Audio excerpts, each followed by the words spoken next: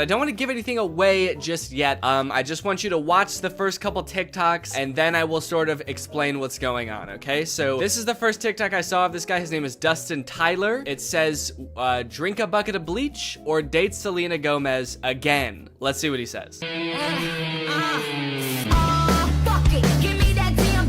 So yeah, deeply personal thing to post on TikTok, I feel like. I didn't know who this guy is when I first saw this TikTok, so I was just very confused. I was like, did this guy date Selena Gomez? It says again. It's not just some guy speculating, like, I probably wouldn't like dating Selena Gomez, so yeah, I'll take the bleach. So then he made another video responding to this comment. It says, is he making fun of Bryce Hall, or, and I don't know what that's referring to. I don't know if Bryce Hall said that he liked Selena Gomez or dated her or something, but this just provides a little more insight into the relationship that this guy had with Selena Gomez. Nah, I'm not making fun of Bryce Hall. Him and I are nothing alike. See, he has to make stories up that he was with Selena Gomez. Me, I actually was.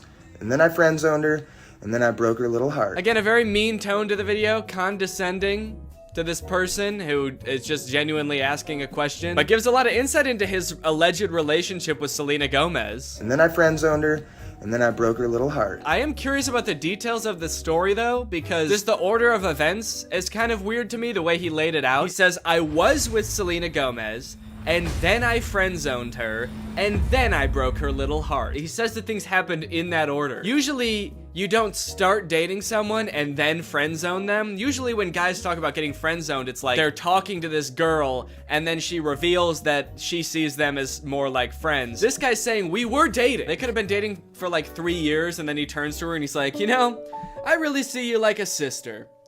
The best sister I ever had. So he says he dated her and then friend-zoned her and then broke her heart. So he like friend-zoned her, broke things off with her, and then he broke her heart. What did he do? I dated her, I friend-zoned her, and then I killed her hamster. Just straight up stepped on it. This was years later, by the way. Anyway, by now you're probably wondering, who the hell is this guy? Is this Justin Bieber? Because I know they dated. That's what I thought at first. I thought, is this what Justin Bieber looks like now? But no, this guy's name is Dustin Tyler. And I scrolled through his page to try to figure out who this guy is, and here's what I came up with. It's coming soon, but just like Oklahoma, mine is coming sooner.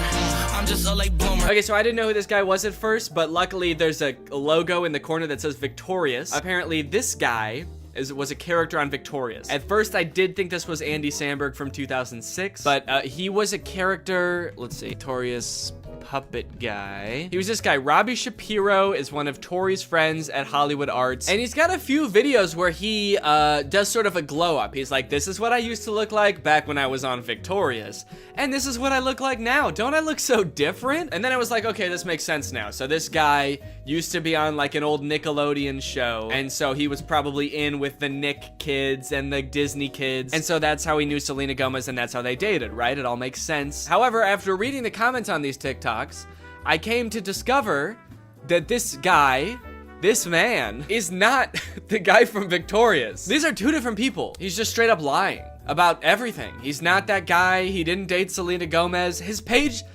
is full of lies. And to be honest, he's not lying very well, mind you, because the actual guy from Victorious, his name is Matt Bennett, and he has a TikTok account, and if you wanted to pretend to be him, you could at least make your name on TikTok Matt Bennett. I think that would make people believe you a lot more if you really wanted to trick people. But he didn't. He just he just kept his real name.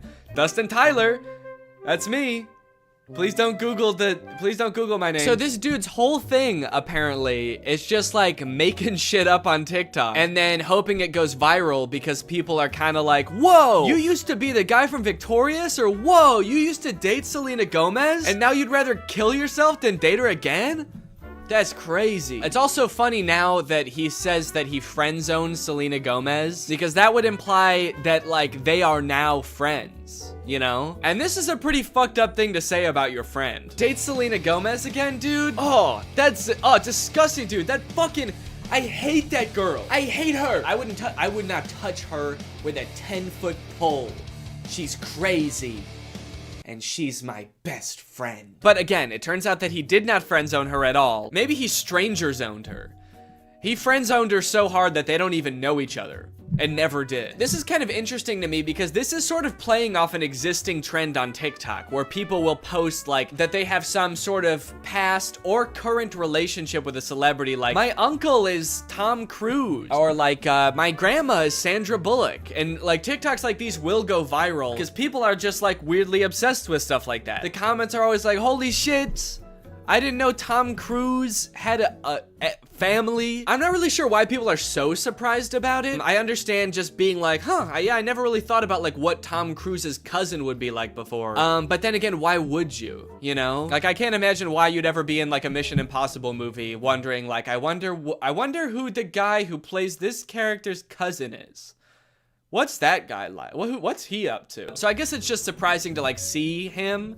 But it's not really surprising to find out that he does have a cousin. I don't think we're all under the impression that like Chris Pratt just showed up just came about through natural causes. If you just search on TikTok, I think famous relative check, lots of videos will come up about being related to Charlie D'Amelio or Bob Saget. Okay, this guy is saying that his mom is Flo from Progressive. This is kind of like a popular thing on TikTok, and anytime like a big celebrity has some cousin post about them, it goes viral. But the downside to blowing up in this fashion is that it's kind of hard to keep this momentum going, you know? Most people don't have multiple famous relatives, so you can't just keep posting about like having more famous relatives. I mean, I guess if your cousin was Justin Bieber, you could just sort of keep filming him at every like family get together. But you are kind of just limited to one famous person, which is where I think this guy Dustin Tyler has it all figured out, because he doesn't just pick one celebrity to be related to. He'll lie about being related to anybody in a multitude of ways. Now,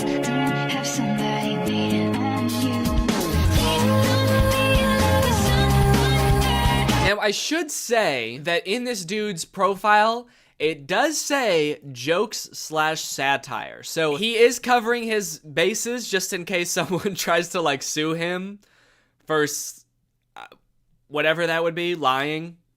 Being weird. In case anybody tries to sue me for being a little bit strange, it's all jokes. Also, all of his TikToks about like dating famous women are about him friend zoning them. Or like him like dating them and being like, yeah, I dated like the most famous woman in the world.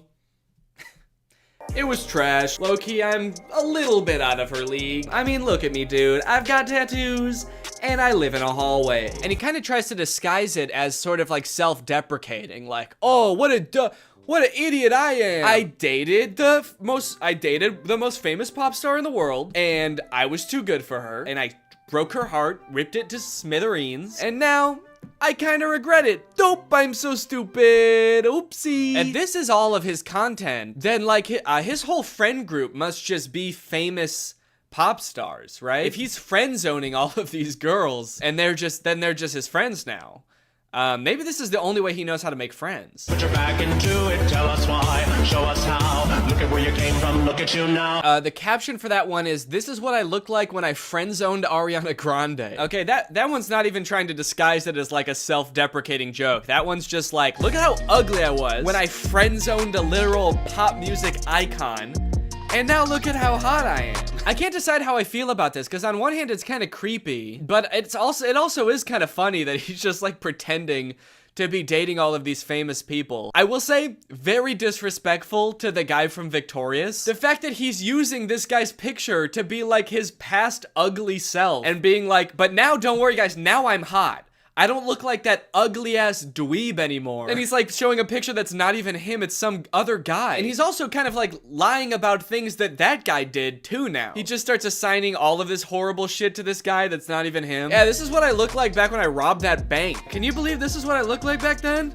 Damn, that was the same year I blew up that hospital too. Shit, I've really changed since then.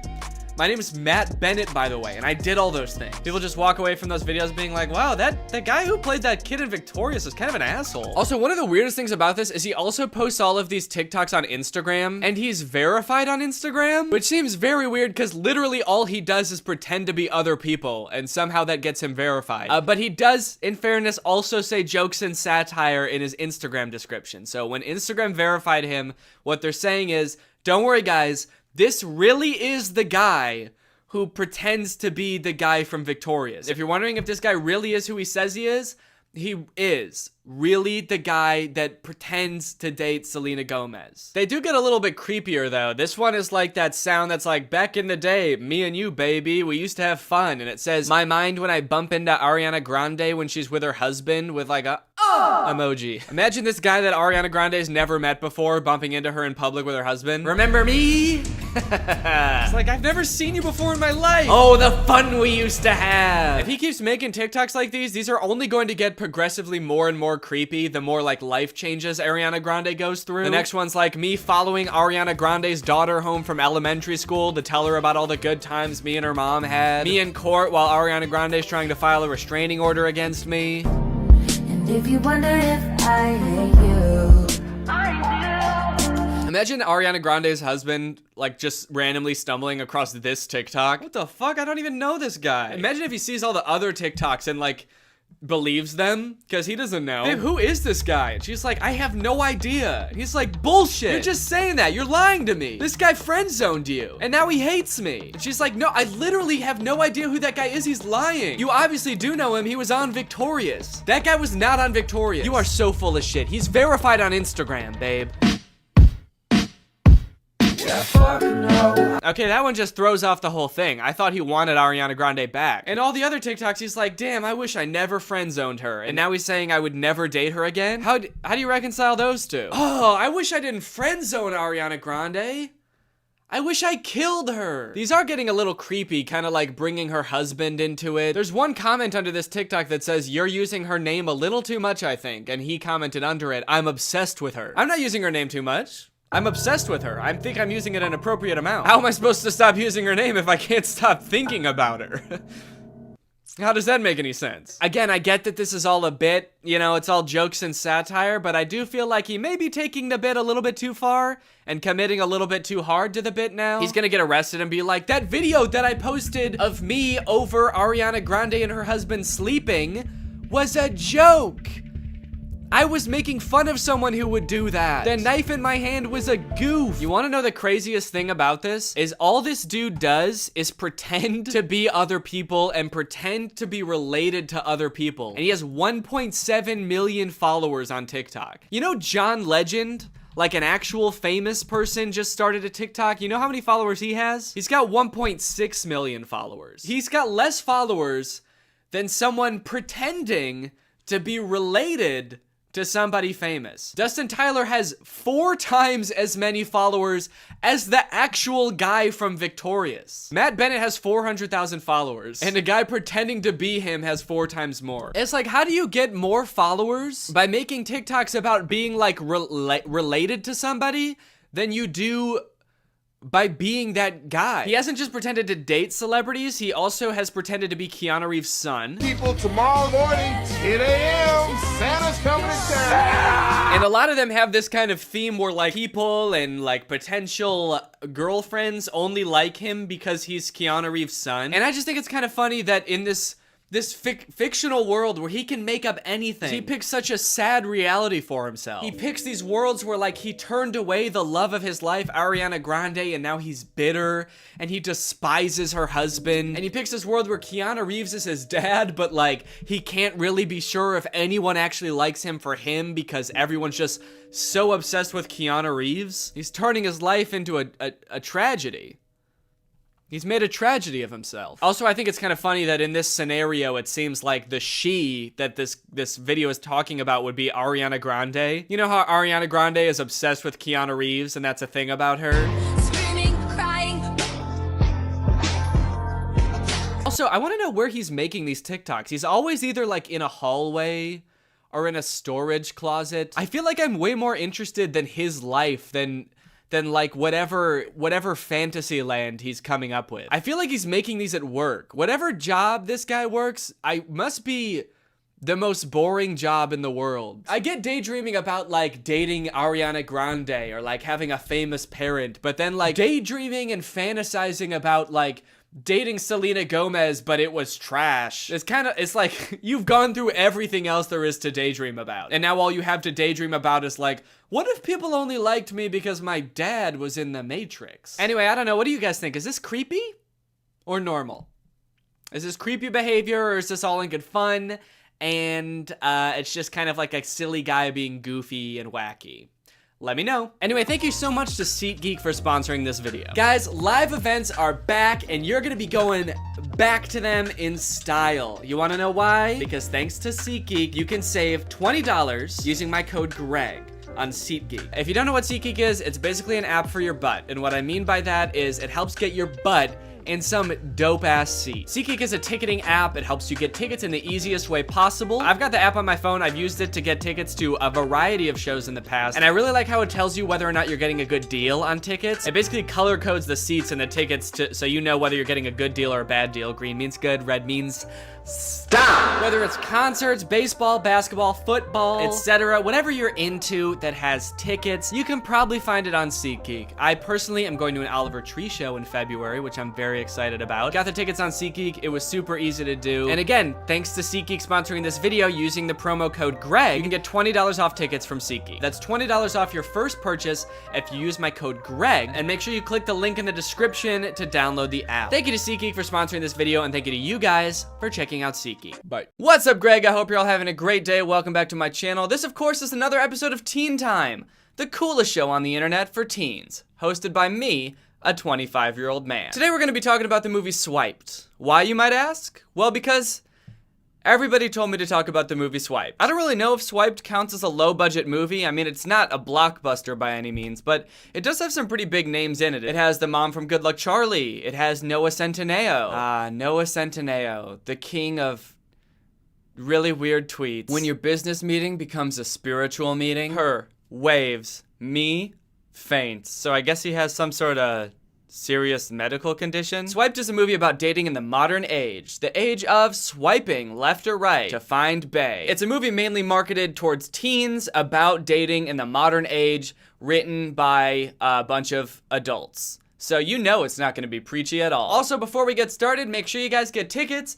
to our tour. We got a whole bunch of cities that we're doing. We're coming to all of these cities. So if you see a city near you, go ahead, get yourself a ticket. We're also selling our official tour jackets. And if you wear one of these to our show, you get to skip the line to get in. You can get those at shop.wearetwodifferentpeopletour.com. So click the link in the description if you want to do that. Okay, let's watchy now. Judging by like the movie poster and all of the promotional stuff for the movie, you would probably think that Noah Centineo is the main character of the movie, but he's actually not. The main character is actually this guy. The movie starts off by introducing the main character. His name is James. The movie wastes no time establishing the fact that James is a nerd. He's sitting in the car watching some like technology show. Simple as this, tech and in life.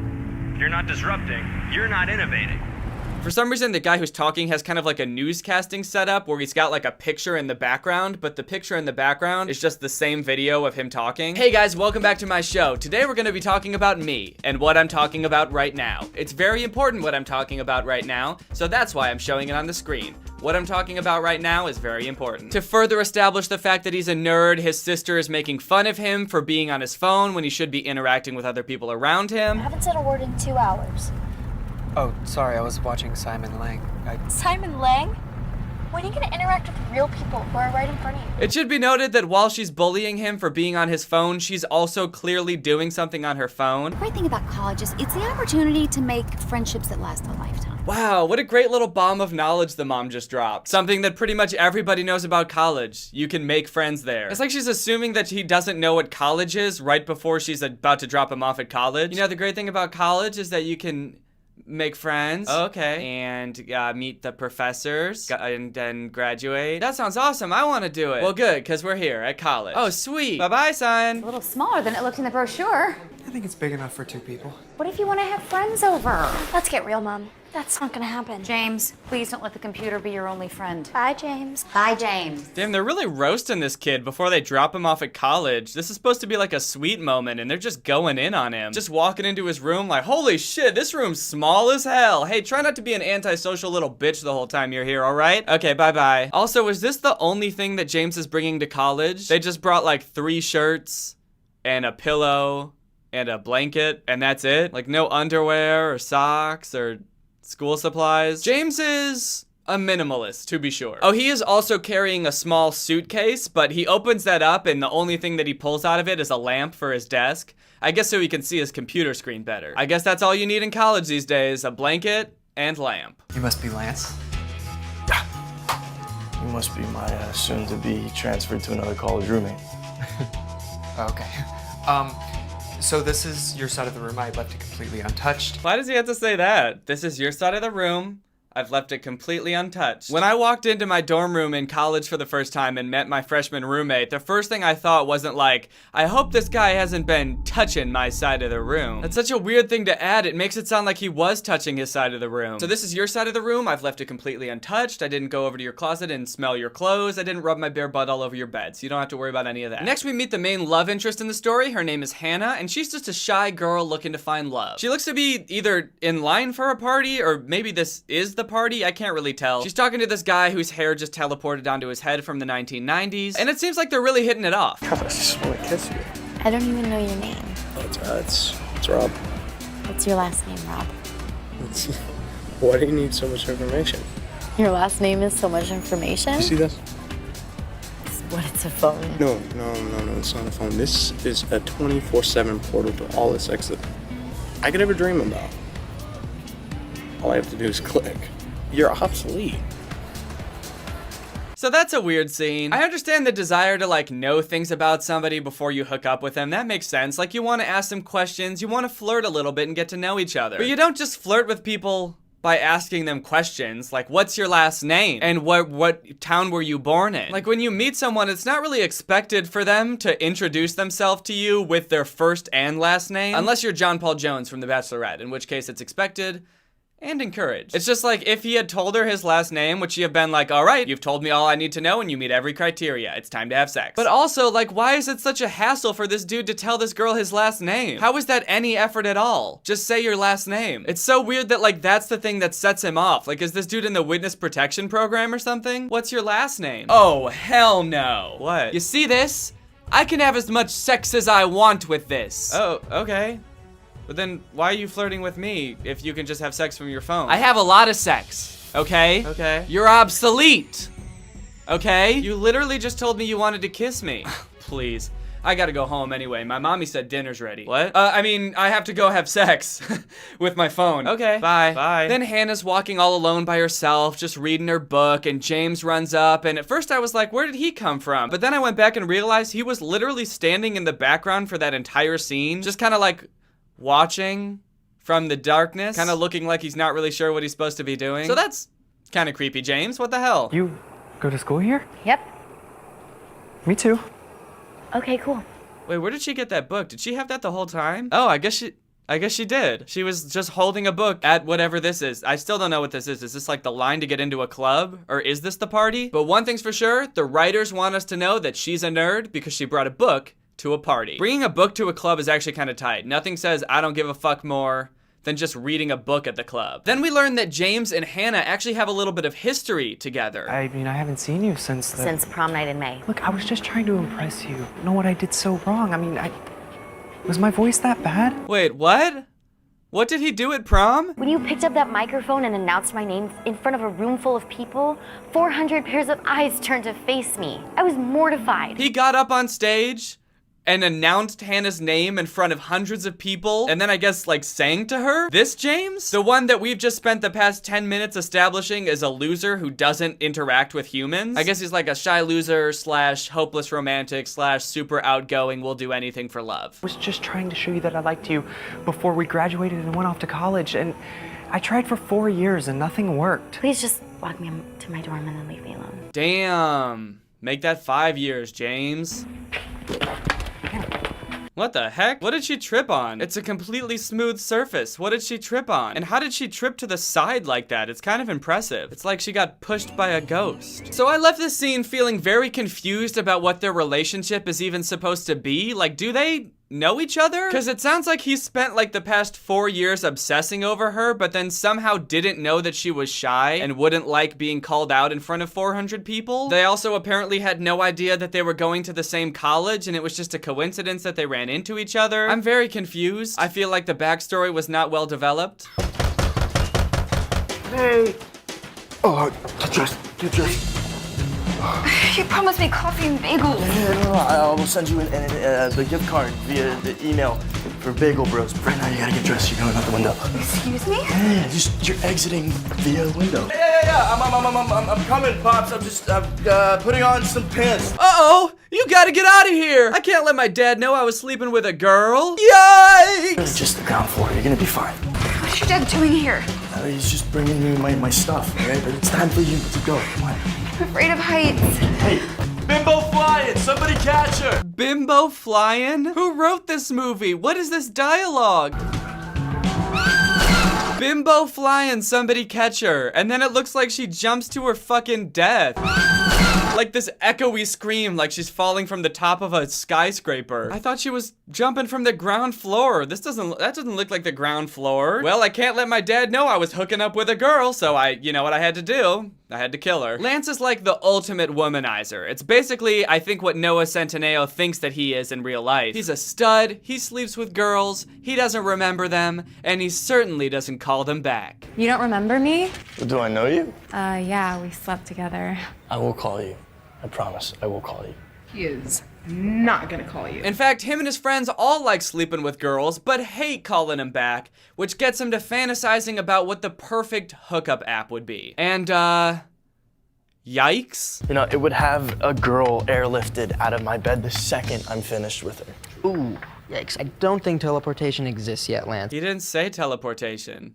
He said airlifted?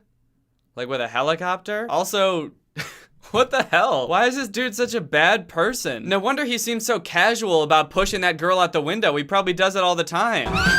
He's just sad there wasn't a helicopter around to catch her, I guess. So they come up with this whole idea for the app, and then one of them is like, wait, we should actually make this app. But since none of us are smart enough to do it on our own, we should bully that kid James into making the app for us. So they steal his laptop, so he has no choice but to come to their meeting where they talk about it. To be on this app, you have to agree to certain terms and conditions that will make sure that you, 1, do not ask for names, 2, you will not ask to see the person again, and 3, by no means, under any circumstance, will you date anybody on the app. The girl can't ask you any questions. There's no way for the girl to figure out your name. She's not allowed to know anything about you, and after it's all done, she's never allowed to contact you again, and it makes it impossible for her to find you. I don't know how they're gonna code that last part. How can an app make it impossible for someone to find you? Like after you hook up with the girl, a team of bodyguards come in to escort you to a secure facility, and you're given like a new name and identity and shipped across the world to a different country where you'll live out the rest of your life in solitude. Sure, I had to leave all my friends and family behind, learn a new language, and adapt to a new culture and a new way of life. And sure, I do constantly look back at my old life and wonder what could have been, but yeah, I'd say it was worth it just to have sex once. James doesn't really want to help make the app, but he does want to go to MIT and Harvard. He got accepted to both of those schools, but he didn't have enough money to get in. So he decides to code the entire app for them, but he wants to do it anonymously, so no one knows that he does it, but he'll still get the money so that he can go to MIT. I need my desk and my chair. But he does have a couple of conditions. No girls, no parties, no staying up until 3 a.m. with friends. This will become a coding sanctuary. No girls, no parties, and no fun. You're not allowed to date anyone while I make this app, Lance. You're mine, Lance. Because I don't want people to know that I'm a part of this. What people don't you want to know that you're a part of this app? My mother, for one. Oh, we can't tell mommy? Wow, that's a lot of laughter coming from a guy who just pushed a girl out of his window because he didn't want his dad to know that he had a girl in his room. Bimbo flying! Somebody catch her! I think Jungle's officially ready for beta rollout. What? Really? Yeah.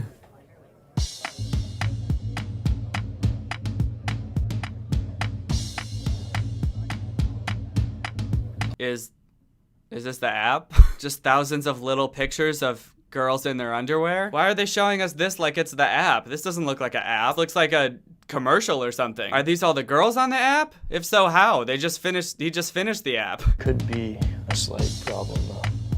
What problem? What is it? And there's no logical incentive for the users of other hookup apps to transfer over to Jungle. I didn't think of that. And there's got to be like a mathematical theorem to convince them. A mathematical equation to convince people to download an app?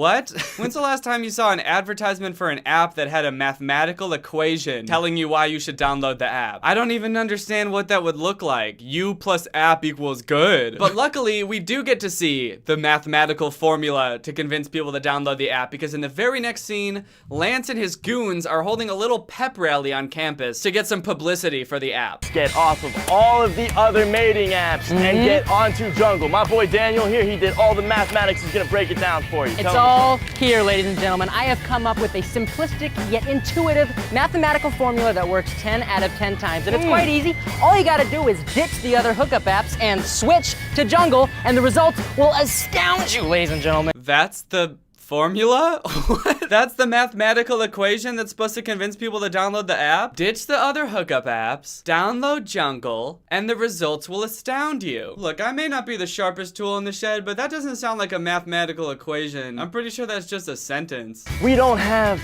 the time to know a girl's name. We don't have the time for them to know our name. Who does? We got school. We have school! We don't have time for girls to know our names. I have to attend to my studies. This, I actually kind of agree with. I can't tell you how much time I wasted in college just telling people my name. I probably could have graduated like 2 years earlier if nobody knew my name. And knowing other people's name, don't even get me started. How am I supposed to learn when I got all these names in my head, filling up all that space? And how am I supposed to sit in class and listen to the teacher talk when there's just a crowd of people surrounding me screaming their names in my ears? Because that's what girls do. They just want to tell you their name over and over. Do you really want to pay for a movie? No. Or flower? No. I'm gonna say the C word. I know we don't like to say it, all right? Here we go. Commitment. Why is everyone so aggressive? Jeez.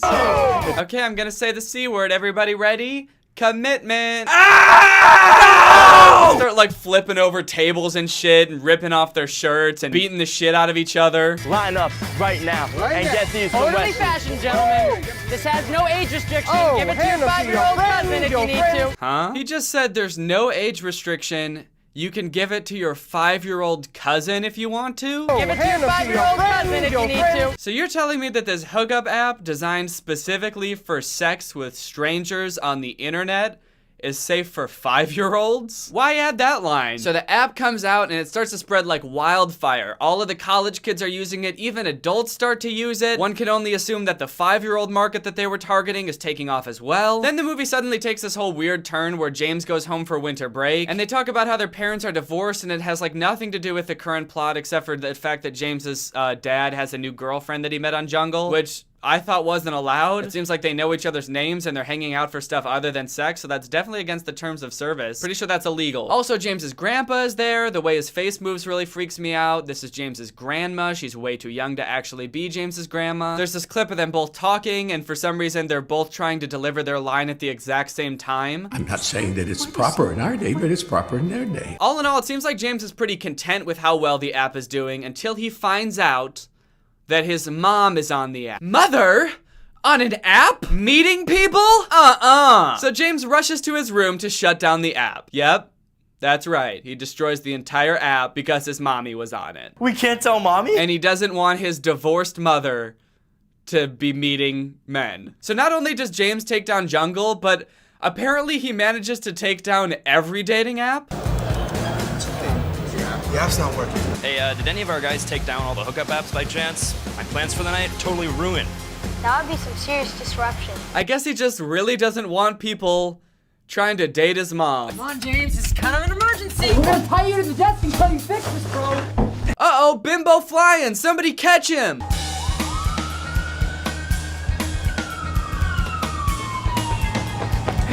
Why are there sirens going off in this scene? It's just Lance and his goons running after James, right? It's not like the police are after him. I mean, I guess James did somehow shut down a bunch of apps that he didn't own. Probably did like millions of dollars worth of damage to their server. So I guess maybe the police could be chasing him too, and it's just an unrelated thing and they never show it. What I feel like actually happened is that while they were trying to film it, a fire truck drove by, and instead of waiting for it to leave, they just kept filming, and we're like, we can fix it in post. And the way they fixed it in post is just by adding more siren sounds. So James finds Hannah, and Hannah lets James stay in this house full of girls that Hannah lives in, including this girl who somehow isn't dead and her legs aren't broken. She actually seems perfectly fine. And they were kind of letting James stay there with the promise that James would come up with an app that would fix all their problems and make guys want to hang out with them. And James kind of just comes out and is like, so the app is actually kind of just like all women.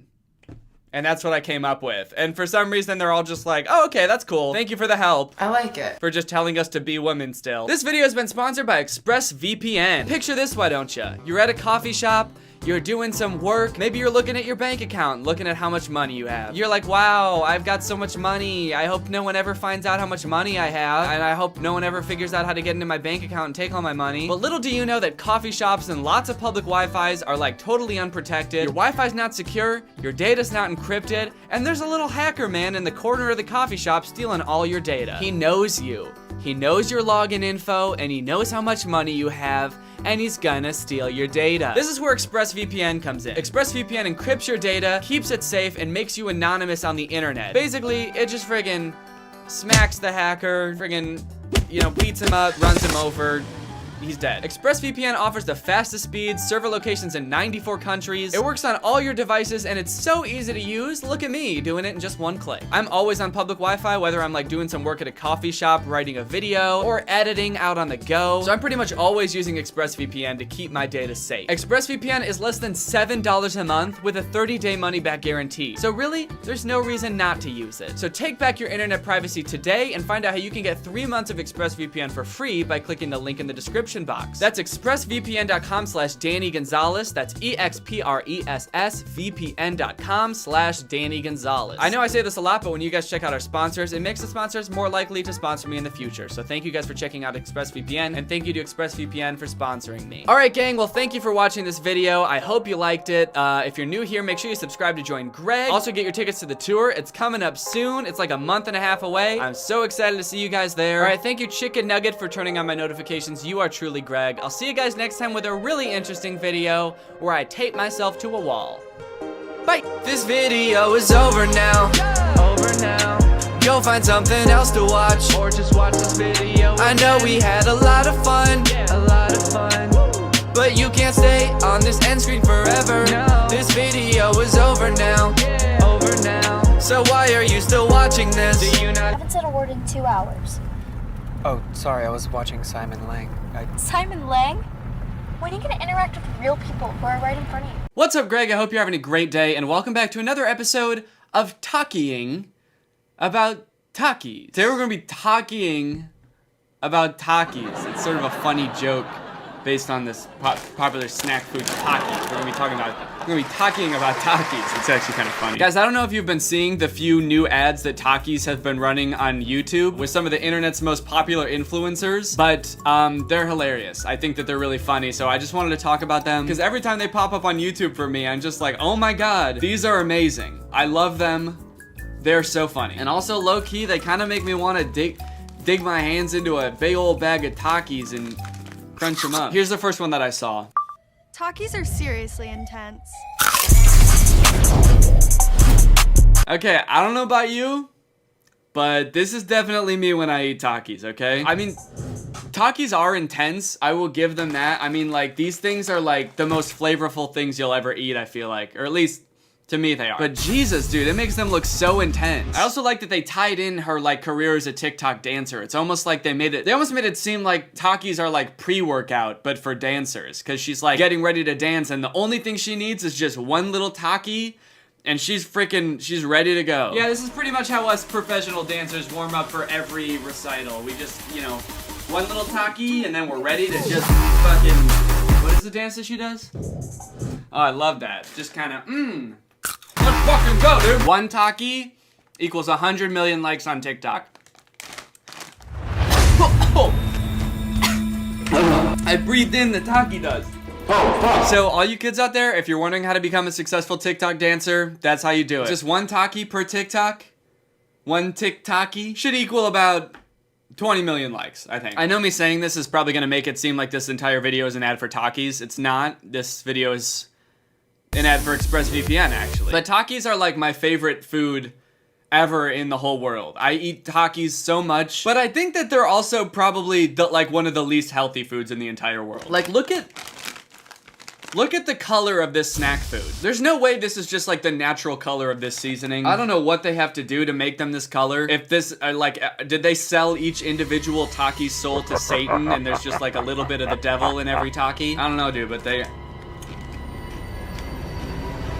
slap. Also, never get the blue flavor of Takis. They're not as good as the Fuego flavor, and they also, I don't want to be too graphic, but you will remember that you ate blue Takis. That's all I'll say on that. So they actually have 2 ads with Charlie. This is the second one.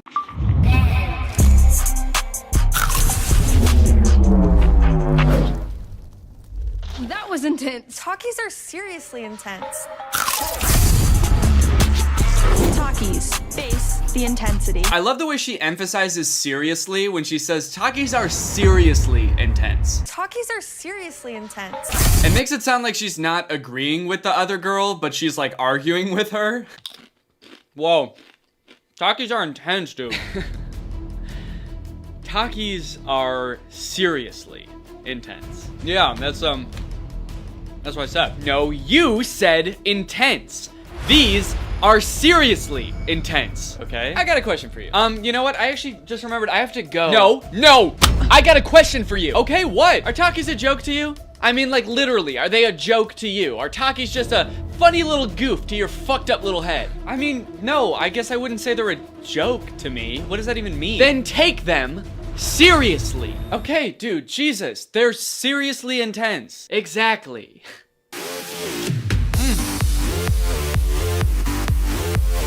Wow, those are actually some pretty cool moves, man. Help. What? Help, dude, I'm on fire. This is painfully intense. Seriously intense sounds dangerously close to Flamin' Hot Cheetos catchphrase. Dangerously cheesy. It's like they wanted to use that exact slogan, but they were like, well, but Takis aren't cheesy, but they are intense, so maybe dangerously intense. But dangerously intense makes it sound like it's like open heart surgery or something, like it's like actually life-changing. Ma'am, your husband only has a 50% chance of surviving this surgery. It's dangerously intense. The husband comes out of the surgery like, that was fucking intense. I can't stop. It's also funny how Charli D'Amelio just like randomly shows up in this girl's living room. Like, that's something that Takis do. But then not only does she show up out of nowhere, but then she steals one of the girl's Takis and eats it, and then does the same dance as her. In a way, it's kind of like a metaphor for how, you know, like large creators on TikTok will steal dances from smaller creators and not give them any credit for it, often leaving the smaller creator with no credit and the bigger TikToker blows up.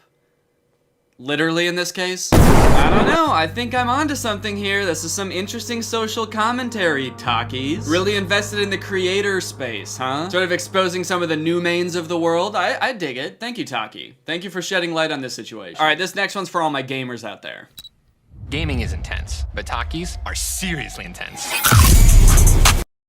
Wow, Ninja. Interesting. Takis are seriously intense and gaming's not? But gaming's not serious to you? You wouldn't say it's just a game, would you? Kind of a weak mindset, to be honest. I kind of thought you were a real gamer. So, you know, Charlie's a dancer and Ninja is a gamer. In Charlie's video, she eats the Taki and then the Taki sort of enhances her dance moves, you know? You know, when she starts dancing, she's on fire, literally. But Ninja takes a bite out of the Taki and then just sits there and like basks in it, just basking in the intensity, the serious intensity of it all. Look at him, dude. He's like transcended reality. He's on a different plane of existence. Honestly though, if I were to eat an entire bag of Takis, that is how I would feel.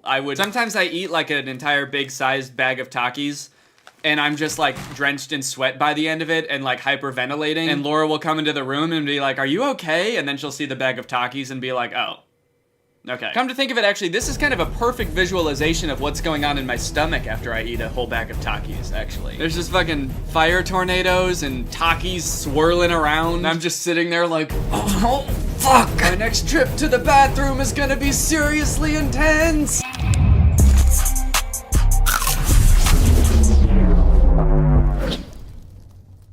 That was intense. Takis are seriously intense. Takis, face the intensity. This dude's got 4 bags of Takis on his table, and also a plate of Takis, and then also the whole table is covered in Takis. Maybe that's enough Takis. 1 bag wasn't intense enough for you? You know what? 1 bag of Takis is just intense. 4 bags is dangerously intense. I feel like eating that many Takis would really like corrode your insides. I feel like this poor kid just wanted to relax. Maybe he was having some friends over and they didn't show up and that's why he's got so many Takis. I feel kind of bad. He's just playing a game by himself and he wants to enjoy his favorite snack food, and then like one of the best gamers in the world shows up to eat his Takis and absolutely cream him in Fortnite. Ninja just shows up and he's like, thanks for the Takis, kid. You ready to get your ass beat by a professional gamer? Takis are disrespectfully intense, come to think of it. How about that? Takis don't give a fuck about your relaxing Saturday playing video games. Now you gotta hold your own against one of the best gamers in the world. I feel like there's so much meme potential with these two, especially since they ignite so quickly. It's like, you know, you could edit it with like a house blowing up. Or I don't know, that's actually the only thing that I could think of, but there's gotta be other stuff. There's gotta be other things you can do. So when you're dancing and you eat a Taki, Charlie D'Amelio shows up to steal your dance moves. When you're gaming and you eat a Taki, Ninja shows up to play an ambiguous game console with you. But Takis, if you're watching this, I would like to see this in more scenarios. I think it's pretty interesting, you know? You're doing one thing, you eat a Taki, and then a professional in that field shows up. I think it'd be pretty interesting. Can we get some more scenarios like that, maybe? Man, this 19th century play is so good, I've hardly touched my Takis. Wait. Getting murdered at a play is intense. What are you doing? But Takis are seriously intense. Fuck Takis! Alright gang, well, that's it for the commentary side of things. Why don't we go ahead and talk about our sponsor, ExpressVPN. Let's do a thought experiment, shall we? Let's say I'm a little piece of your data. I could be the password to your bank account, or an important conversation with a loved one, or a picture of your feet. If you're not using ExpressVPN right now, then quite honestly, I don't feel too safe, dude. I might not be encrypted. I'm just kind of walking down the street. A hacker could come along and just like look right at me. I feel naked. I feel exposed. Think of ExpressVPN like a little car with tinted windows that you put your juicy little piece of data in, and then he gets to drive to his destination in style. That's because ExpressVPN sends all of your data through a secure tunnel, it encrypts it, so the hackers can't make heads or tails of it. ExpressVPN has a bunch of great uses. One of them is unblocking content that's not available in your area. For example, if you're a fan of The Office, I'm sure you know that there's a US office and there's also a UK office, but did you know that there are actually 9 countries with their own version of The Office? You might not have, because I didn't. But installing ExpressVPN gives you access to a bunch more shows that you didn't have originally, because you can just set your server location to the location where that content would be available, and now all of a sudden, it's available. I use ExpressVPN every day. If I go to a coffee shop to get work done, or if I go to the airport and I'm on a public Wi-Fi, I always make sure to have ExpressVPN on just for that extra little bit of safety. They're a great service. Honestly, the speeds are super fast. I've never noticed a slowdown in my internet speeds while using it. They're consistently ranked the #1 VPN by a bunch of different sources. So if you want to make your internet browsing as secure as possible, then find out how you can get 3 months for free by visiting expressvpn.com/Danny Gonzalez. That's expressvpn.com/Danny Gonzalez. Or you can just click the link in the description. Thank you to ExpressVPN for sponsoring this video, and thank you to you guys for checking out ExpressVPN. All right, well, I hope you guys enjoyed this video. If you're new here and you're not subscribed yet, make sure you subscribe and turn on my notifications to join Greg. Greg is kind of the Poggest army on YouTube, if you can believe that. The most epic gamer Pog army. And if you want to join, all you have to do is subscribe and turn on my notifications, and I will see you guys next time. Bye. What's up, Greg, and welcome back to another episode of trying to find the worst iPhone game in the world. I had a lot of fun making the last video, but more importantly, I realized just how many terrible games there are on the App Store. Apple likes to pretend it's all just these like super polished, high quality games on the App Store, but if you just look slightly below surface level, it's just all garbage. It's all the strangest games you've ever heard of, these like ridiculous knockoffs, and that's where I want to start today. Let's just search a popular franchise and see how many knockoffs come up for it. Let's try Grand Theft Auto. Okay, first off, we have all of the actual Grand Theft Auto games first on the list, as you would expect. And then we get down to the games that want you to think they're Grand Theft Auto, like Real Gangster Mafia Vice Town, Open World Gangster Game, Gangster Town 2. Geez, there are so many. There's like hundreds of these. A grand, tough guy in Miami? What makes him so grand? The tough guy is grand? I love that he has security written on his back. Security for who? He starts fights with people, and then he becomes security for himself. himself. He's like, I gotta protect myself. These psychos are trying to hurt me. Why is he standing like that? That's a tough guy stance if I ever saw one. Don't mess with me, kid.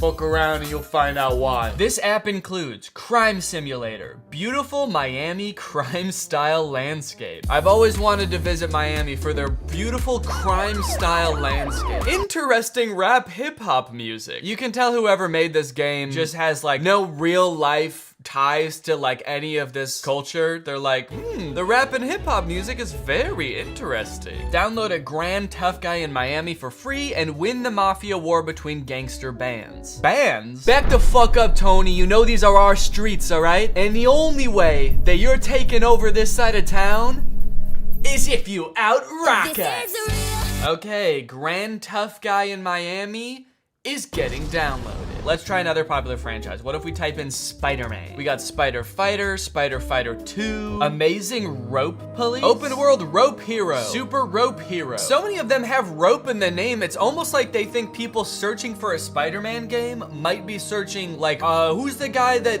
shoots rope? Who's the rope hero? Oh, I love that guy that shoots rope. What was he bitten by again? A radioactive cowboy? That's right, Cowboy Man, who shoots lassos out of his wrists. Okay, this is interesting. Gorilla Hero, superhero game. This game seems like it's trying to copy like a million different games at once. First off, it's a gorilla. It's like King Kong, but he's red and blue. To be like, no, he's Spider-Man. He's the rope guy. But also it's Grand Theft Auto, but also the bad guys are zombies. And also the gorilla actually isn't blue and red. He's like a human being with like a chain on. Oh, but sometimes he is blue and red and he is swinging from rope. Hello, are you crazy to play superhero games? This superhero fighting game or crime simulator Gorilla Rampage game, this sounds like it could be two drastically different games depending on how you play it. Superhero fighting game, you can, take down villains, make the world a better place. Or simulator Gorilla Rampage game, you can be just a wild gorilla and fucking tear the city apart. All right, I am downloading Gorilla Superhero game. Okay, this could be kind of a fun change of pace. Not so much a knockoff, but still in the violence realm. Kung Fu Boy against bullying. Kung Fu Boy practiced the Kung Fu and some other martial arts to get ready against bullying. Okay, so it looks like it's a game about a kid who's getting bullied and he learns Kung Fu to combat the bullying. He doesn't say like, maybe I need to turn to like authority figures at my school to help. He says, I need to learn how to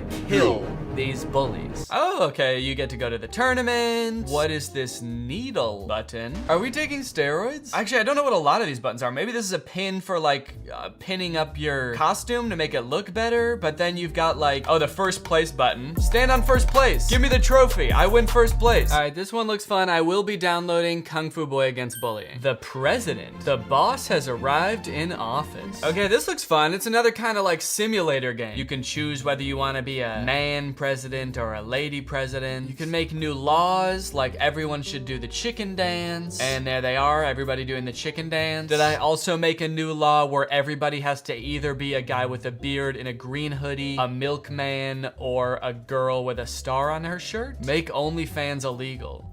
Tap to slap? What the fuck? Just another one of those presidential duties, Guy comes into your office, asks you to make something illegal, and you just smack the shit out of him. No! I like that website. Pick a law and they will feel your wrath. These people are gonna feel my wrath, baby. I am downloading the president. Okay, this game has actually been suggested to me a few times. It's called My Horse Print, and I'm very interested to try it out. It looks like some kind of romance game, but the love interest is a horse with a person's face. I guess that's just kind of a theme of this series so far, is that I just have to do a game about horses, and a deeply unsettling one at that. Will you be my owner? There stands a horse with a handsome human face. So it is a horse. It's not like a person who got half transformed into a horse. It's just a horse with a human's face. Is this a dream or a nightmare? Clearly it's a nightmare. It was there, she saw him. That handsome horse. Do you want a carrot? Gameplay includes items appear with time, tap items to get points. Points are determined by energy level. These are not the things I want to know about the game. I don't care if I can tap items to get points. I want to know why there's a game about dating a horse with a human face. Oh good, cleared levels are automatically stored in the album. But what about the horse? Why does this game exist? And who the heck is this little guy? I want to make lots of memories, he says, as he stands there looking completely completely different than both the other characters in this game? I guess there's only one way to find out, folks. I'm downloading my horse Prince. All right, gang, we have a variety of interesting games. Let's head over to the PlayStation. Welcome to the PlayStation. This is where I play my games. It is time to play the games. First game, Grand Tough Guy Miami, baby. Let's see what this game is all about. Okay, what kind of interesting cityscape has this dropped me in? I've got my character here, the security guard, who is standing with the absolute toughest stance I've ever seen. And just when you think you're getting ready to start peacefully exploring the world, asshole. This guy calls you an asshole and squares up for absolutely no reason. I was walking away from him. I don't know what I could have possibly done to make him upset. Maybe he was expecting me to compliment his cool tough guy posture. But regardless of why, I had to figure out how to fight immediately, which was admittedly harder than I thought it was going to be because of the 2 buttons they give you to fight, only one of them works. The kick button just does not work. Doesn't do anything. He won't kick. Kick, motherfucker, kick! Okay, well, I guess I killed him. Is this guy gonna try to fight me now? Yes, he is. Is he gonna try to fight me? Oh, shit. Yeah, the whole beginning of this game for me was a disaster. I immediately got beaten to the brink of death by this guy, who continued to call me an asshole for the entire time he was kicking my butt. And then this guy came out of nowhere to finish the job. After this, you're directed to your very first mission, which is to help your friend hide his drugs. So you navigate through the map of Miami, which I must say, game devs, you really outdid yourself on the accuracy of this one. What is that? Mountain? Is it mountains? Ah, yes, those famous Miami mountains. That's the crime landscape they were talking about. Those mountains are criminals. You captured the crime landscape of Miami perfectly. From the, 2 blocks of suburban neighborhood to the perfectly square right angles of the coast. I mean, I have to say, really made me feel like I was back in Miami, baby. Now I have a little weed button. Bing bong. So, stash place 1. I'm going to the next place. Oh, I just stashed it in the ground? Ah, the life of a drug dealer. Driving around to various parks in their neighborhoods, burying weed with their bare hands. I may sound like I'm being sarcastic, but I genuinely don't know if this is something people do. So look, I don't need to tell you that this is a poorly designed game. I mean, you have eyes. You can see what the NPCs look like. The game mechanics of this game are trash. They make trying to do almost anything impossible. Riding a bike. Oh my god, please. Driving a car. Nothing works right in this game, and it is made so much worse by the ads. This game is full of ads. Sometimes you go into an ad while you're next to a dead body that you've just killed, and during the ad, the dead body comes back to life and starts attacking you. So you come out of an ad and you're already almost dead, and this guy who you thought you killed is the one responsible. Also, sometimes the game just decides to teleport you in the middle of an ad. Where am I? I was not over here before the ad started, was I? Now, all this makes getting around pretty difficult, and truth be told, if I wasn't recording this video, I probably would have stopped playing this game long before I got to this point. But boy, am I glad I didn't, because if I had, I would have never discovered the joy that is the music in this game. That's right. The interesting rap music.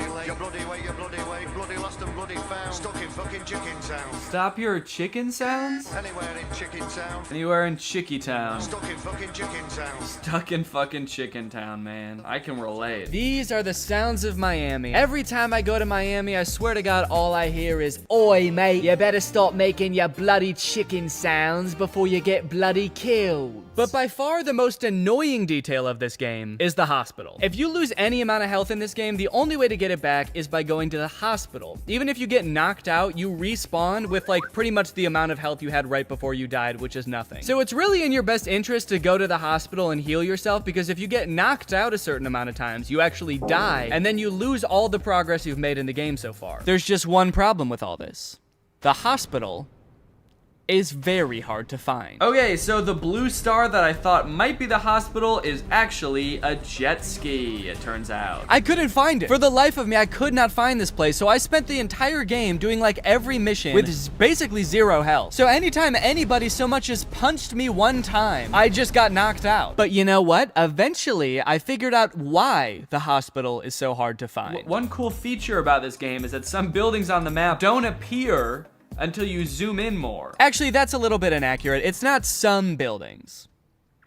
It is just the hospital. So arguably the most important building in the entire game, to me anyways, because I had 0 health the entire time, does not exist on the map unless you're zoomed in enough. It's hidden. It's like they don't want you to find it. And you know what? I kind of think I know why they don't want you to find it, because you know what happens when you get there and you try to get healed? Is that a hospital? It is a hospital! Let's freaking go! Let's go in there. How do I get into the hospital? No. Please tell me they did not forget to like add this part of the game in or something. Did they forget to program this part? What kind of sick freaks designed this game? Who are you? Where do you live? Comment it below. I just want to talk. After all this, I was able to successfully hide all the weeds and get my next mission. Let's go. Wait, why was I small all of a sudden? Did you see that? But unfortunately, after I was given the next mission, which was just the same mission, but this time with more weed, I died and lost all my progress in the game. Oh my god, I died. You are killed. Do I get to go to the hospital now? All right, time for the moment of truth. Did I lose all my progress or just some of my progress? Hey bro, I want to work in your gang. Oh my god! You need to hide drugs and stash. I lost all my progress because I didn't go to the hospital. Because there is no way to get in the hospital. And after this, I was pretty much fed up with the game. Man, fuck this game. So I went to the only place that I knew I could actually count on. Let's go! Woo! Whoa! Whoa! You know what? Maybe this game's not so bad after all. I'll see you guys later. It's time to learn Kung Fu and end bullying, bitch. Kung Fu boy against bullying. Why does he look so concerned when he's punching the punching bag? He's like, is this how you punch? I don't know. I don't know, help. And of course, before you get to do anything, it gives you an ad. Whoa, what is this game, Nerdy Boy? He doesn't look that nerdy to me. Here is the Kung Fu boy against bullying's origin story. We're just at school, we're chilling, not hurting anybody, and a bully comes up to us and he's pissed that we got a better grade on a test than him, and then he just wrecks us. It's a crazy fight, dude. A dust cloud forms. There's like a cat in there for some reason. And that's pretty much where the game leaves us, with us cleaning up the mess that our bully made. And dear Lord, what a mess it is. Okay, so it looks like on the left are things I need to do to help this poor kid. So I'm gonna press the locker button. Oh, and I guess fix the locker. The school is gonna make the kid fix the locker? He got beat up. It's a very gruesome story so far. We're like dressing our wounds, our bloody wounds. And I just wanna know who is running this school. It seems very cruel to me that we got beat up and now we're the ones cleaning up. How is that fair? Where are the teachers? Where's the principal? Where's the janitor? I'm a little worried that halfway through the game, we're gonna find out that that was the principal. He's like, that's right, and I'll do it again. Stop being smarter than me. I'm supposed to be the smartest one here. We go to a Kung Fu place straight away. I guess we decide there are no adults here that are going to help me. I need to take matter into my own hands. I need to learn how to fight. The first thing our sensei tells us to do? Get a new outfit. He says, get out of those ugly ass clothes, dude. No wonder you got beat up. You look like a dweeb. At this point, we need to talk about this kid's voice because I hate it. The first time we hear people talk in this game, it's just like text to speech voice. It sounds like a TikTok or something. You got more marks in tests than me, so what? But the next time we hear him speak, he has this like high-pitched elf voice. Like new. Ugh.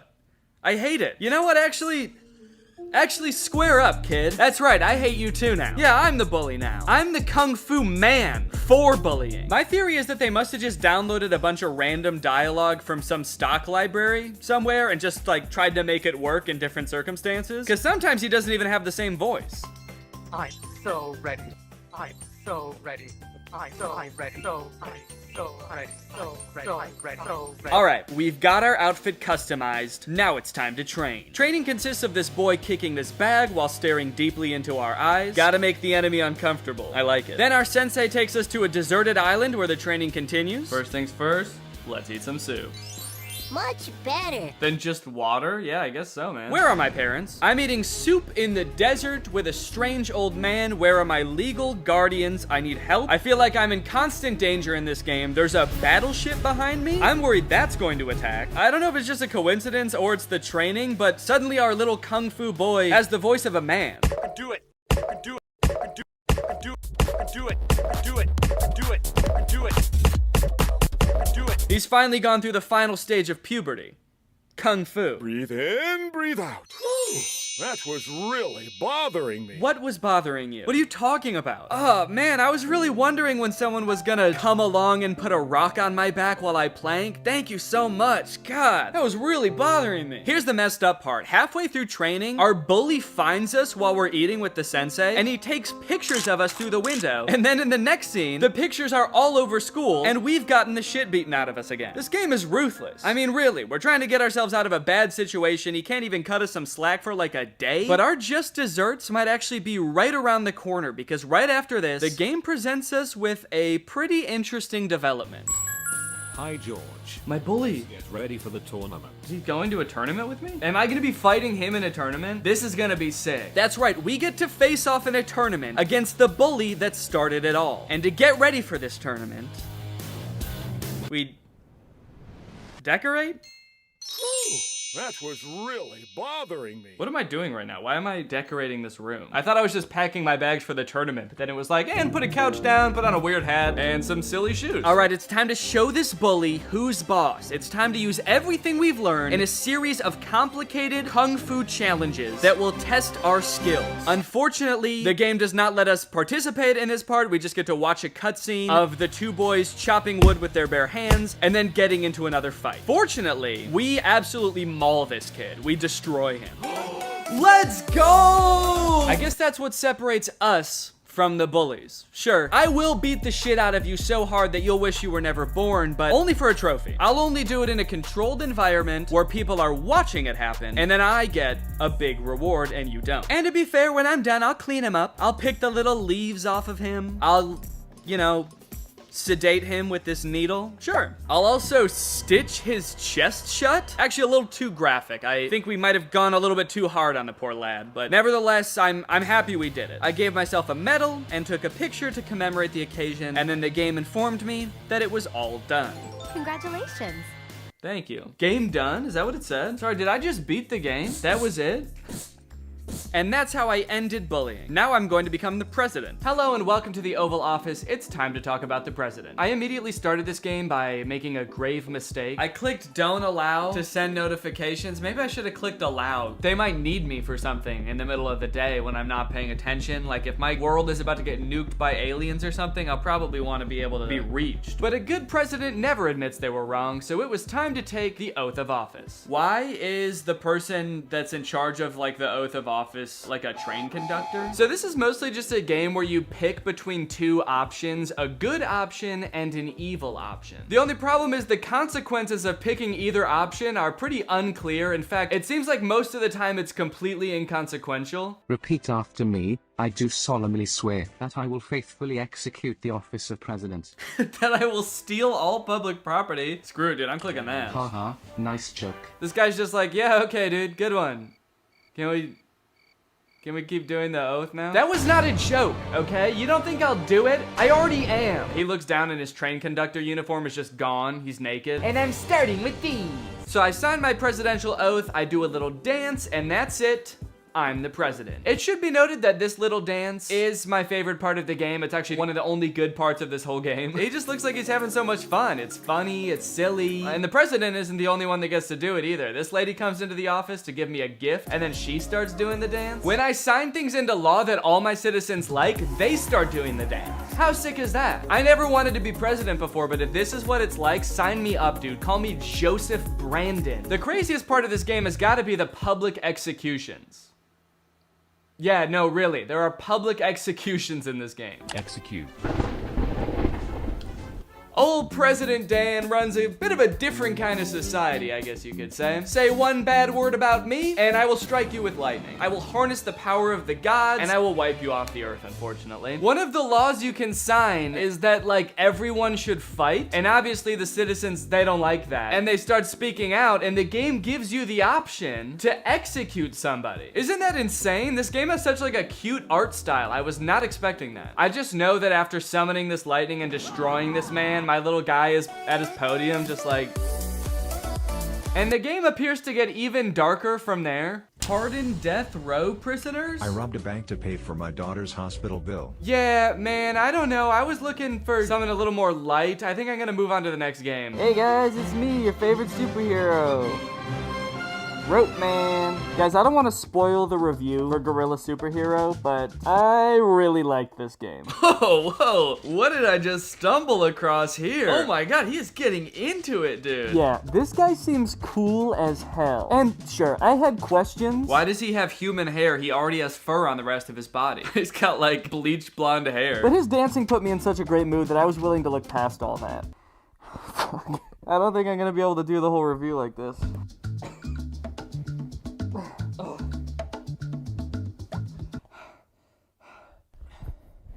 It's really hot in here. The beginning cutscene got me freaking hyped. Our gorilla is sitting on a rooftop with his unexplained panda friend when we leap into action to help defeat a bad guy that the police are fighting. And this is when I learned the true appeal of the game. The combat. Is this punching? I can't tell if I'm hitting them. What? What did I just press? Everyone turned into skeletons, dude. Whoa, dude. What the hell? Combat, I guess, is a pretty loose term for what's going on in this game. There is a punch button, sure, and it does a little bit of damage. But then you have this whole outer ring of powers and spells that your gorilla is somehow able to harness. And they're so powerful. Basically a one-hit kill for any enemy. It could be a normal guy, it could be a zombie, it could be this like weird purple futuristic BMX rider. Every move just turns them into skeletons. No questions asked. You just push it and it's like, they're dead. They're gone. They've been dead for years. Their bodies decay. I love how this gorilla runs. Like a little gorilla man. Is this how gorillas really run? That'd be crazy to see a gorilla running around like this in the zoo. I just got somewhere to be. Maybe they do run like that. I don't know. Can we get a video of how gorillas really run on the screen, please? Your gorilla can run, jump, smash, swing from rope, and he can even use said rope to yank people. Whoa. Oh, actually, can I shoot web at people? Gotta yank these fools. Yeah, I am. I'm yanking them. Get yanked. You can yank people. You can yank them to their death, which is quite frankly how I want to go. I don't want to die, but if I have to, make it by a monkey. Make it by a monkey yanking me with a rope. I want to be walking around my city, my beautiful crime landscape city, and I want a giant gorilla to land next to me and shoot a rope at me, and then he just yanks me. And then that's just it. Lights out immediately. The last thing I experience in this world is just like a moment of like zooming toward a monkey. Now you might think that having such earth-shattering powers would be a constant net positive, but to be fair, there actually were a few instances where they got in the way. I wonder if I can steal this cop car.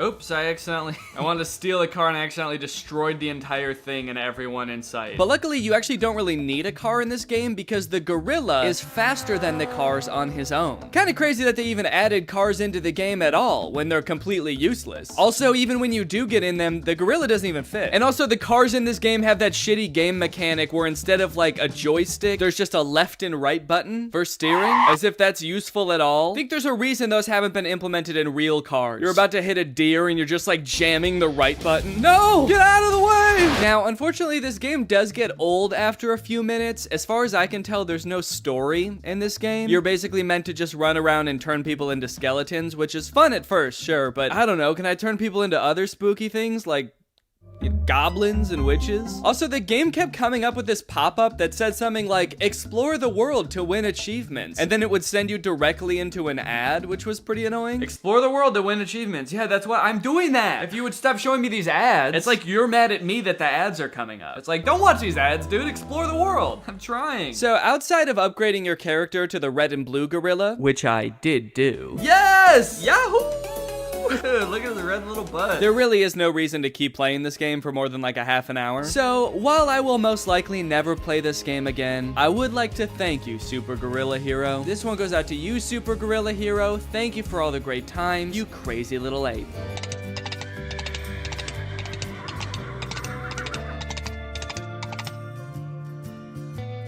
Howdy. Yes, my friends, it is finally time to talk about My Horse Prince. Apparently, the second I downloaded this game, it decided it's actually not called My Horse Prince, it's called something else. But fear not, the game is still about a human-faced horse. I know that's why you guys were sticking around. I know what my viewers want. This game kind of flows like one of those episodes or chapters type games. First, I had to name our main character. I thought I was naming the horse, so I accidentally named her Horace. And Horace explains that she recently moved to the countryside to get away from her ugly middle-aged coworkers. I poured so much of myself into my work that my only interaction with men was at the office. An office full of middle-aged salary men nobody would call attractive. The hell? Bunch of old weirdos that literally nobody could love. Okay, so she moved to the countryside to try to find a Prince Charming of sorts. She's on the hunt for some hot guys. And then we meet this guy. This guy owns a ranch where they train racehorses. I don't know why he looks like that, and they never acknowledge it. Dude, you know Horace is pissed right now. She traveled all the way from the city to the countryside to find some hot guys, and then she meets this guy? This, I have to imagine, is the exact type of guy she was trying to get away from. I mean, sure, I don't know for a fact that they look like SpongeBob drew a middle-aged man with that magical pencil and it came to life, but look at this guy. He's not exactly a hot guy. Are you here to see some horses? Oh, yes. Well, there's one over there. Go have a closer look. And there he is. He has a human head? What's that? Missy, don't tell me. You're seeing the horse as a man? You got real long when he said that. You're seeing the horse as a man? So it turns out that Horace is actually the only person that can see a human face on this horse, lending further credibility to my theory that this is not a human with a horse body. It is a horse with a human face, who should not be pursued romantically. That's just Danny's 2 cents. Let me guess. Your year of the horse? Yeah, I am. I've heard that weird girls born in the year of the horse sometimes see horses as attractive men. People with the ability are really something special. I don't know, man. It kind of sounds like he's trying to make it seem like a superpower, and quite frankly, I very much disagree. This is a curse. It's not some ability that you can choose to use that somehow gives you an advantage over other people. You're cursed. Every time she looks at a horse, it's some guy. She looks horses in the eyes, and they're like, hey, sorry, but if you gave me that in a game of like, would you rather, I'm picking the other option every time. Anyways, let's talk to this hot horse some more. People with the ability are really something special. Praise, praise. Wish I could get attracted to one of these things. I'm around them all day. Don't worship me. What's going on? Hey, is this guy bothering you? I'll stomp him into the dirt. He's just a tiny little potato man. Don't worry, I'll use my hooves and I'll kick him into the ground. From the amount of this game that I've played, which admittedly is not as much as I probably should have, I can't really tell if this is supposed to be romantic or not. And honestly, I don't know if Horace knows that either. I think she's working through some very complicated feelings. She keeps saying things like, maybe I could hook up with this guy. Oh wait, oh no, he's a horse. What am I thinking? He's a horse. Oh, I've been duped again. He neighs and whinnies. I wouldn't say those are the reasons you can't date a horse, but you're on the right track. Outside of how insane the premise of this game is and how confused I am every time I talk to this horse, this game is actually pretty boring. It's mostly just like skipping through dialogue boxes and then playing these weird feeding/training games where you're either feeding him carrots or having him run on treadmills that he breaks every time he uses one, both of which drain his energy, and the only way to get his energy back is by talking to him, which could be interesting, but the only thing he ever wants to talk about is horse stuff. You like ranches? What do you think of carrots? I don't care about the carrots. I want to talk about hot guys. Call me crazy, but this game did not exactly draw me in and make me want to play more of it. It's kind of wild that they made a game that has such a weird premise that you can't help but want to click on it, but then they totally fumbled in the execution. How could a game about dating a man horse be so bland? So yeah, that's it for this game, and you know what? That's all the games. That is all the games I was going to talk about today. I hope you guys enjoyed this video. I'll see you next time. Bye-bye. What's up, guys? It's me, Pimple, and I'm back, what's up, guys? It's me, Danny, and I'm back with another pimple video, back with another hilarious video, and today we're going to be today we're going to be talking about pimples. No, I'm sorry, I just feel kind of weird today. I don't know what's going on. Pimples. So last week I asked pimples.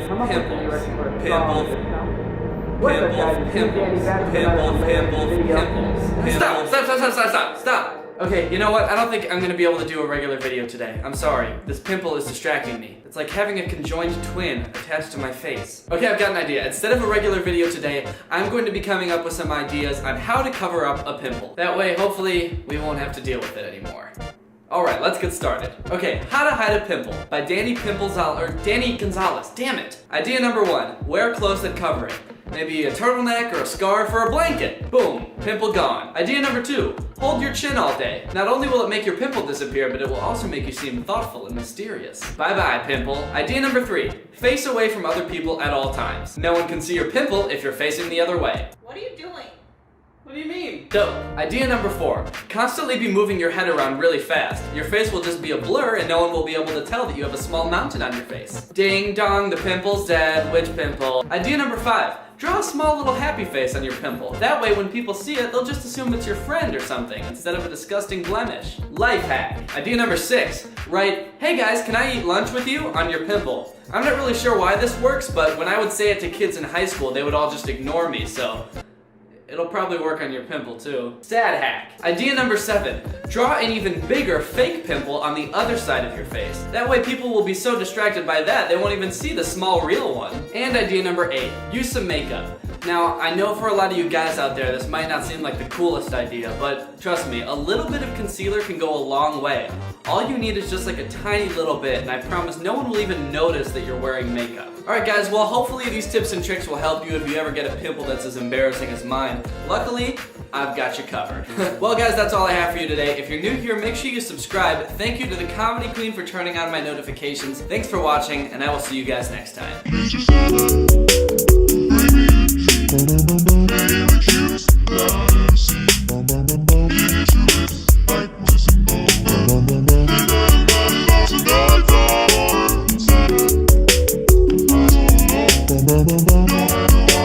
What's up, Greg? It's me, Danny, back with another episode of a video your parents would probably make. That's because I'm here to tell you to stop trying to fucking kill your friends. That's it. That's the whole point of the video. Stop uploading videos of you trying to kill your friends on the internet. But before we get started with this video, I just want to say thank you to all my new Gregs. If you don't know, Greg is our family here on YouTube. If you want to be Greg, all you have to do is subscribe. We're the fastest growing channel on YouTube. Don't look that up. We're a kind, loving family, and we love to give each other back rubs. So the reason for this video is I saw this video recently. It was on the trending page. It's called Flipping Over Supercar Gone Very Wrong. So YouTube has surpassed the gone wrong phase and is now in the gone very wrong phase. You've probably seen videos with gone wrong in the past, like pranks in the hood, gone wrong, where some dude would go into the hood and harass people and get punched in the face, which if you ask me, is a prank in the hood gone right. But now we've gone into the gone very wrong phase, which I presume is must be worse, right? So this video is basically this kid, Tanner Braungart, which I assume is how his name is pronounced. It has this supercar, like an Audi R8 or something. I don't know the name of the car. It's very expensive. It's pink and shiny. And he, for this video, is like, yo, I'm gonna drive my car at my friend, and my friend is gonna do a backflip over the car. As you can tell by the title though, and the thumbnail, that doesn't happen. I think we can just safely assume. So yeah, so this video is a kid hitting his friend with a car, basically. So that's the gone very wrong. I would say that is very wrong. It has gone very wrong. And it's not just this video that's gone very wrong. I think this speaks to YouTube as a whole, which in my opinion has also gone very wrong. This is sort of like a reoccurring theme on YouTube now, where people will be like, I almost died in the title of the video, and it's like, I jumped off my roof and I broke my legs. And now I have 5 million subscribers. And it's like, I guess I don't really have a problem with you doing that if you're like, if you want to jump off your roof and break your own legs, dude, I guess that's fine. I guess I can't tell you not to. I could say it seems a little bit misguided, but go for it. But when you have like a huge audience, like this dude has 3.5 million followers, you shouldn't be setting that example for other people. Like, look at me. I hit my friend with a car and now I'm rich. It's not a good example to set in my opinion. Anyway, let's go ahead and watch the video and then I'm gonna complain about it. I like how he says not to comment on how stupid the premise of the video is. Like, he's fully aware that he really fucked up. I feel like I should start all my videos like that too. Like, what's up guys? I hope you're having a great day. I want to get right into the video, but first I just want to say, please don't hurt my feelings. All right, let's do this. So before he hits his friend with his car, he decides to go to his grandparents' house and I guess invite them to come watch. So that's what he's doing here. The nearest hospital is an hour away. Why didn't you just drive closer to the hospital? You have complete control over where you do this. Why didn't you just drive closer to the hospital and do it there? We're gonna get the practice runs going. Let's say a prayer real quick. Okay, yes, let's say a prayer before we do this. Dear God, I really need your help deciding what to buy with all of my YouTube money I'm gonna make from killing my friend. Oh, Jesus Christ. His license plate is clickbait. His license plate is shiny and pink and says clickbait, except without the I, so it's just clickbait. It's just clickbait. Hey, I got you to click on my video. I made you culk. I made you culk. I made you culk on my video. Dude, this video is gonna get so many culks. Okay, what's wrong with this kid? He's like, well, first off, it's a little weird that he's just like so cool with his friend wanting to run him over for a YouTube video, but also just that thing he did just then. Where did they find this kid? Good thing the graveyard's closed, because then we don't have to take him very far. Good thing the graveyard's closed. Haha, we drove to a graveyard instead of a hospital, because we're gonna kill our friend. I don't think she would have made that one. First off, he's calling his brother his sister. That's weird. Also, he's joking about his brother not being able to jump over the car. He's like, oh, yep, looks like you're gonna die. You didn't quite make it on that one. Oh well, you'll probably do better when there's a car barreling towards you at 60 miles per hour. Now let's do a few more practice rounds to tire you out. Ah, holy shit, Jesus. Look at him spin. Oh my God. Look at that, oh, Jesus. Why? Look at his shoe just fly off. His shoe just takes off. It just zooms through the sky. His shoe is already in heaven. That thing must have traveled for miles. I wonder where it ended up. Okay, see, this seems nitpicky, but why does the video need an EDM soundtrack? Like, it's like getting you pumped up for an anticlimax. It's like he didn't jump over the car, so it's not cool. It's actually really scary. So why did we need a yeah, he's dead. It's just not very fitting. No, you're good. What? This is probably the nicest person in the whole world. I think this guy is the nicest person ever. This is probably the first time anybody's ever been hit by a car going that fast and got up and was like, no, you're good. No, don't even worry about it. What do? You don't even stop. Keep going. Honestly, no, actually, you get back here and sue me. It was my fault for being in your way. He gets up really fast. Oh. Honestly, that's such a good reaction to someone who's just hit his best friend in the whole world with a car and he doesn't know if he's killed him or not. Oh, uh-oh. I hope my friend's okay. I hope I didn't kill him. Oh well. Grandparents of the goddamn year back there. Fucking straight facing their grandchild's death. No need to run into the road and see if he's okay. Just fucking hands in your pocket. It's fine. Not giving a single fuck about what just happened. So this kid gets a Instagram shout out. That's his reward for participating in this video. The video doesn't get to go up on his channel. I don't know if he's getting any of the ad money, but it seemed like the payment was an Instagram shout out. He's like, yeah, go ahead and make $5,000 off of me getting hit with your supercar. That sounds fair. You have a really nice car, so you get to drive home in that, and I'll limp home with my Instagram followers. Come on. Haha, yeah, that's what a real car flip looks like, unlike my idiot friend who almost broke his neck. Fuck you, Derek. That's basically the whole video. There's a little bit more to it. They just go home and they show their mom the footage and she's like, oh, I wish you didn't do that. Oh, well, I'll just continue to not supervise you, I guess. So if you take away anything from this video, it's don't be an idiot. I guess that's the whole point. And also, to any of my friends, if you're watching this, if I die or you almost kill me, if you react by just going, then I'm gonna haunt you. I'm gonna haunt you for the rest of your life. Not really a joke, and it's really just at my friends. So if you're watching this, please be more upset if you harm me. Okay guys, well, thank you so much for watching this video. Thank you, Sal, for turning on my notifications. I will be back very soon with a new video and possibly a very special announcement for all my Gregs out there. So thank you guys for watching. I will see you next time. Bye-bye.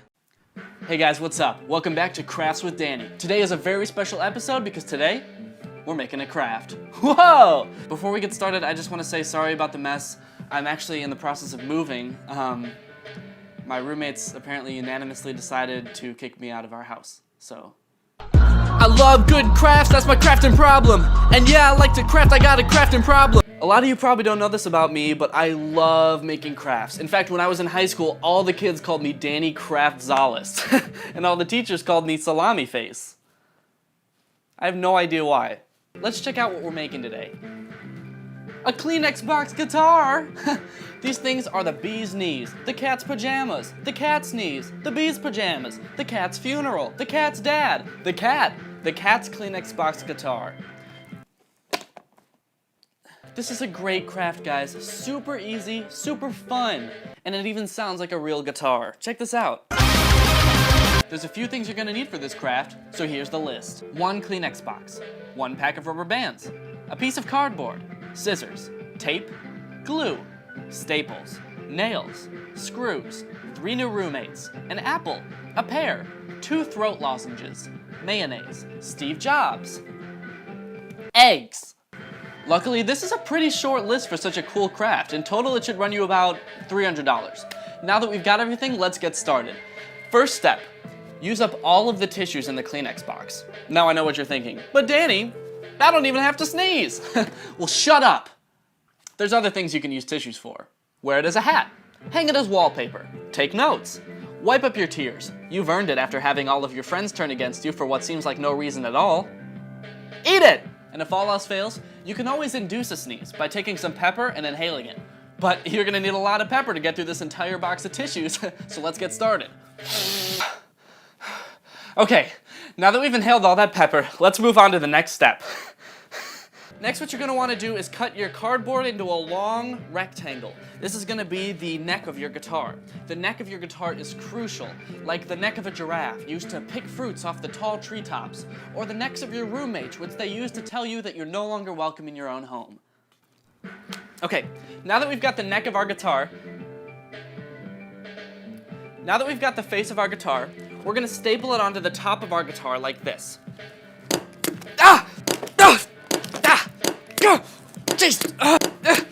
Great, now that we, Alright, last thing. Now all we gotta do is add our rubber bands and make this puppy play. Alright, so here's the finished product. Like I said, super easy and super fun, and it sounds great. Now get on your rock and roll pants and get ready to rock your way to the top. I love good crafts, that's my crafting problem. And yeah, I like to craft, I got a crafting problem. I love good crafts, that's my crafting problem. And yeah, I like to craft, I got a crafting problem. I love good crafts, that's my crafting problem. And yeah, I like to craft, I got a crafting problem. If finding a good craft is your crafting problem, bring a glitter to the crib, maybe we can solve them. Hey guys, so this is gonna be a slightly different video than I usually post on my channel. I decided I wanted to try something out new, and also I just really wanted to share this with somebody because I feel like I'm crazy and I'm the only person seeing this. So I just wanted to make a video about it and explain why it's so weird to me. So yesterday I was on Social Blade and I found this channel, number 123 on the list, called All for Tube Kids. And I went and I looked at their page on Social Blade, and they've gained 1.13 million subscribers in the month of November. So I was like, how did they gain that many subscribers? They must post like a lot and like really good stuff. So I went to their channel, and at first it just seems like a family vlog channel. Okay, some kind of weird titles. Contacting scary spirits with a Ouija board during our slumber party. That's kind of weird. Seems like a little clickbaity. Then the next one, scary paranormal activity in our house, moving things, scaring us. Which is also just like weird phrasing. It's just like, it sounds like somebody speaking in broken English. Scary paranormal activity in our house, moving things, scaring us. I don't know. And I just scrolled down some more, and then all of a sudden I started seeing all of these videos with creepy clowns in the thumbnails. Titles like, Scary Killer Clown, Kick Dad in the Face Prank, Fail on Girl. I feel like there's supposed to be more verbs in that sentence or something. It's all just nouns. Scary Killer Clown, kicked, that's one verb, Dad in the face, prank, fail on girl. Do you need more verbs than that? So this channel seemed to like not really be getting that many subscribers any month, and then this past month they gained 1 million subscribers. I mean, you can see that spike, it's huge. So I wanted to go back to where that started happening and just look to see what started that. And it looks like their first creepy clown video was posted October 22nd. So that's when they started gaining all these subscribers. And since then, literally every video, or almost every video, has a scary killer clown in the title and in the thumbnail. And it's all things like, scary killer clown found in woods, girl scared running. Scary killer clown takes off mask and cleans outside our house. Okay, so it's just like a made clown? Killer clown breaks into our house and scares us. Scary killer clown stalks our house. Scary killer clown stalks and harasses us, girls. See what I mean about the wording? Scary killer clown stalks and harasses us, girls. That's not something that a girl would, like a little girl would write. Anyway, I should actually show you the videos. We'll watch their very first video. People with kids in the neighborhood thought that there was a creepy person or clown or something in the woods behind us near a barn. So we decided to check it out. Yeah, and see for ourselves.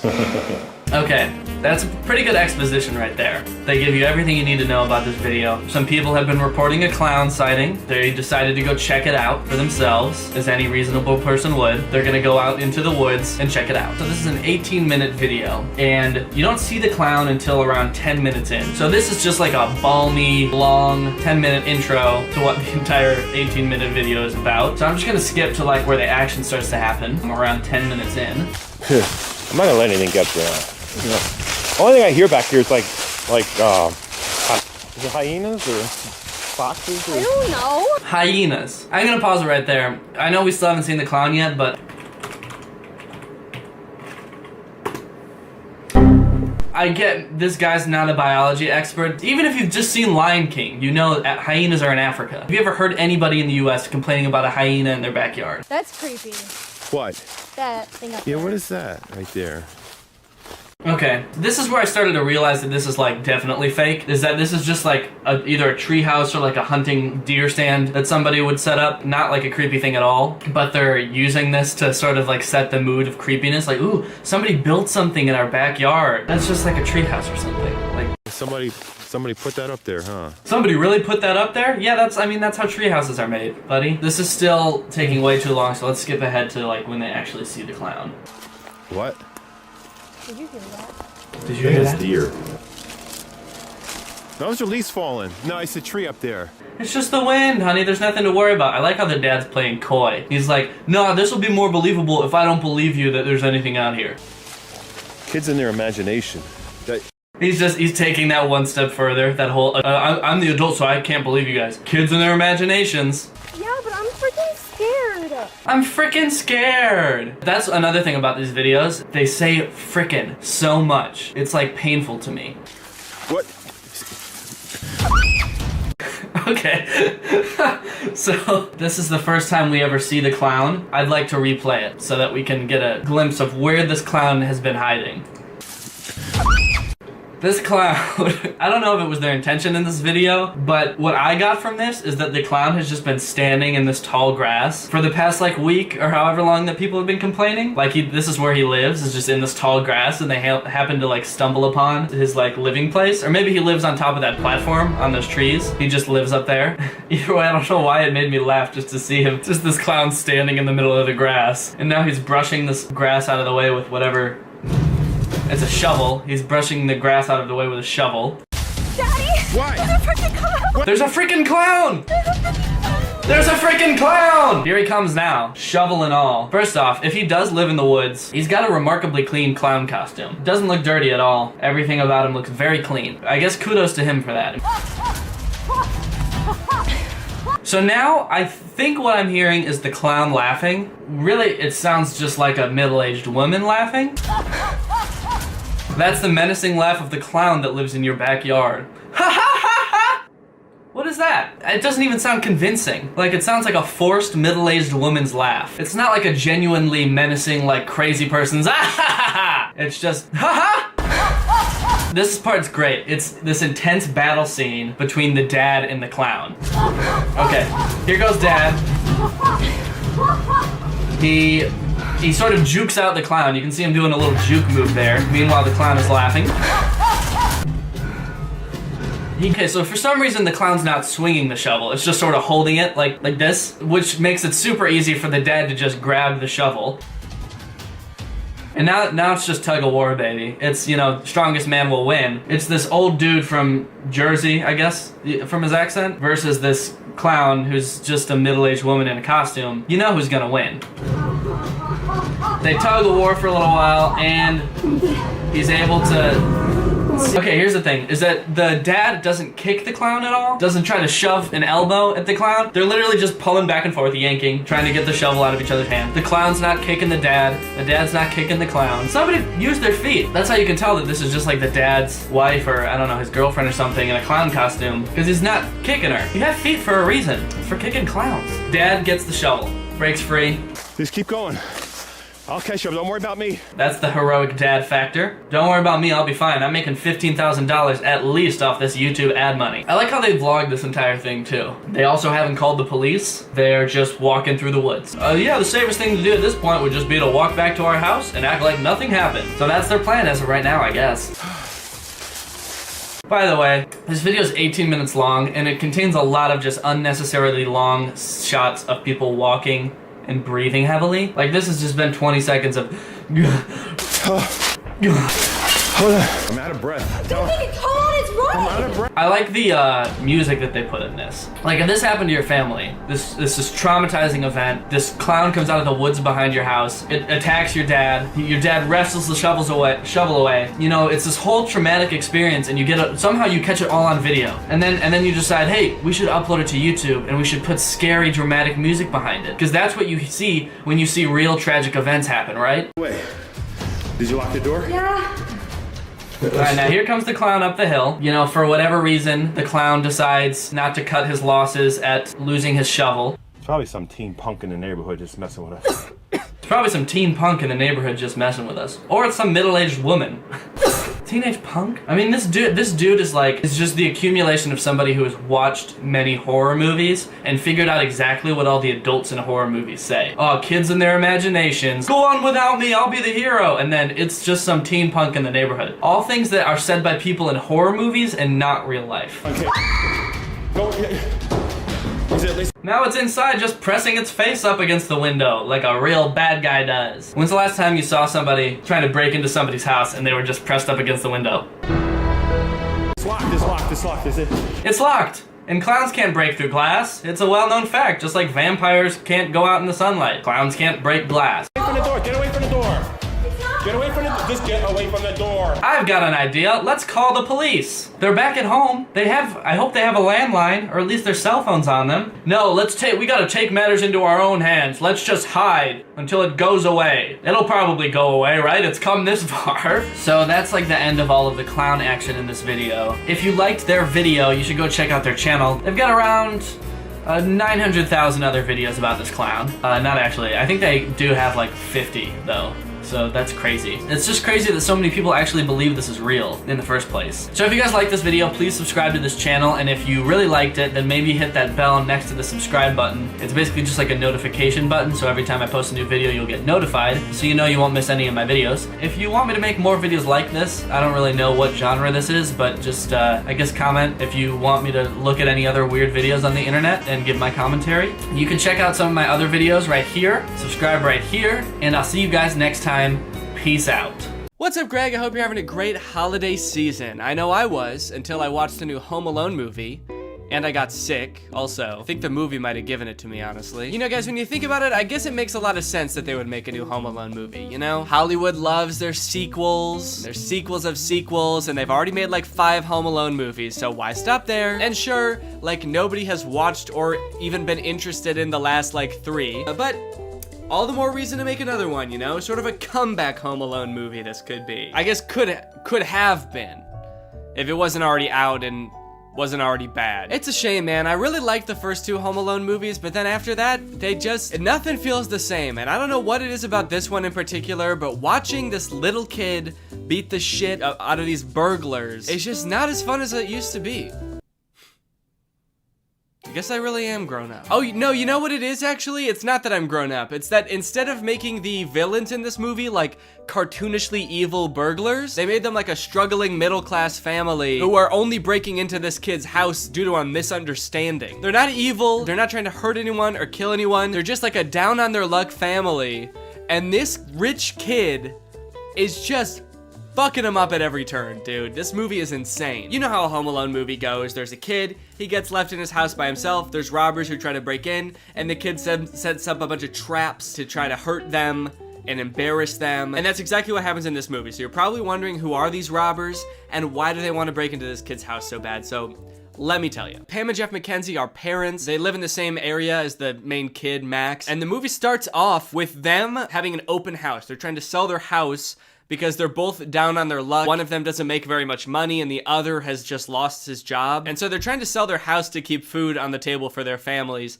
It's very sad. The movie sort of tries to make it into like a funny thing happening. There's like millennials that come to try to buy the house, wearing berets and scarves. You know how like millennials do. Always wearing berets and scarves, I am. The schools here are amazing. They are totally lit. And there's a lot of scenes like this in the movie that seem like they're trying to get you to empathize with this couple. In this scene, they're just talking about how they can't afford to live in this house anymore, even though they love this house and they always thought that they'd be growing old together in the house. Unfortunately, it just won't be able to become a reality for them. I always thought we'd get old and weird in this house, but we've done the math. We can't afford it on my salary alone. Yeah, but I mean, I crushed my interview with IBM.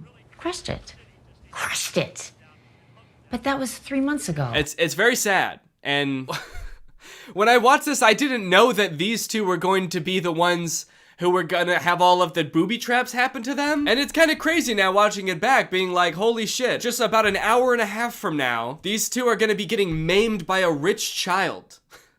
How fucked up is that? So what's their motivation to rob this kid, you might ask? Well, it's sort of, I feel like everything in this movie is so long and convoluted to explain. Probably because they've done this same movie like 6 times now, and so they keep having to come up with like new, more obscure ways to explain everything, like how does the kid get left home alone, and why are burglars trying to get into his house. Basically, there's this doll that the McKenzies own. They have a whole collection of these dolls that were like his grandma's or something, and they find out that one of them is worth like $200,000, which is enough money for them to like save their house and have enough time for the husband to find a new job, and they can even remodel the whole house. It's great. But during their open house, Max and his mom, who are rich, by the way, they live in a mansion, stop at their open house because Max has to pee. Do the maths. 6 soda refills into one tiny 10-year-old's bladder does not go.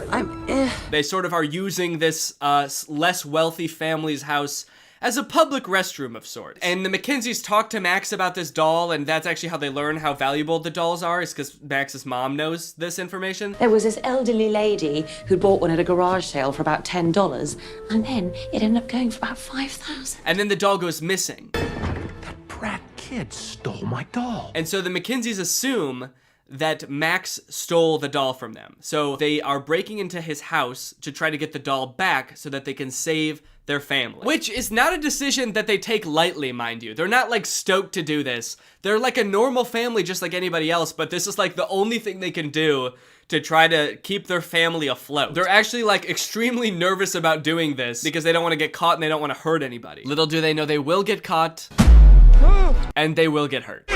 So yeah, in various ways, this movie goes out of its way to show you how nice of people the McKenzies are, how much they don't want to break into this house, but how they're like left no other option. It's like, it's honestly, you gotta kind of respect it in a way. They're like, look how these people, they're so nice, they're so sweet, wouldn't hurt a fly, they just really want to keep their family well-fed and in a nice house. We're gonna fuck with them. We're gonna fuck with them hard, dude. This is like an evil Mr. Beast video. So at first, only Jeff is on board, but then this scene happens, and this is what finally gets Pam on board to help out with the robbery as well. You gotta save our house. Seriously, Mom, will you just get the doll? It's just entering, Pam. We have the key. Pam, you have to call me. Hi, Come Gavin and Washington, get me. realtor No, extraordinaire. Fräulein. No! I will, you ugly little boy. Weirdly inspirational music as this woman is having a full meltdown. She's like hallucinating. This is the moment she's realizing she has to do something that is like deeply against her morals just to put food on the table for her family. And the music is just kind of this like inspirational Christmas song. Does not seem like the right tone, but okay. So now you may be wondering, since I brought it up, how does Max so now you may be wondering how Max gets left home alone. They've done this movie a million times. How can they possibly come up with new ways for a child to be left home alone from a family vacation? Well, the short answer is they basically just, everything is so confusing that they just leave him home. It's confusing for them and it's confusing for us as the audience. They're going on vacation to Japan with a bunch of extended family. So they've got a bunch of families staying at their house. It's very chaotic. It's very hectic. The whole beginning of the movie is just them like rapid fire introducing a bunch of characters that we literally never see again. In all this confusion, the families get split onto 2 different flights to go to Japan. You have split our family onto 2 separate flights. Can you speak up, please? It's very loud in here. And so they can't really keep track very well of who's on which flight. Now, as for how he actually gets left at home, Max is sort of a Scrooge of a child. While Max has like all of his cousins over playing, they're all running through the halls, playing video games, shooting Nerf guns at each other. Max, I guess, is like overwhelmed by all of this and goes to hide in his family's BMW.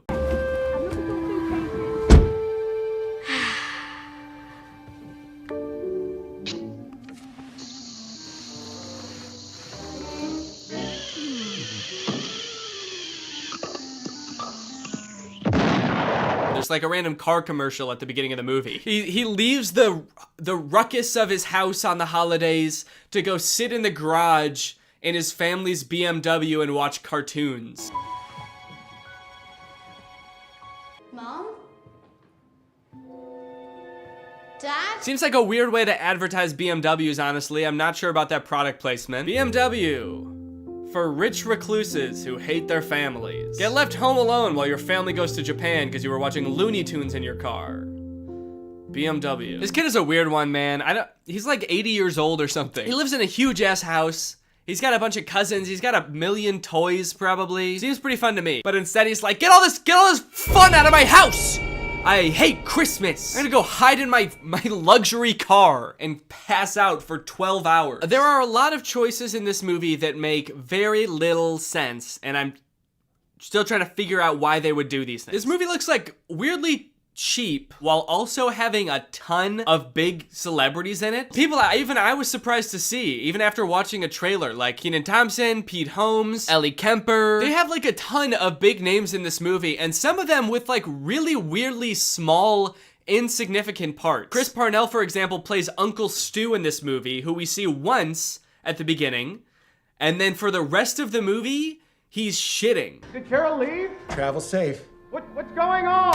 He's shitting even before we see him too. I told you to use the restroom in the coffee shop, darling. After Uncle Stu had been in there? Really? Did you see how many deviled eggs he had for lunch? And then for the rest of the movie, we only hear him through the door of the bathroom. Did somebody call the house? No, because we don't have a landline, Stu. Because he gets to Tokyo and then I guess had more bad food and is still shitting. Actually, that might be one of the funniest parts of the movie, honestly. The fact that this uncle is just pooping his brains out the entire time. That is pretty funny. And the fact that they got such like a big name to play him, and we're paying you $5 million for this role, and you're gonna be behind a door pooping your brains out, and we're never gonna see you. Is that cool? Also, Mikey Day from SNL is a priest in this movie. If you didn't look very hard, you might not even know there was a priest in this movie, let alone the fact that he was played by someone famous. If this movie was good, it would have been cool to see so many famous actors, but because it was really underwhelming, it was almost disappointing every time a new actor popped up that I recognized. I was like, oh, not you too, man. What's going on? Are you okay? Another weird choice, they threw in this line in the middle of the movie about remakes always being worse than the original. Ugh, this is garbage. I don't know why they're always trying to remake the classics. Never as good as the originals. Like, yeah. Fuck you. It was like the studio being like, we know this isn't as good as the first one, but you're still gonna eat this shit up, aren't you, little piggy? Little piggy likes his Home Alone movies, doesn't he? And I did eat this shit up, alright? So I can't talk. I watched it still. I feel like with a kids movie like this, you always have to appeal to the kids, but then also throw in some good stuff for the adults in there too and make it fulfilling for them to watch. That way they'll want to, throw it on with the kids every year, right? And this movie works well, enough for kids, I think. I think kids just like to watch Max make the booby traps and think, I could do that if I was home alone and there are people trying to rob me. I could defend myself against 2 adults who are trying to kidnap me. It's fun to imagine yourself as a smart little 6-year-old, even if you are a dumb little 6-year-old. But this movie, while being fun for kids, I would say is deeply saddening for adults. The second half of this movie is just watching a struggling family getting their shit rocked by a rich asshole kid. Bombs away!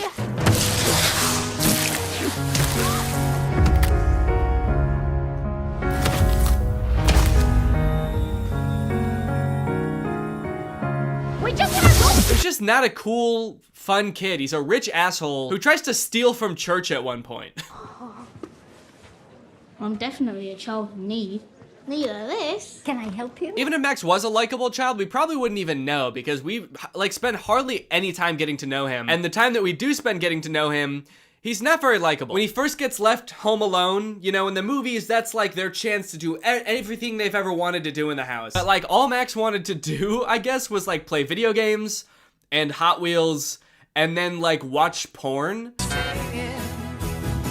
Well played, Mom and Dad. Was he trying to look at porn? We will never know. But I have to assume that that's what they wanted us to think, right? Actually, after watching this movie, I wouldn't be surprised to find out it was something like super violent. Working family gets a beating compilation. No one can stop my violent urges now.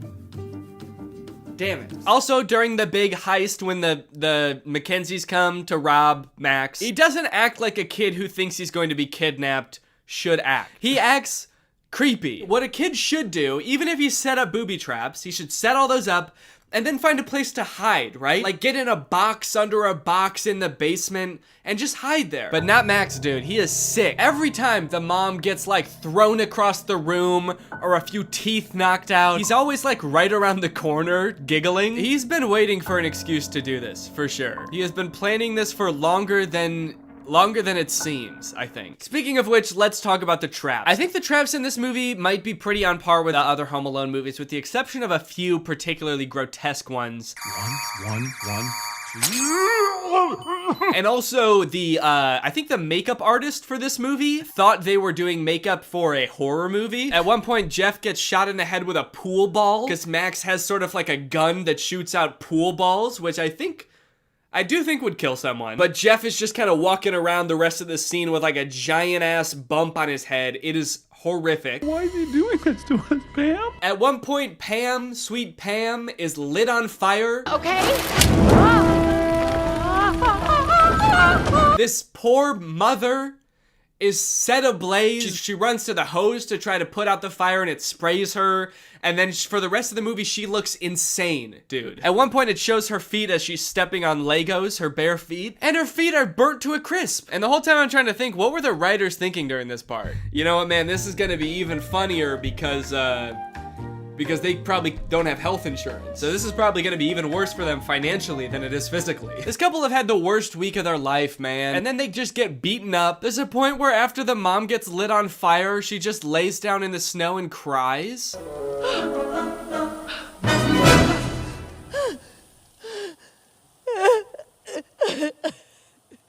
Am I supposed to be laughing right now? This is so sad. The worst booby trap of the whole movie, and probably any Home Alone movie, I feel like has gotta be this one. It is so grotesque. It is honestly scary. This is some horror movie shit right here, okay? Pam thinks that Max has just run up into the attic, so she goes to pull down, like, the ladder that leads to the attic, and instead she's greeted with a Nerf gun that shoots out Nerf darts with push pins sticking out the front.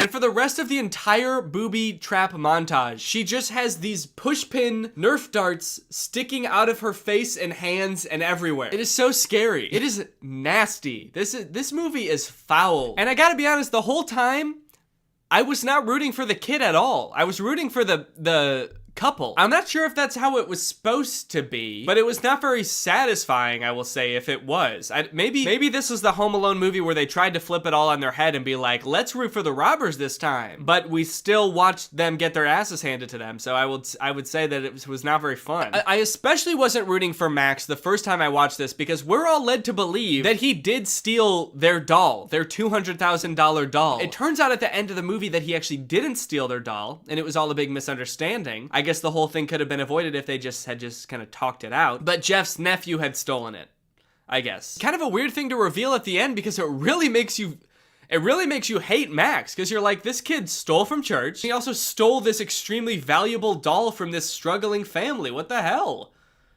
I hate this kid. Anyway, that's pretty much the end of the movie. They get the doll back and they sell it, and then they can live in their house happily ever after. And yeah, that's the end of the movie. Now it's time to talk about our sponsor, ExpressVPN. This video has been sponsored by ExpressVPN. Guys, if you're using the internet without ExpressVPN on your computer or your phone, you're missing out. You're not getting the full experience, because ExpressVPN unlocks so many possibilities while keeping you safe. Because while ExpressVPN sends all of your data through a secure encrypted tunnel, keeping your data safe from like hackers and your ISP and advertisers, it can also help you unlock a bunch of content that you didn't even know was there. For example, did you know that some Netflix libraries in other countries have nearly twice as many Oscar award-winning titles than in the US? So just saying, if you download ExpressVPN and change your server location to a different country, your Netflix is gonna be crazy. I have ExpressVPN on pretty much every device I own that can have ExpressVPN. I've got it on my laptop, I've got it on my phone, and I've used it to watch many a Netflix title that are not available in the US. Harry Potter, for example. You bet your boys watched it on Netflix. I'd like to see you try to do that. No, really, I would like to see you try to do. I would like to see you go to expressvpn.com/Danny Gonzalez and try to do that right now. Go ahead. Like I said, ExpressVPN also protects you from your internet service provider snooping on you and basically getting to log all your data. But when you encrypt your data and reroute it through ExpressVPN servers, that makes it so they can't do that. Think about it like this. Would you rather trust ExpressVPN, a company who is explicitly trying to protect you, or would you rather just send it through the pipes? Send it through the pipes of the internet service provider that you had no choice but to sign up with because they were the only one in your neighborhood, and so you just had to sign up with them? Who knows what they could be doing? You don't. They're legally allowed to sell your data to other people, so they could be doing anything with that stuff. So if you want to check out ExpressVPN and support my channel, then head on over to expressvpn.com/Danny Gonzalez to find out how you can get 3 months for free. That's expressvpn.com/Danny Gonzalez. The link will be in the description. Go ahead and click that to find out how you can get 3 months for free. Thank you to ExpressVPN for sponsoring this video, and thank you to you guys for checking out ExpressVPN. All right, thank you guys for watching this video. Sorry if it was a little short.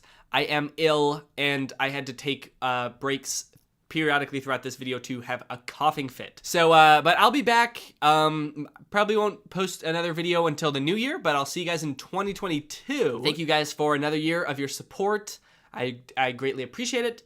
And I want to kiss you, and bye-bye. What's up, Greg? I've got a stand-up show coming up in Milwaukee at Pabst Theater on August 28th. If you want to get tickets, go to DannyGonzalez.live or click the link in the description. I recommend getting those quick before they sell out. Also, if you want to know when I'm coming to your city, sign up for my mailing list. You can scan this QR code or click the link in the description. You can also request your city, and that helps me decide where I should go next. And you'll even get early access to show tickets. So the people who are on the mailing list already knew about this Milwaukee show. Not to rub it in, but they've probably already got their tickets by now. So come on down to the Milwaukee show and I'll see you there. And if not, then sign up for the mailing list. And if not, then watch this video right now. What's up, Greg? One of my many guilty pleasures are tours of insane mansions on YouTube. You know those videos where they tour like $50 million mansions that all look like somebody tried to build a shopping mall in Minecraft? The guy giving the tour is some eccentric Willy Wonka type dude that somehow knows even less about the house than you do. I don't even know if this is the original one or not. This is, I guess, a Pilates machine. Sure. And then you have that. I have one of those too. I don't know how it works, but I do have it. A bench? You don't know how a bench works? But what I find so much more interesting are weird houses. There's communities all over the internet, like this subreddit Zillow Gone Wild, where people post houses where the owner has made the most objectively strange choices possible. A church converted into a home, a warehouse converted into a warehome, and a McMansion with mouth urinals. On one hand, I appreciate these homeowners like striving to do something different and not just hopping on the millennial gray train and making their houses look like heaven in Bruce Almighty. But when it finally comes time to sell your house, isn't it gonna be hard to find anybody else on the planet that wants to buy your $9 million castle in Texas?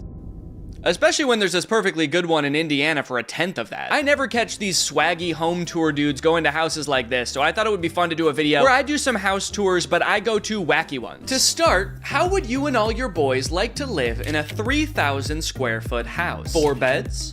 3 baths? Okay, well, there is one teeny tiny little catch. It is an abandoned grain elevator. And it is in the middle of nowhere. I mean, it's not completely abandoned from the pictures. It has been renovated on the inside. It looks like you don't need to be a kernel of corn to enjoy this place. Look at that. What used to be a grain elevator is now just a regular house with regular house stuff like a living room, a kitchen, and that guy. So apparently for the past couple years, while the owner hasn't been living in this house and he's been trying to sell it, he's also had it on Airbnb. And it's weird because on Zillow, all of the pictures look super bright and airy. They make the space look very inviting. And then on Airbnb, all the pictures look like this. Why are they all at that angle? It makes the whole place look sinister as hell. Normal laundry room? Evil laundry room. I am really appreciating the creativity I'm seeing here. I'm more so just curious of why someone would choose to turn a grain elevator into a house. But I'm even more curious about what a grain elevator is.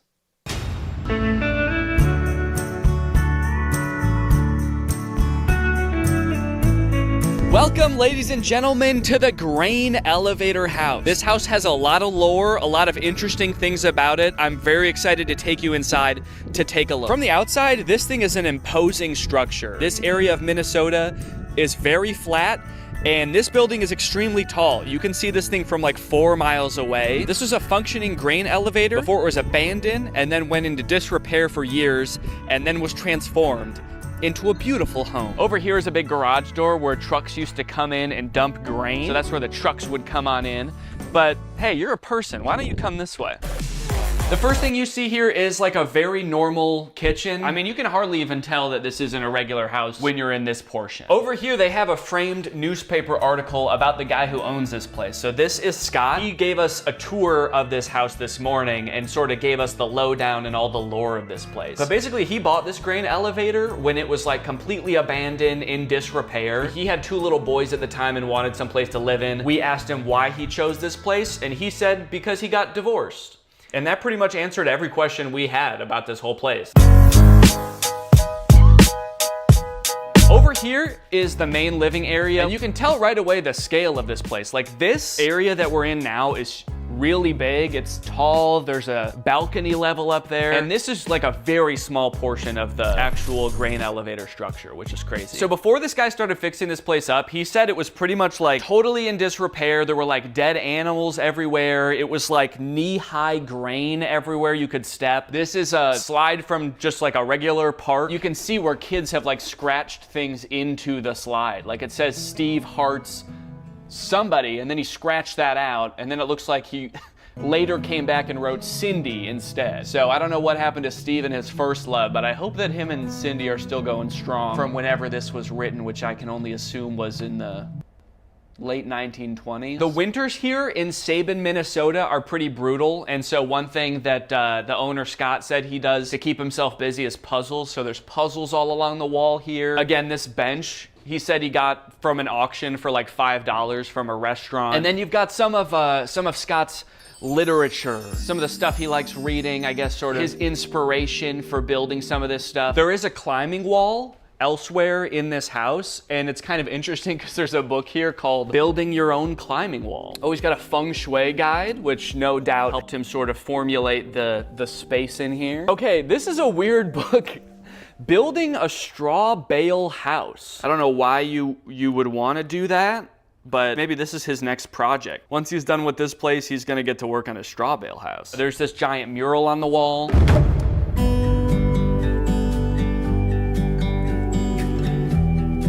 So this is the first area that he said he worked on, because right when he bought this place, he wanted to have a place where he could live with his 2 boys. And so this like small area became their apartment. There's like a living room here, TV. There's a climbing wall going up the wall, which is pretty crazy. This is actually like so much harder than I thought it would be. Okay, out this door, we have the deck. Now, Now, it's not a very big deck. This abandoned railroad track right here used to be where a train would pull up to deliver grain. It's not in use anymore, but the railroad company does still own it, and so they won't let him build over it. And so he built this much deck and then had to stop, and then I guess was like, yeah, I guess this is just the deck now. It's worth it to have this much deck. Okay, here we have a very interesting staircase. I was pretty confused the first time I saw this, but apparently it's designed to only like fit 1 footstep per stair. If you start on your left foot, dude, you're screwed. You're not gonna get very far. Watch. And then you're just stuck there forever. Now, you might be thinking, like, if you lived here, like, oh, I'd get used to those stairs eventually, but I don't know. These are kind of like, these are wild stairs, dude.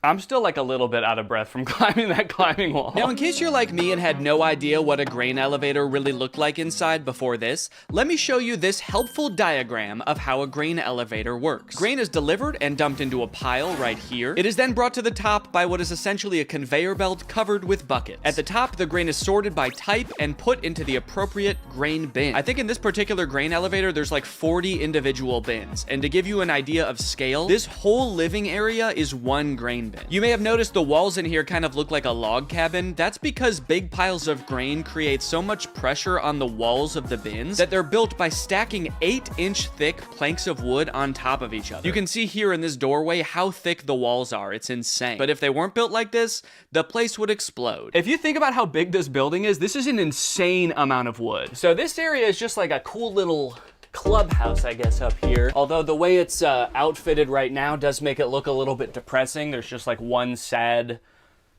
pad. This is 1 sad pad, dude. So I came up this way. You might think I have to go back down that way, but the labyrinth continues. I'm going that way. I'm going this way. This is just like a pretty regular bathroom, although I do think it's worth pointing out this painting of the Cat in the Hat. Don't know why that's there. This house has a crazy amount of beds too. There's a bed here, a bed there, and then down here, there's 2 little like under beds. They're just little caverns. See? And now we've looped our way all the way back around to the main area, but now we're up on the balcony level. Here's the slide, and then over here, there's just like a cool hangout area, a TV, a bar. The cool thing about the underside of this bar is that this part was like an original piece of the grain elevator. This is like a map of all of the grain bins. It's just so interesting, like all of the details of this place. Like everything has like a little story or there's something interesting about every piece in here. Anyway, I'm gonna go down that slide. Okay, here I go. Oh, Jesus, okay. That's the sound slides are supposed to make. Oh, also over here, there's windows, and this like area is not finished, and there's just like pigeons that live in there. If you look in there, there's just pigeons in there, dude. I think they like to be like right up in that window because they like to watch people go down the slide. And I'm not about to disappoint them. Woo!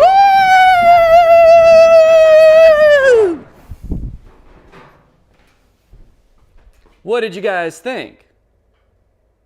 Hey, where'd they go?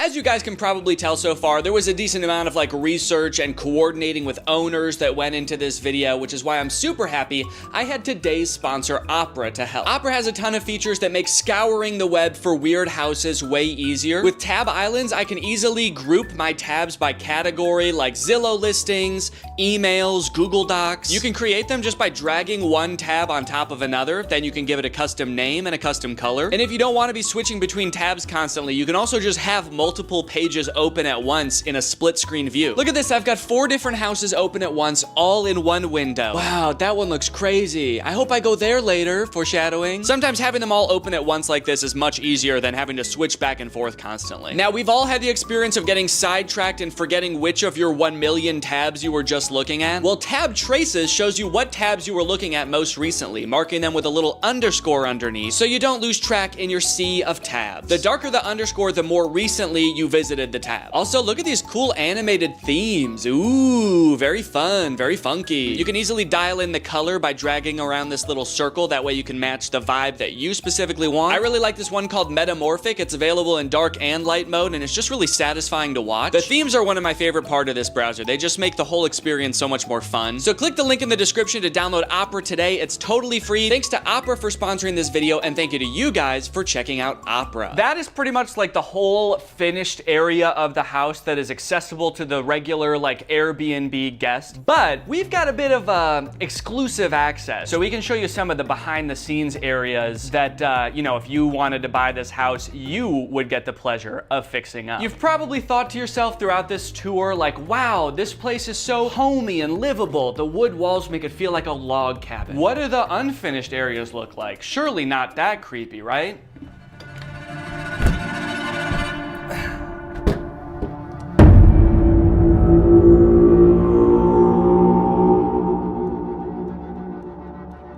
Now, they're pretty fucking creepy. There's some scary parts about this, for sure. The fact that this door locks from this side, so if you get locked in that hallway, you're just in there forever. Well, I guess there is like a light at the end there. There is a door there, but the downside is that to walk there, you gotta walk down this creepy-ass hallway that is for sure booby-trapped. You would be riddled with arrows by the time you got over there. All right.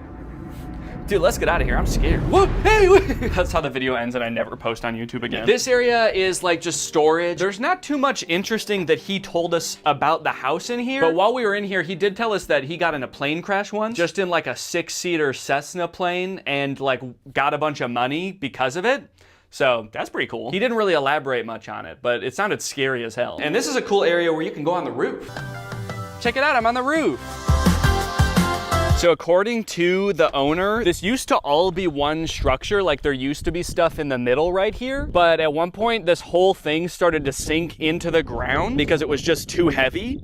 And so they had to like cut out a middle portion of it. And so that's why it's two distinct structures now. And he did say that although they prevented it from sinking any further, it is still leaning a ton, which you can tell if you look at a lot of the drone shots of this place. Now, being on this roof, like you feel pretty high up, but then you look up and realize like you're nowhere near the top of this grain elevator. This thing is massive, and like only a very small portion of it has been finished or like is livable at all. So you could see that as like, you know, so much wasted space or just so much potential. This area is sort of Scott's workshop, and this is from the smell of it where all the pigeons live. One of the reasons Scott is selling this is because he intended on turning this area into a cannabis dispensary, but his neighbors kind of shot his idea down. So the people who are considering buying this place are actually going to keep it an Airbnb, but then turn this unfinished area into an end-of-life care facility. So it's gonna be half Airbnb, half end-of-life care facility, which is an interesting business plan. Okay, let's go up these stairs. Okay, so in this room is something pretty cool. You can actually see all the way up to the very top of the grain bin. I mean, look at how huge that is. Imagine how much wood is in this building. Like if you just like chopped it all down. And then I believe I hear like 1,000 pigeons mating up there.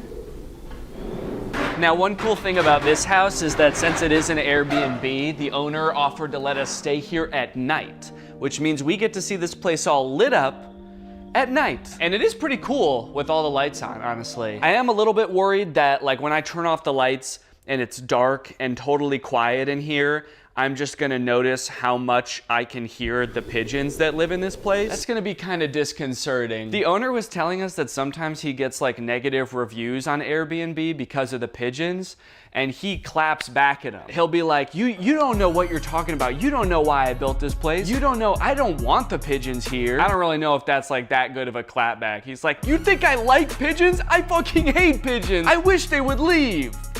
Rate me 5 stars. Well, anyway, there's like 1 million beds in this place, so I think I gotta pick which bed I'm gonna sleep in. There's a lot of unique options in this house, but something about this tiny little hole that leads to this like underneath cubby is really speaking to me. I feel like I'm very protected in there. There's a pretty low chance of a pigeon ending up in there. Yeah, I'm actually surrounded on 2 walls by the very sturdy 8-inch thick wood walls. So I don't think I'm gonna be hearing any pigeons through those. Yeah, I don't know, once you get over the claustrophobia of it all, it is just a cozy little nook, a little nook and cranny. It's more, I don't know, is this space more of a nook or a cranny? Guys, comment down below. Who laying in a cranny right now? As I tucked myself in grain bin number 16, I couldn't help but think, growing up here would feel like being in a Disney Channel show. This place is so whimsical. Like Sweet Life of Zack and Cody, but instead of a hotel, it's a grain elevator, and instead of Mr. Mosby, it's a pigeon.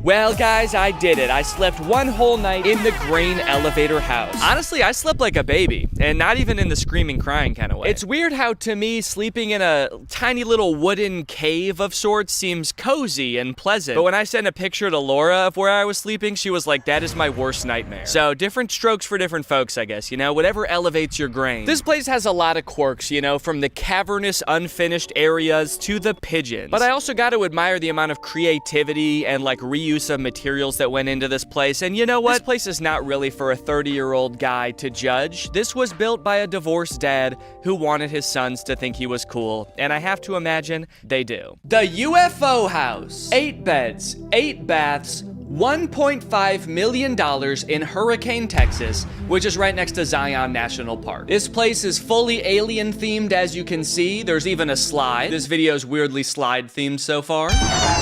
The listing boasts a cryogenics bunk room, a flight deck, and even a full-scale flying saucer. Full scale according to who? Excuse me, what UFO did you measure to get that stat? It better be as big as the one from Independence Day, or I'm gonna fucking sue them. Look at this place though, like who would do this? Who would take a perfectly normal home and turn it into some kind of Airbnb? It's an Airbnb. It's because it's an Airbnb. I don't know if it was always an Airbnb. Like, I don't know if this was built to be an Airbnb or if it just is now. One confusing thing about this listing is that as you're going through it, it's like, ooh, look at all the cool UFO and alien themed stuff. And then all of a sudden it's a log cabin. It's just a picture of a log cabin that was taken on like the first iPhone ever. Is this what the outside looks like? But then you keep going and the inside is a log cabin too. What happened to the UFO place? They're like, no, it's always been a log cabin. I don't know what aliens you're talking about. You sound crazy. Obviously, the presence of Airbnbs in a town can drastically change the housing market, diminishing the housing supplies, making prices go up like crazy. And I can only imagine that insanely themed Airbnbs exacerbate this problem. Unless anyone watching this wants to buy this UFO home for their family, in which case, hell yeah. You're insane, dude. That's awesome.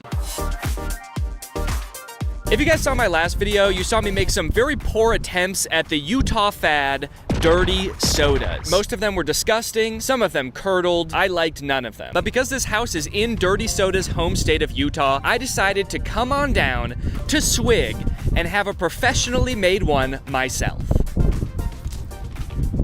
And it's right here. This one is called the Texas Tab, and it is the exact one that I tried to make at home. It's Dr. Pepper, coconut cream, and vanilla. It does just kind of look like a creamy Dr. Pepper. Fuck, that's really good. That's crazy good. Wait, that's way better than the one I made at home. This is great news because I'm in Utah for 3 days. I'm gonna have 3 of these a day. Ah, yes, thar she blows. Area 51, home of a alien. So it turns out that this place is actually not just one building. There's this building, which is Area 51. It's the hangar where the UFO is. But there's actually 2 more buildings. That's why the listing had like a log cabin type place. So that is this building, which is labeled the Roswell Cabin. And then there's another building all the way in the back over here called the Atomic Love Shack. Now, it's pretty clear, like, what the theme of the Area 51 hangar is, and, like, I sorta get the Roswell Cabin. Like, I guess it's, like, a cabin where a UFO sighting would happen. The Atomic Love Shack seems the least involved in all of this lore. All right, come on into the Atomic Love Shack.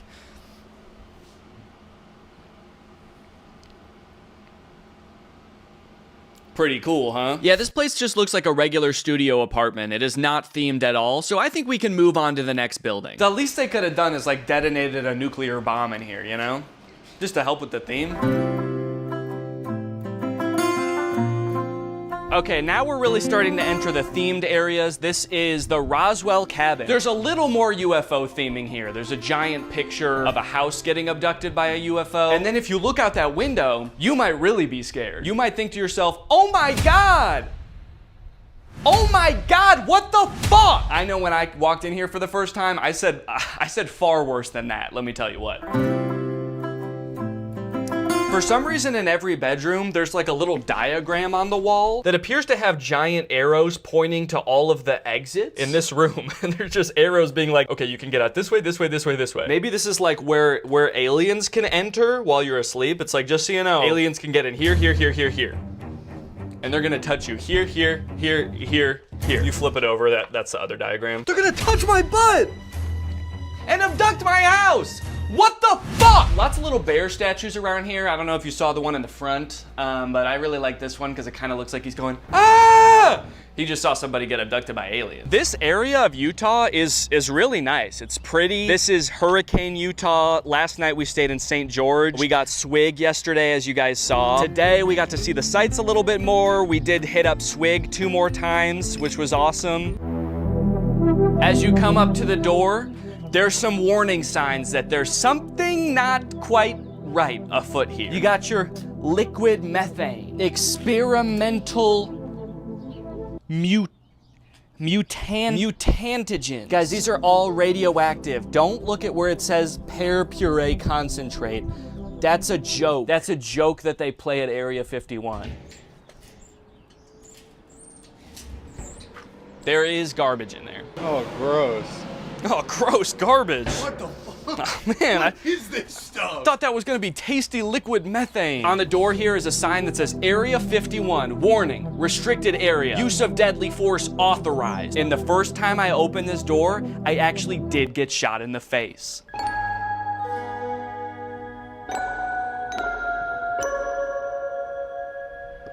And this is where the fun really happens. We've got a gigantic UFO in here. Also, just look at like this space. This is like a legit hangar. So this is honestly like a really well-built, very detailed UFO thing. And when you come in here, well, it's kind of just a gamer room. You got there's an Xbox here. There's 2 TVs. We continue our space and aeronautical theme here with just some airplane seats. It's a UFO, but they just got regular airline seats. And then if you open this door, you can actually sleep inside the UFO. So we got bunk beds over here. There's Nerf guns here, so you got like you and all your friends can shoot each other. This is a pretty regular bedroom. Oh, there is a sign in here with the entrances and exits as well. Don't know what this is for. Like you're in bed and you wake up in the middle of the night and you're like, I gotta get out of here!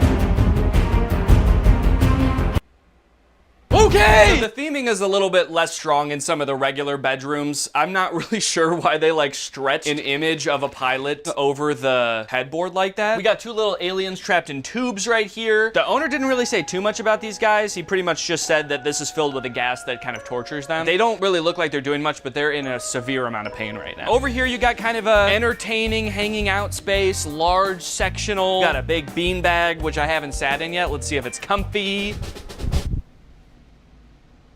It is! Yeah, this is nice. And this is the perfect spot too, if you're watching a movie. That way you don't see any of the movie. This is what the American Gothic painting would look like if it was all messed up and fucked up and there were aliens in it instead of like a guy and a girl and if there was a UFO in the background and the farm was on fire. Because I've always wondered like what that would look like. These are more cool bunk beds. I feel like that's kind of a theme of this video is cool bunk beds. I'm glad that all the Airbnb houses just have like little bunks, little tiny little claustrophobic places for me to sleep. And then this is like what it would look like if American Gothic was all fucked up. There's this like climbing area where you can climb up these crates and then go up into the tunnels. There's a tunnel system above this whole place. Dude, if I was a kid, if I came here on a trip, like if my family booked this as an Airbnb, this would be so cool. These tunnels, even as an adult, this is cool. The one thing I will say is that down there is a slide. I went down that earlier, and the first time I went down head first, and that is not a good idea. Oh!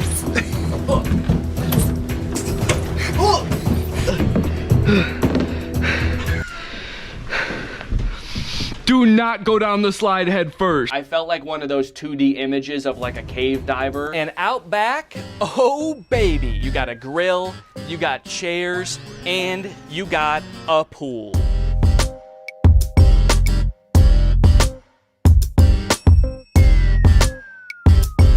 All right, guys, you already know what time it is. It's time to show you where I'm gonna be sleeping tonight. I had a few interesting options, such as the cryo chamber bunk beds, just a tube up there. I could have just slept in a tube. But you already know, I can't stay here without sleeping in the UFO. The cool part about the UFO is I have this door that is sealed shut, so no one can get in and I can't get out no matter what. There's like a plug to plug your phone charger in right here, and then it just kind of dangles over your face all night, so that's really nice. But once I figure out a solution for that, I think this is gonna be really quite a cozy place to sleep.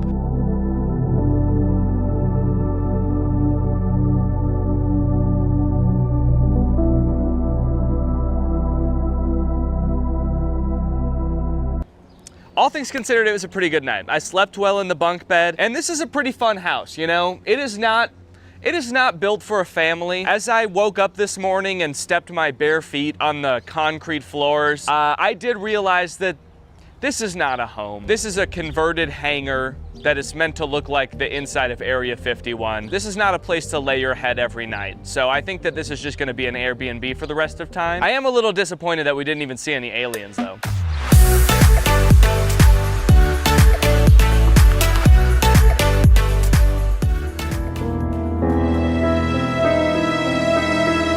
And now it's time for the underground house. What Zillow is calling one of America's most extraordinary residences. Not to be confused with this underground house, which is, not. Okay, this is 5 beds, 6 baths, 16,000 square feet for $5.9 million in Vegas. And it is an underground bunker. I was really excited that this place is letting me come visit them because I made a video about this place on my second channel. At the time, I thought that this retro look was an interesting choice, not realizing that this is not a choice. This place was just built in the 1970s. They were like, let's build the place and make it look like it's now. The original owner of this place, Jerry Henderson, was a billionaire and an executive at Avon.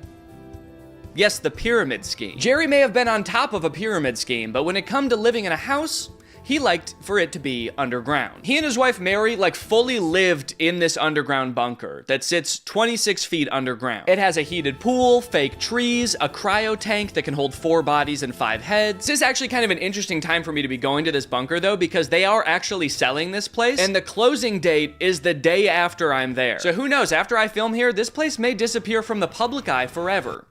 And so might I. They might trap me in there, I don't know. Also, is there a big crack in the ceiling? Uh-oh. And here we are at the mysterious 16,000 square foot bunker.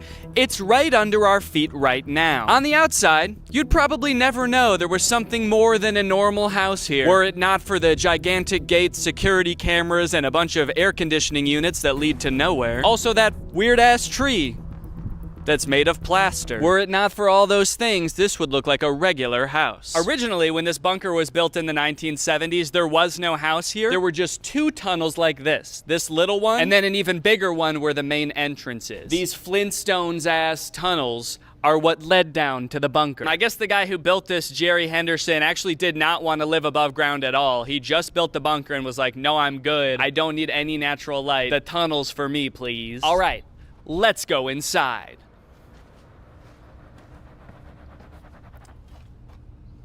Just kidding, that's not the main entrance. This is the main entrance. It used to look like a tunnel, and now it looks like a house. Let's go. And here we are in the $5 million bunker underground. And what an amazing sight it is. The first thing you see when you come down the stairs is what looks like just a house. You go into a house and then you go downstairs and then you're in the basement and there's another house right here. You turn the corner and it looks like you're outside. Dude, the first time I came down here, I was like, am I really outside? I thought I went downstairs. What happened? Am I some kind of idiot? The entire perimeter of this underground home is decorated with murals of the outdoors, designed to make living away from the sun and the sky as bearable as possible. While the murals are nowhere close to photorealistic, they are impressively detailed. The artist who painted these actually lived down here for 2 years while she was working on them, and had her own little house in the back corner of the bunker. Each mural depicts a view from one of Jerry and his wife Mary's other estates, from Beverly Hills to Colorado and New Zealand. Obviously, it doesn't feel like you're outside when you're in here, but it definitely is a step above like a dark concrete bunker. So props to the mural artist for that. So when it's nuclear Armageddon, Jerry can wake up and look out the window and pretend he's still in his Beverly Hills home. He can pretend for just one brief little minute that Beverly Hills still exists. And it's not now Beverly Fire, Beverly Crater, Beverly Alien. Does it look like I'm really in LA right now? Mm-hmm. What if you just saw a nuclear missile just...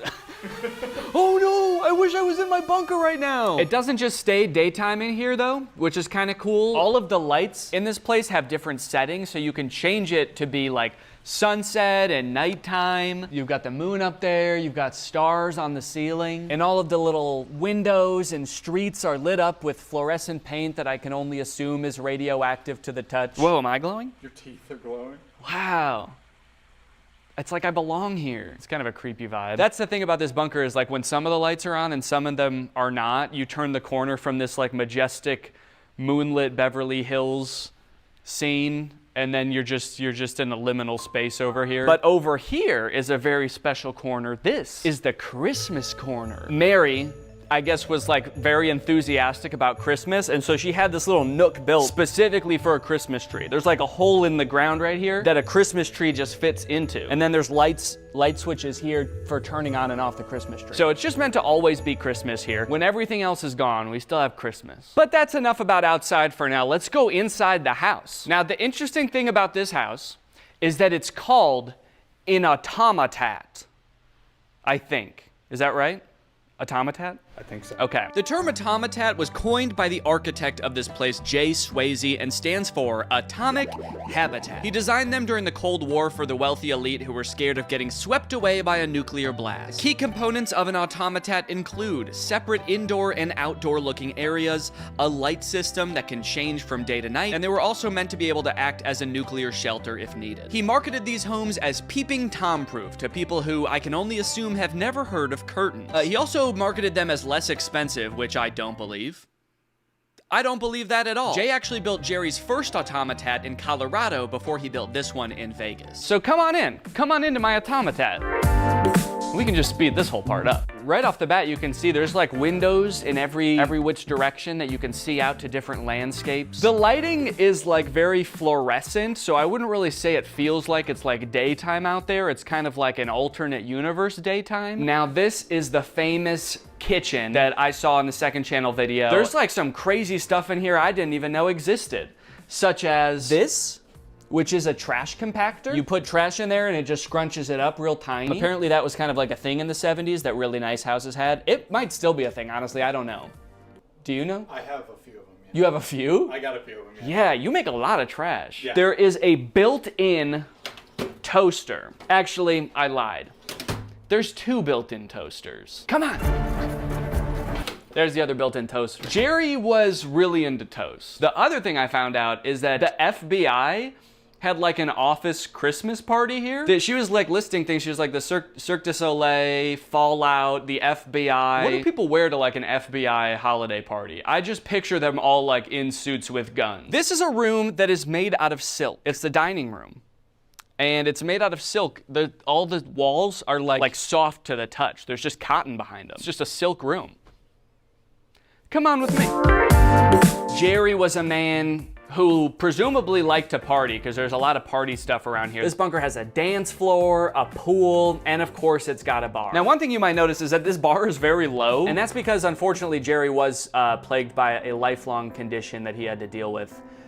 He was 5'2", and apparently Mary was 4'11". So everything in this house is like kind of shorter than it's supposed to be, and that was just for their convenience. If you're gonna build a house underground, you got to make it your height. So they have one place where they feel kind of normal, kind of at home, even. They wanted a short house. Give us a house that's so short it's underground. Come on with me.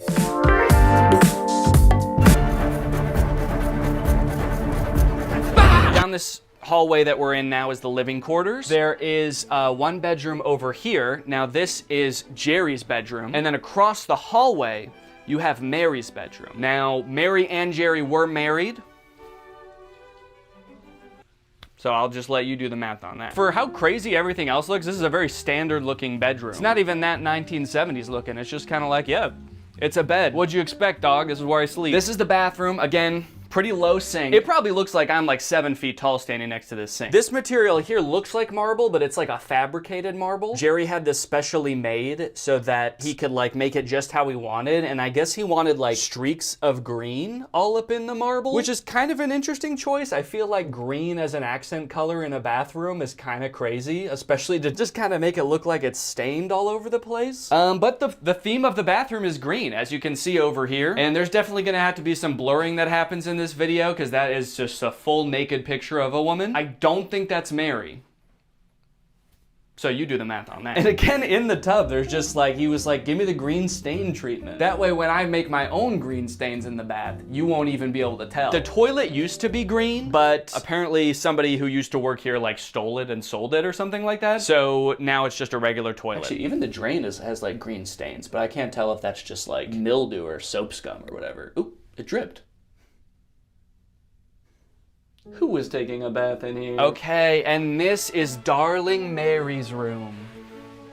Nobody called her that, I just made that up, but it is a darling room. Very pink, very elegant. She has a beautiful view outside, so she could wake up in the morning and think, I'm so glad I'm not in bed with my husband, and I'm looking out at this pool. Oh, the tour guide did give us a little bit of insight as to why they did not sleep in the same bedroom. Apparently, Jerry was a bit of a workaholic, so he would just get up and go to work at any time of the day, to the point where there's buildings across the street that Jerry worked at, and rumor has it that there is a tunnel that goes from this bunker to those buildings that has since been covered up, but Jerry used to just get out of bed and go in his underground tunnel to work. I don't really know what the purpose of that is. Like, he couldn't just go up and cross the street and get into his office. It's like he was like actively avoiding being above ground. One thing that I thought was interesting is I did kind of assume that this was purely a like bunker for the end times, and he had, you know, he's got properties everywhere else. He doesn't live here. He lives there, and he comes here if shit hits the fan. But it turns out like he literally lived here. This was his main spot, his final residence. So he really liked living underground. Okay, over here we have Mary's bathroom. She had the same like fabricated marble, but she was like, I don't want green stains in my marble. I want real gold. So there's just like real flecks of gold in all of the marble, just all over the place. That way, when she makes her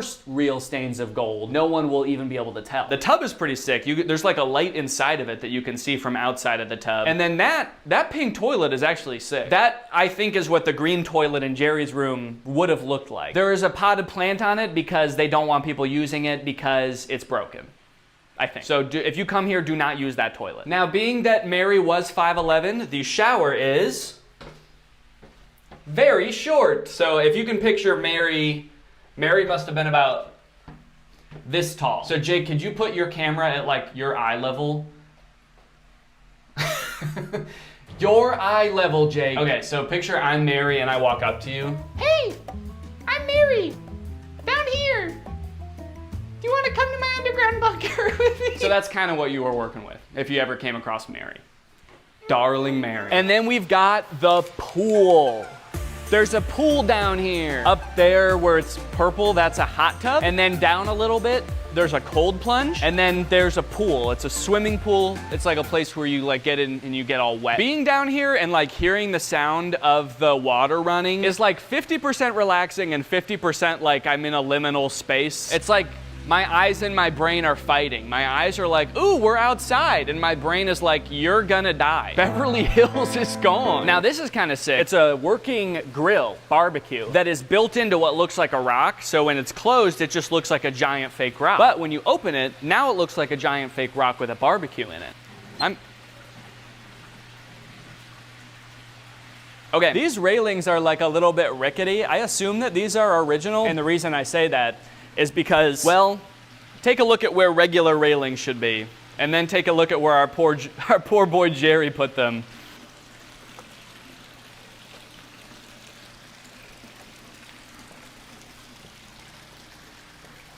Here we have the dance floor. Jerry, I guess, was something of a party animal himself, so he installed this. Apparently, the disco ball was not installed by Jerry. That was installed more recently. And there's also inserts for stripper poles, which Jerry did not add himself. Jerry was not into that kind of thing. It's kind of crazy to imagine all the feet that have danced on this floor, you know? All of Jerry's wealthy friends. Apparently Muhammad Ali used to come down here and party. The FBI. Getting absolutely nasty on this dance floor, dude. Oh yeah, and then there's the cryo chamber.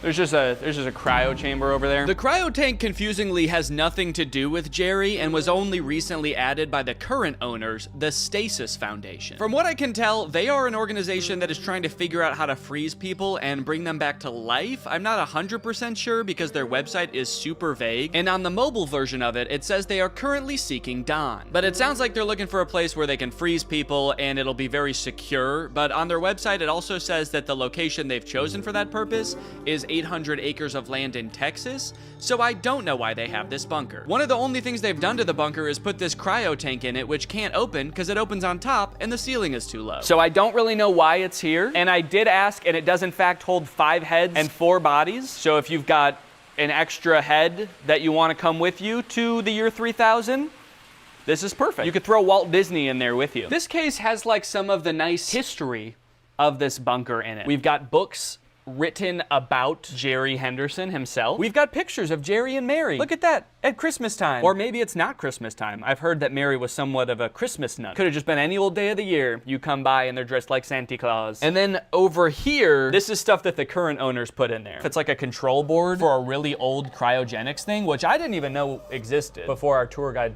told me that. She was like, this is from an old kind that doesn't even exist anymore. I was like, I didn't even know they existed now. But apparently this type of cryogenics thing involves some kind of ice water jacket that they would put on the person and then freeze it. And so there's a little dial on there that's like, turn on the ice water jacket.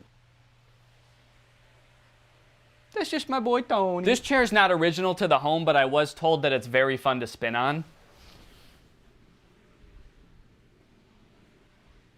It's very fun. I get up and immediately walk into this glass thing and shatter it. It's still a mystery to me why Jerry chose to live his last days underground. Some of it may have been due to fears of nuclear war, but it also just kind of seems like he really liked it. He owned a company called Underground World Homes. It really seems like he thought living underground was gonna be the next big thing, and he was getting in under the ground floor. I also don't know why the current owners are selling the house. Maybe they finally found Don. To add to the mystery, the sale that was supposed to take place the day after we left ended up not going through.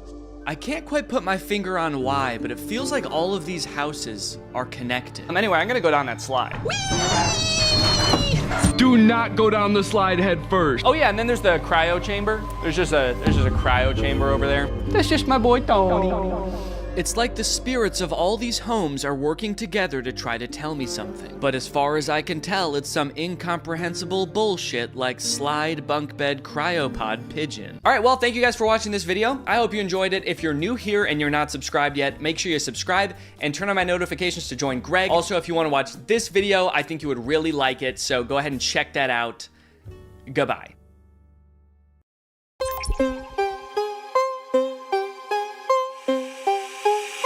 The man is in the house, we bout to shut it down. Every time I step up in this club, I make it bounce. Don't fuck with small amounts, I buy it by the pound. And when we pulling up, boy, that Lambo making sound. Got that rollie on my wrist, you know I had to flex. And I got those twin chains, ice climbers on my neck. Now your girl want a drink, it's cool, I got to check. I throw a couple bands, now she showing me respect. She wanna know where I get this money, how I ball so hard. She wanna know what I do to afford these clothes and these dope ass cars. She said, are you an actor or a model? I get the waitress and we pop some more bottles. She keeps asking, won't let it go. Looks like I really have to let this girl know. I told her I'm inclined. candy DIYs. Post that shit on YouTube, children can't believe their eyes. Yelling loud as shit, got that family-friendly content, I don't get demonetized. She was understandably put off by that, till I showed her my 1 million subscriber plaque. Now I'm feeling like David Dobrik, cause I got her in the Tesla and her friends are in the back. Next thing you know, now we drinking at the crib. It ain't too long till I got shorty in my bed. Slip into something more comfortable and now I'm back. And she's looking at my YouTube channel, wait, don't do that. She wanna know where I get this money, how I ball so hard. She wanna know what I do to afford these clothes and these dope ass cars. She's checking out my videos, she sees me yelling. I'm going crazy about the merch that I'm selling. Now I'm dabbing and eating spicy foods. I can't tell if she's impressed or disgusted, but she's checking out my slime. Life hack DIYs. Post that shit on YouTube, children can't believe their eyes. Yelling loud as shit, got that family-friendly content, I don't get demonetized. I don't get demonetized. There is nary a doubt I am the slime king, but I feel so alone. Will you be my slime queen? I can't tell you how long I've searched. I won't even make you buy my merch unless you wanna buy my merch. You're totally free to do so. It is soft as hell, but it only comes in youth sizes, and there's no refunds. No refunds. Hey Greg, I hope you're all having a great day. Welcome back to another episode of 2 for the Price of Fun. Because today's video is not gonna just be covering one topic, it's gonna be covering 2 topics. There are some parts of Instagram, like Instagram comedians and stuff like that, that are worth making an entire video about just one topic. But every now and again, I just find little nuggets, like little tiny pieces, little chunks, little tiny little pieces of content that are not big enough for an entire video devoted to it. So today I decided I would take 2 of those things and use them to make one mega video. Also real quick, this video is sponsored by Squarespace, so if you go to squarespace.com/Danny or visit the link in the description, you can get 10% off your first order. I don't know if anybody else has noticed this as much as I have, but the ads for mobile games on Instagram are just awful. Let me give you an example of one. So I don't really know what this game is, but it looks like it has something to do with numbers, but the caption is, "Are you math enough?" It's an age-old question. Are you math enough to solve this problem? In high school, I was actually pretty math, but since then, I've sort of fallen off and I've become a little bit less math, so I don't know if I'd be quite math enough for this game. Every ad on Instagram for a mobile game just looks like the most generic game that took like 2 minutes to make, and then it just has the most bizarre caption. Like this game, you pilot this little ship and you try not to get hit, and the caption is, "If you score 200, you're legally skilled." Legally skilled? Like what, you get an identification card and if any cops pull you over and they're like, "Hey, do you have any idea how fast you were driving?" You can pull it out and be like, "No, officer, I'm legally skilled. It's all right." And he'll be like, "Oh, I'm sorry. You're really good at video games. I didn't know. I'm so sorry." A lot of these games don't even seem very fun or very difficult. Like, I feel like this game I would be able to play indefinitely because it's so easy. So this game, there's a little stick man and he's holding 2 rocks, and one rock has a real word on it and one word has a word that's made up. It's just random letters put together. And you have to decide which one's the real word, and you have to tap the real word. Who wouldn't be good at this game? Like some of these words, look at the next one that comes up. It's either cup or cnp. C-N-P. Okay, cnp. Fuck! Okay, eat or A-E-T? Eat? No! And the caption is, "Do not play this at dinner." Whatever you do not play this at dinner.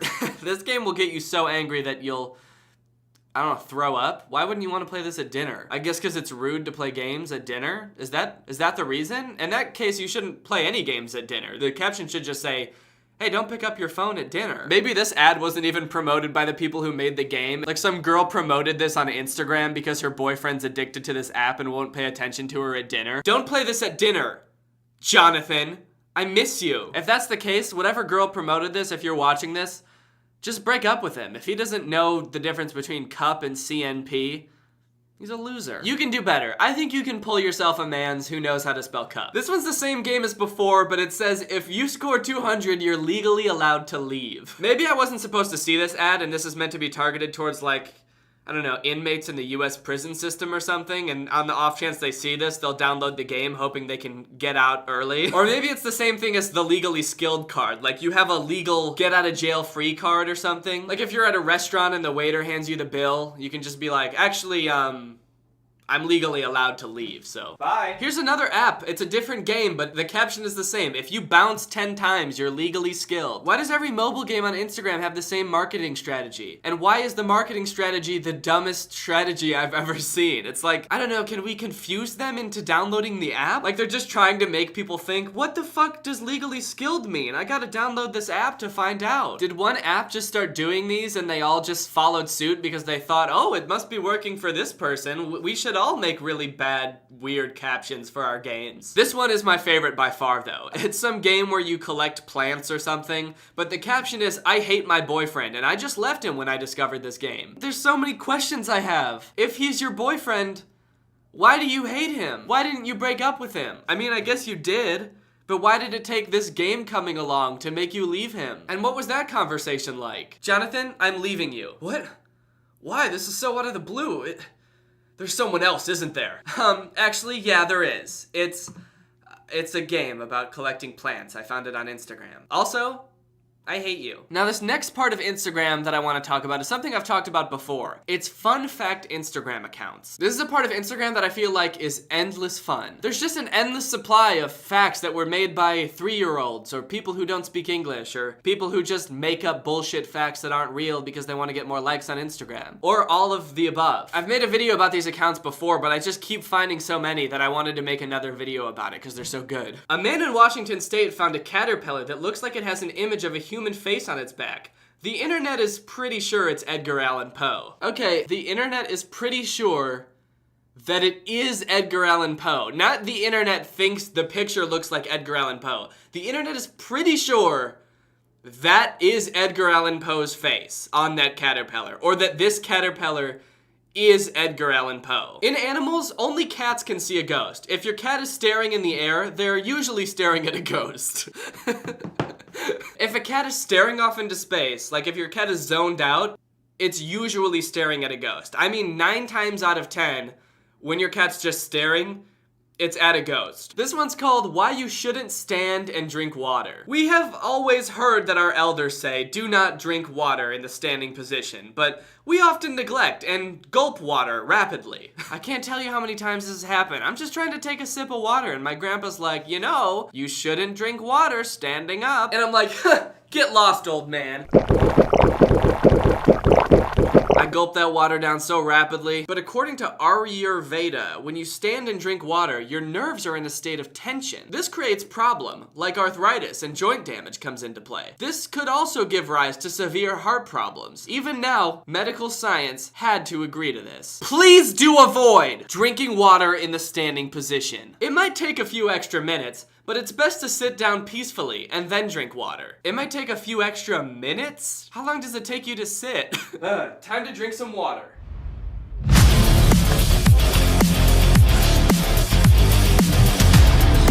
This'll be worth it in the long run. Imagine going to a party where everybody's drinking, everybody's like standing around having a good time sipping, but every time you take a sip, you sit down. So you're like talking to a friend and you're like, hey, how's the wife and kids doing anyway? Yeah, that's great to hear. Okay, this one's kind of sweet. Father, that bank account to which you never deposit a penny, but can withdraw a whole lot amount you want anytime and anywhere. Aw, that's kind of sweet. Mother, someone who sees the best in you, even when you put her in trouble. Even when you put your mother in trouble? When do you put your mother in trouble? Ah, yeah, I remember all those times growing up as a kid when I would get caught copying my homework from someone else and I would tell the teachers that my mom made me do it. Or just the other day when the police came into my house because they were looking for a missing child and I told them that it was locked in my mother's basement. Your mother will love you no matter how much trouble you get her in. Hell, I might fuck around and accuse my mother of treason, I don't know. Brother, a person who is there when you need him, someone who picks you up when you lose your friend forever. And sister, a shadow of your mother who knows your every inch. What? Theory of life. When flood comes, the fish eat ants. But when the water dries, the ants eat fish. Life gives chance to everyone. Just have to wait for your turn. Okay, that's great and everything, but when do I get to eat the ants? I've been waiting my turn for too goddamn long, and I want to eat those ants. If you don't like scary things, you might want to turn this off now because this next fact is pretty spooky. Today's topic: ghosts. Spirits have the ability to affect you mentally, physically, and emotionally. I like that it says it so matter-of-factly, like this is proven stuff here, guys. Everybody knows this, it's science. Spirits tend to be concentrated in places that have experienced a lot of death or birth? What?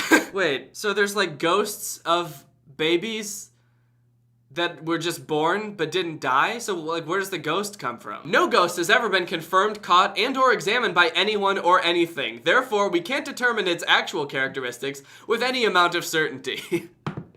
So what the fuck were those previous two facts? They're like, there are 3 things that we know for sure about ghosts. They have the ability to affect you mentally, physically, and emotionally. They appear in places where there's a lot of death or birth, and nobody's ever captured one or even seen one. We don't even know if they're real. We all believe that email was invented by the Americans, but that's not true. Email was invented by Shiva Ayadurai, 14-year-old Indian boy in 1978. Let us thank him for the most important invention. Ah yes, the most important invention of all time.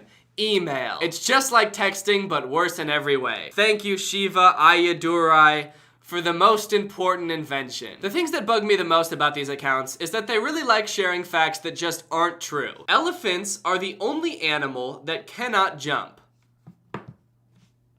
What about snails? Or worms? Whales? Turtles? Here's a fun fact. Did you know a mother listening to her dead son's heartbeat inside the woman his heart was donated to?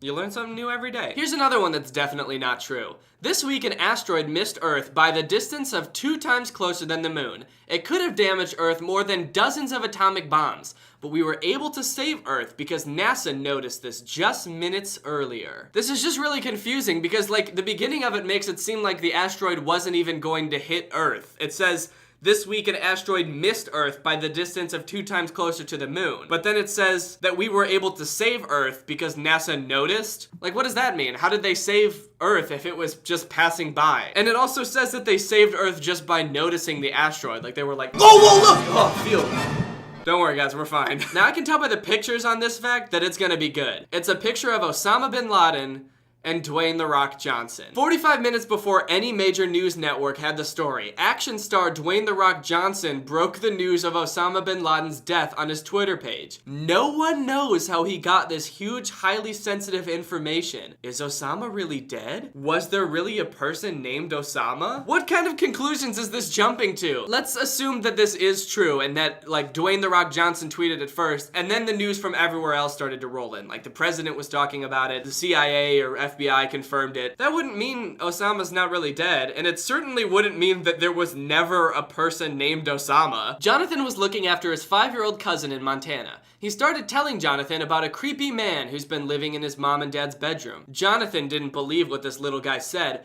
but every night his little cousin kept telling him the same thing. So he asked that, how does he look like? To which he replied, oh, he doesn't have a face. So this one is weird because I understand what the first picture here is supposed to be. But what's the second picture? Who's that? Because the man doesn't have a face. So is this like Jonathan, the good guy in the story? Or his 5-year-old cousin? Oh, here's a fun one. Today's topic, strange rules in North Korea. So here's a couple little fun facts about quirky, weird rules in North Korea. You know, the United States has some weird rules, like in some state you can't like walk backwards while eating ice cream on a Tuesday. I wonder what they have in North Korea. If one person is found guilty of a crime and sent to a prison camp, so too will their entire family, and the subsequent 2 generations born at that camp must remain there for life. Oh, I found another format of fact accounts. They're called like myth versus truth accounts. So they'll give you a myth that's like a common misconception and then a truth, like this one. The myth is that fish are mute, but the truth is that fish make sounds similar to the noise on a busy farm. And then the fish is yelling, me. Is that a noise on a busy farm? Oh man, I wish I was back on the farm. The sound of the cows mooing, the roosters waking you up in the morning, and the horses just yelling, me! I would think the sound of a busy farm would be like a tractor. You hold up a goldfish really close to your ear and it's just like... But sometimes these myth versus truth facts are just totally not helpful. Like this one. See, there's this myth that mice love cheese, but the truth is that cheese is not their favorite food. So it's like, okay, but what is their favorite food? Like, they don't correct you, really. They just tell you that you were wrong, but they don't tell you what their favorite food is. At least tell me one thing mice love to eat. It'd be like if you're talking to a friend and he's got a mouse problem and he's like, well, maybe I should leave some little cubes of cheese on my mouse traps to catch them. And you just being like, no, that won't work. They don't like cheese. And they're like, oh, okay, well, what should I use then? Is there something that they like more? Well, I don't fucking know. So that's all the facts that I have for today, guys. But now I have a bit of a problem. If you've been watching this channel for a long time, then you're probably a Greg. Gregs are what I call my fans. And if you are a Greg, then you know that we're the fastest growing fan base on YouTube. On the entire internet, actually. But for the longest time, I've always told you guys not to look it up. And that's honestly because I don't really trust any websites out there. Sure, there's things like Social Blade, which give you like accurate data on how fast certain channels are growing. And it even gives you a list of all the fastest growing channels on YouTube, but I kind of think they've been paid off. So for the longest time, I've really been worried about people Googling, is Greg the fastest growing army? But today, that's all about to change, because this video is sponsored by Squarespace. Now, you guys probably know all about Squarespace already. It's the best place to go when you're looking to design a professional looking website. They have beautiful designer templates, so pretty much any site you could possibly make on their platform will look amazing without really having to do much work. It's an all-in-one platform, so you can get your domain, you can design the website, you can even set up online stores on there. They have great 24/7 customer service, and I've actually used them before a few times myself. And since Squarespace is giving all my Gregs 10% off on their first order using squarespace.com/Danny, I was thinking this is the perfect opportunity to finally make a website that's not biased. We can finally make a website that depicts us for what we are, the fastest growing army on the internet. Squarespace is so easy to use that you can set up a website in minutes. So that's why I need your help. There's a lot of talented Gregs out there, and I would really appreciate the help if you wanted to create a website depicting Greg for what we really are. So if you want to help out Greg, I think making a website that says we're the fastest growing army would be a great place to start. I just picture a day where when you Google, is Greg the fastest growing army, it just comes up with a list of unbiased websites created by my own fans that says that my fans are the fastest growing army. I mean, what's more unbiased than that? So go to squarespace.com/Danny to get 10% off your first order, and if you do happen to make a website, please send it to me. I would love to see it.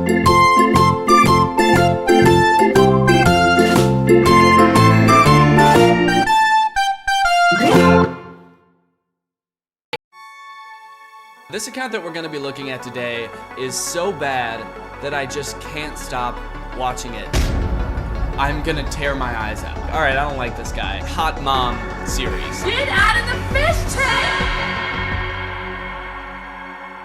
What's up, Greg? It's me, Danny, back with another episode of Confrontation Scares Me. So I've talked a lot about bad Instagram comedy on this channel. I've talked about Michael Gilgan, Paul Zimmer, Lele Pons, many others. I wanted to get a taste for what it's like to actually make an Instagram comedy video. So when Michael Gilgan's mom reached out to me and asked if I wanted to come along and make an Instagram video with them, I could not turn down the opportunity. So yesterday I went and filmed a video with them. It was one of the strangest days of my entire life. It was very awkward, but it was also really fun to meet them in person and just see what they're like in real life and make an Instagram comedy video. So I got a chance to be in their Instagram video, but I also got a chance to just sit down with Paul and Michael and just ask them some questions about like their process and how they do things. So that will be in here as well. So yeah, without further ado, here is me making an Instagram comedy video with the two best Instagram comedians I could find. So this is a really fucking weird story. I don't know what the title of this video is yet, but it's probably something like, I'm confronting people that I roasted, or Hater confronts people in real life. If you haven't watched my video on the Gilgan family, you should probably watch that, or at least like some of it, so you have like context for what's happening here. But basically I made a video about this kid and his mom making really, really weird Instagram videos together. So apparently the mom found the video, and a few hours after I posted it, she started commenting all this shit on my Instagram and on the actual video and tweeting at me. So I responded to her and I was basically just like, hey, I'm sorry, like I didn't think it was that big of a deal. I try to keep my videos like playful. Sorry if I went a little bit too far. And then she just responded, call me. with her phone number. So I was like kind of freaking out because I wanted to call her and sort of like diffuse the situation, but I also was pretty sure that I was gonna pick up the phone and she was gonna like cuss me out and tell me that I tore her family apart or something. So I was super nervous. I called her and she picks up the phone and she's like, Danny, what's going on? We loved your video. And I was just like, so confused. I was like, is this a prank? Are you punking me right now? So anyway, we ended up talking for like 30 minutes on the phone. And she was like, if you ever want to film a video together sometime, let's do it. We both live in the LA area. So I was like, okay, sure. So we planned it all out and I'm going to shoot with them today. And yesterday, to sweeten the deal, she called me again and told me that Paul Zimmer, who I've also made a video roasting, Paul Zimmer was talking with her son and he told him that they were going to shoot a video with me. And Paul Zimmer is coming too now. So I don't really know how to feel going into this. I'm like really nervous for some reason. I sort of feel like I'm like about to meet my favorite celebrity or something. Like I was just so fascinated by both of their videos. It's like in the weirdest way, I just like, I just want to meet them and see what they're like in real life. I think there's about a 50% chance that this is all just a big joke and I'm gonna get there and they're gonna beat the shit out of me. That's definitely possible. All right, Danny, how are you feeling today? I'm actually very nervous. I don't know what they're gonna be like in person. I'm so excited to meet them, but I'm also worried that it's gonna be really awkward because I made fun of them very publicly on the internet. I feel like I'm gonna throw up. They said they were running a little bit late, so they're not gonna be here yet, but I don't wanna get out of the car. I just feel so awkward. You're gonna sit in here until they come? I think let's just leave. You know, let's just go home. You wanna just go home? Yeah, okay, let's go. Okay. Nice to meet you, hi.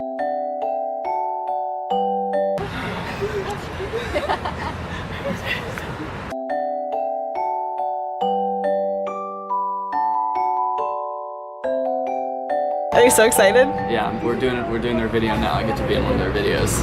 Oh my gosh, are you jazzed? I'm pretty jazzed. Michael's directing this video. I have no idea what's going on. I'm watching them try to direct this video, and it's like watching people who have never made a video before trying to figure out how to do it on the spot. Oh yeah, now we're in the mood.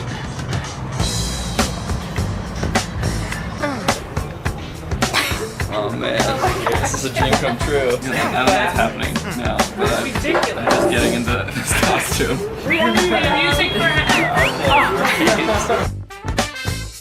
Okay, so now I'm gonna show you the video that we made. Before we do, I just wanna say that while we were filming it, it was very interesting to watch because you could tell that they sort of didn't really know what they were doing when they went into it, and they just sort of made it up on the fly. Like when me and Laura were sitting there, I was like, I literally don't know what this video is about. Like I don't know what's supposed to be happening in this video, and maybe it'll like come through in the edit and I'll understand it. Michael's mom had that sexy mom costume on, then she had me put it on. I have no idea where that fits in the context of the video. So I'm curious to see if it, you know, makes sense once it's all edited. So let's just go ahead and watch the Instagram video I made with Michael and Paul. Bro, is that who I think it is? Danny Gonzalez? He's the one that roasted you guys online. Oh, you said it earlier? Like, this was my guy. I thought they were going to like put the dialogue over that part so it didn't just cut to silence and me going like, but you know, whatever. I guess that's an interesting artistic choice. Real quick, this is just watching this is so fucking surreal that I made a video about these dudes roasting them and now all of a sudden I'm in one of their Instagram videos. But I am honored to be in a video with Paul Zimmer and Michael Gilgan. Truly humbled. Let's fight him. No, guys, I know someone we can call. Who? My mom. Hey, Mom. Hey, what's up? I'm at work. I need your help. What's going on, Eddie? Danny Gonzalez is here. Who? The guy who roasted us. Who's that in the background? Who's with you? Paul and Jamie. I thought they were broken up. Okay, I'm on my way. Oh boy, here comes the hot mom. Here comes hot mom to fix the problem. She's mighty, just letting it all hang out. This is the part where I really start to get confused. I don't know why she's wearing a Greg shirt. She called me the day before we were making this and she was like, hey, I'm gonna go to the store and make my own custom Greg shirt. And I was like, okay, cool. I don't know how that fits in the plot. And now seeing it, it doesn't. If she's coming to teach me a lesson, why the fuck is she wearing my merch? She's like, hey, mister, don't be mean to my son or I'm gonna Buy your shit some more. She's a bread house. I like lady style. The shot goes on way too long, as is tradition. Ain't holding nothing back. Oh, she's a bread house. And then they told me to put the okay, so it doesn't make sense. It doesn't make sense. I thought maybe there would be a reason for me being in the costume now. There's none. They filmed the whole thing and then they were like, let's put Danny in the costume. And I was like, okay, what am I gonna do? And they were like, you just walk away. So that's what I did. I put on the high heel boots, which really hurt my feet. Laura's in the background looking very uncomfortable. I don't know if she knew she was in that shot. Okay, and that's the end of the video. So yeah, it didn't make any sense at all.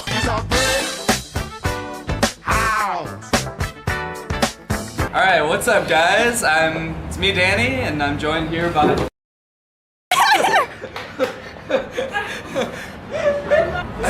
I'm joined here by Paul, yeah, and Michael, Jamie, right, Jamie, and Ireland. Okay, I just have a couple questions for you guys because I was very curious when you guys reached out to me. So like, how did you find my video about you? I found your video just, I was going on YouTube, to have some fun, and then I see me in the thumbnail, and I'm like, oh, this is probably, a nice video or something. I think, yeah, the title of yours was like, not your average music. Yeah, I was star, like, right? Yeah. I was like, wow, is he really gonna, be nice to me or something? I clicked the video, and then, boom! I was shocked. In a good way? And Michael, how did you find my video? Everyone was commenting Greg on my comments, and then Ireland asked, oh, why are they commenting Greg? And then they say, strongest army out there, guys. This is more pertaining to like your Instagram skit videos. Like, how do you come up with your ideas? My skits? Yeah. Instagram skits. I just kind of think of things that are relatable. Yeah. And then just, try to like write down a little idea and then just go with it. Mm-hmm. Michael, what about you? Me and my mom. Yeah. So my video is about kind of like how cringy they are. Do you guys like?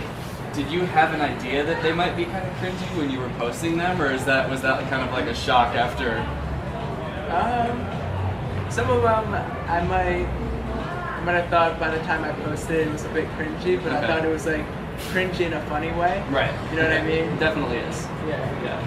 Yeah, I knew they were cringy, but I posted them anyway. Yeah. Okay. All right. So you guys both have way more Instagram followers than me. Can you give me? Wait. Was that just like roast yourself or something? Yes. Okay. Yeah. I gotta be a little bit humble. But so can you give me some like tips on how to do Instagram better? Do you work out? I do. I just started working out. You just started working out? Yeah. Maybe just lose the shirt then. Okay. Oh, I like that tip. That seems to be doing well for you. Yeah. Okay, and then just, is there anything that you guys want to say to my audience, my Gregs? Your Gregs go hardcore. And honestly, a lot of comments that you guys left were really, really funny. And nothing but like love for this guy. Like. Yeah, we're brothers for life now. You meet me 5 minutes behind him. Yeah, that in there, right? Okay. What about you, Michael? Do you have anything you want to say to Greg? You guys go really hardcore comments. Yeah, we do. And then just after all this, would you guys consider yourselves Gregs? Gregs? I think we joined. Wait. Do we get free merch? Yes. Sure. Okay.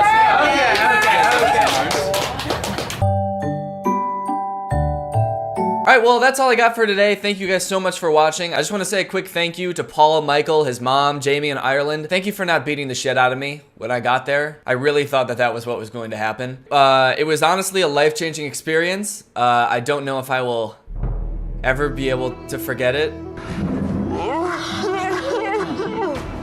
Also, if you want to join a group chat that I have with a bunch of other Gregs, we all talk all the time. It's a super close community. It's really nice. You can suggest video ideas that you want to see, or just chat, get to know each other. Consider supporting my Patreon. There's a link to that in the description as well. Thank you, Taylor Lindquist, for turning on my notifications. You are truly Greg. I will see you guys next time with another very strange video. Bye. What's up, guys? It's me, Danny, and I'm back with another hilarious video. So I had this really long video that I had planned for today, but I'm actually really tired, and I don't know if I feel like doing it. I didn't really get a lot of sleep last night, or the night before, or ever. So I think I'm just gonna go get a cup of coffee and that'll wake me up. So let's go. Hi. Hey, welcome to Carl Buck's. What? I said welcome to Carl Buck's, home of the world's most finest coffee. I'm Carl. How may I help you take your order? I'm sorry, isn't this Starbucks? What is that? You don't know what Starbucks is? Never heard of it. How have you never heard of Starbucks? They're everywhere. And this store looks exactly like a Starbucks. Wait a minute. I'm not sure what I said. Wait a minute. So, oh, sorry. Okay, so you're telling me there's a coffee shop named Starbucks. Yes. A name that sounds eerily familiar to Carl Buck's. Like, identical. They're trying to copy me. What? They probably saw how successful my store was and they're trying to get in on it, but I'm not gonna let them. Wait, when did you open your store? What day is it? Wednesday? 5 minutes ago. What? Mm-hmm. Today's our opening day. And you're our first customer. Okay, well then Starbucks couldn't possibly have copied you. They've been open for years. Oh. So they must be time-traveling idea thieves. That's not what I was suggesting. Look, do you want some coffee or not? Why do you keep putting air quotes around coffee? I'm legally required to. Why? I legally don't have to say. Okay, alright, well when I go to Starbucks I usually get a caramel macchiato. Excuse me? Just a caramel macchiato. Do you have that? Oh, you mean a camel macchiato. Camel? Yeah, it's just coffee mixed with camel blood. That's disgusting. And camel cigarettes. And really bad for you. Okay, well may I interest you in a rappuccino? You mean a frappuccino? What is that? Okay, never mind. What is a rappuccino? Well, we take an old Jay-Z album and we blend it up and then add some whipped cream and milk, and there you go. That sounds terrible. Is that even edible? Oh no, definitely not. But people are gulping them down like crazy. Didn't you just say I was your first customer? Yes. Then how are people already gulping them down like crazy? That's just an expression. No, it's not. Agree to disagree. Okay, do you guys just have regular coffee? Oh yeah, of course. Why didn't you ask? Why didn't you say? All right, one hot coffee coming right up.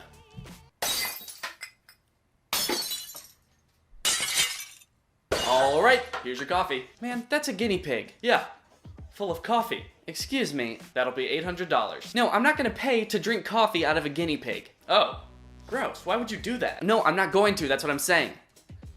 Can I just have some coffee not in a guinea pig, please? Oh, sure.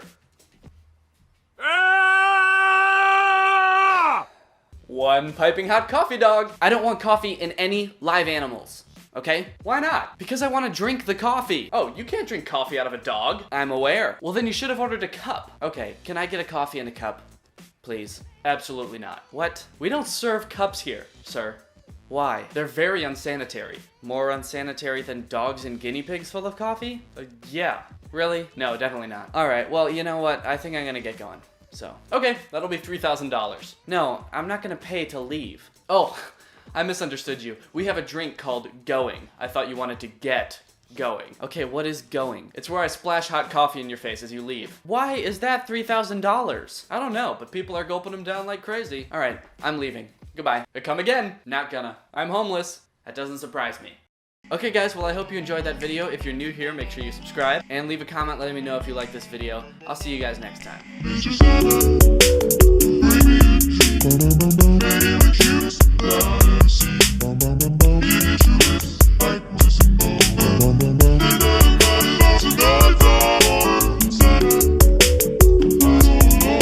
What's up guys? It's Mega Unbox Boy 44 here, and today we're doing a very special unboxing video because today we're unboxing this. Now you might be wondering, wait, what is this? Well, to be honest, I'm not really sure. This just showed up on my doorstep this morning and I don't really remember ordering anything from this address or anything like this at all, really. So I guess we're gonna find out together what it is. Let's go ahead and open this bad boy up. What do you say? Let's just cut into this bad boy. All right, let's take a look inside this box. So from what it looks like, there's actually nothing in the box. It's literally just darkness. Like, I literally can't even see the bottom of the box. It's so dark. It also sounds really echoey. Like it goes on for miles in there. Hello, hello. You hear that? Hello, hello. Like I feel like I could stick my arm way in there. Yeah, actually, I just stuck my arm fully extended inside the box and I didn't feel anything. No bottom of the box. Which is weird because there's a bottom right here. But inside the box, it just feels freezing. Like the coldest I've ever felt. Okay, well, anyway, I guess we'll just move on with the review of the actual book.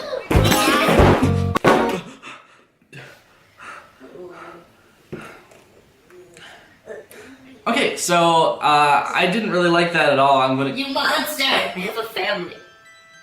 They're all gonna grow up without a father because of you! What? I trusted you. And you killed me! I'm sorry, but I don't even know who you are! You don't know who I am? I'm you. Wait a minute, what? From the future. But why are you so small? In the future, everyone is tiny. Yeah, but why? In the year 2020, everyone will be tiny, just like me. You see me, see how I'm tiny? Everyone's gonna be that way. Why though? I'm asking why. In the future, every person and animal and everything else will become tiny. I'm just waiting for like an explanation as to why you're so small. There's no time for that! Okay, well why are you here? I came to protect you. From what?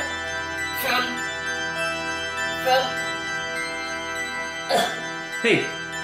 Hey. I'm gonna die now. Don't die on me. Come on, you're gonna be fine. Don't do this to me. I know you're telling me not to, I'm gonna do it anyway. Hey. I'm sorry. I'm doing it. Hey. Yeah. Oh my god. I killed it. I killed myself.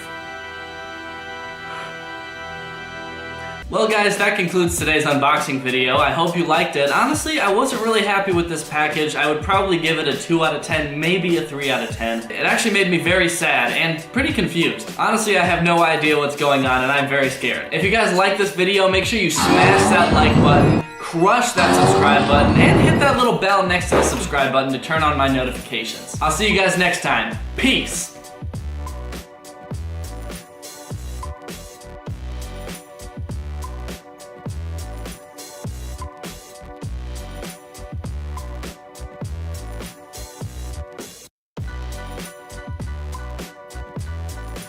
What's up, Greg? I hope you're having a great day, and welcome back to another episode of Checking In on Varley. You guys remember Varley, everybody's favorite mom on TikTok? Well, apparently I didn't, because I totally forgot about her. When was the last time I made a video about Varley? It's been almost 2 years. I feel like a bad friend or something, dude. She's been doing so much, and I haven't been keeping up with her. I haven't kept in contact with her very well. We DM'd a little bit right after the last video I made about her, and honestly, she seemed like a really nice lady, and I think we're friends now. And I just kind of remembered, since people started tagging me in her TikToks, I failed her as a friend. I haven't been checking up on her. So today, we're gonna be checking up on Varley to see what she's been up to. Just from scrolling through her TikTok account real quick, seems like she's been diversifying her content quite a bit. She's made thirst traps. Call me up by your name, I'll be on the way. Like, call me by your name.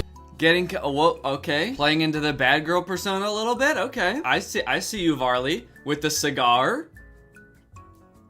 I don't know about that. She also made a music video like 8 months ago that I never talked about called I'ma Be a Bitch, where she basically says, everybody in my comments keeps calling me a bitch. Well, I don't know about everybody, but some people in her comments kept calling her a bitch, I guess. So she made this music video to clap back. Everybody wanna call me a bitch, so you know what? I'ma be a bitch. Yo, I'm not saying sorry to nobody. I didn't enough fuck a pity party. You turned me to a bitch, yeah, you brought it out me. Over this shit, you can call me Cardi. Yeah, I'm stacking all of my bread, cashing out all of my checks. Clapback of the century alert? Can we get a quick alert, please? Clapback of the century, I think? Got you running back to mommy. Dude, don't fuck with Varley or she's gonna be a bitch. That's her words, not mine. I'ma be a bitch. I think Varley's actually a very nice lady. I mean, that's kind of a wild clapback to her haters, dude. Man, the haters keep calling me a bitch, so I'm gonna prove them wrong. By being a bitch. That's a pretty epic strategy. That'd be like if when I was growing up, I was pretty insecure because I was really short for my age, and sometimes I would let it get me down. But instead of doing that, maybe I should have just thrown it back in my hater's face by trying to make myself even shorter. I should have been like dropping bowling balls on my head to make myself like really scrunched down and tiny. Hey guys, I'm Danny. Yo, look at this pipsqueak, dude. He's tiny. Look at this guy. Oh yeah? How about now? Yes, even more so. Shit. If you haven't seen the other videos I've made about Varley, her whole thing up until recently has sort of been about like positivity. Love more, hate less has been her mantra. Love more. Hate less. Love more. Hate less. Love more. Hate less. She's just been trying to spread like positive vibes all over the internet, but that seems to have changed a bit lately. She's kind of become bad girl Varley with this I'ma Be a Bitch music video, and her TikToks have also started to take a darker turn, as you can see in this one. I mean, even the very first frame of this TikTok, you can tell this is probably gonna be dark. POV, you are kidnapped and trying to save your daughter. We got money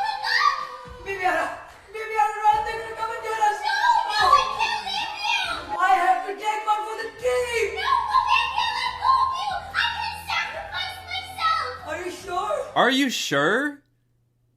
That's not the response I was expecting. Dude, this is not the same Varley we talked about a few years ago. She's like, oh, my kid's gonna die instead of me? Hell yeah, dude, I'm out of here. She can probably fend for herself. She's fine. What is she, like 12? She's good. If you call me a bitch, I'ma be a bitch. Are you sure?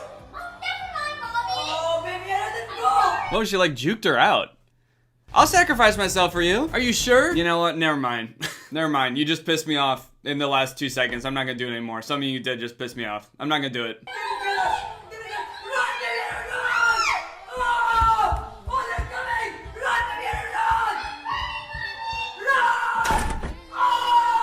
A truly haunting TikTok. Class A performance by Varley. S tier performance by her daughter, dude. Dark as the TikTok might have been, I think it really said something about society. I love the red and blue lights flashing in the background. I'm trying to figure out like the thought process behind that. Why did they put red and blue lights flashing in the background? It's clearly not meant to be police lights because like we can see where they're coming from and it's not a police car, it's just a light stand with lights on it. Cause like sure, you often see red and blue lights flashing at a scene where crime is taking place, but that's usually because the police are there, and they're the ones with red and blue flashing lights on their car. But I feel like Varley might just think it's like just like a byproduct of crime. Like anywhere where crime is happening, there just are blue and red flashing lights. All right, buddy, you're under arrest. We know you stole that bike. No. This is my bike. Okay, you know what? Actually, here's a theory. Maybe the criminals in this video set those lights up just in case somebody did call the police. Then the police would show up, see blue and red flashing lights in the window, and think, oh, the police must already be here. They must have drove into the house, and that's why blue and red lights are flashing from inside the house. They must have driven their cars in through the back door to stop the crime. I guess we're good. We can probably go home. This looks like this is under control. Me now, don't say that our love is growing.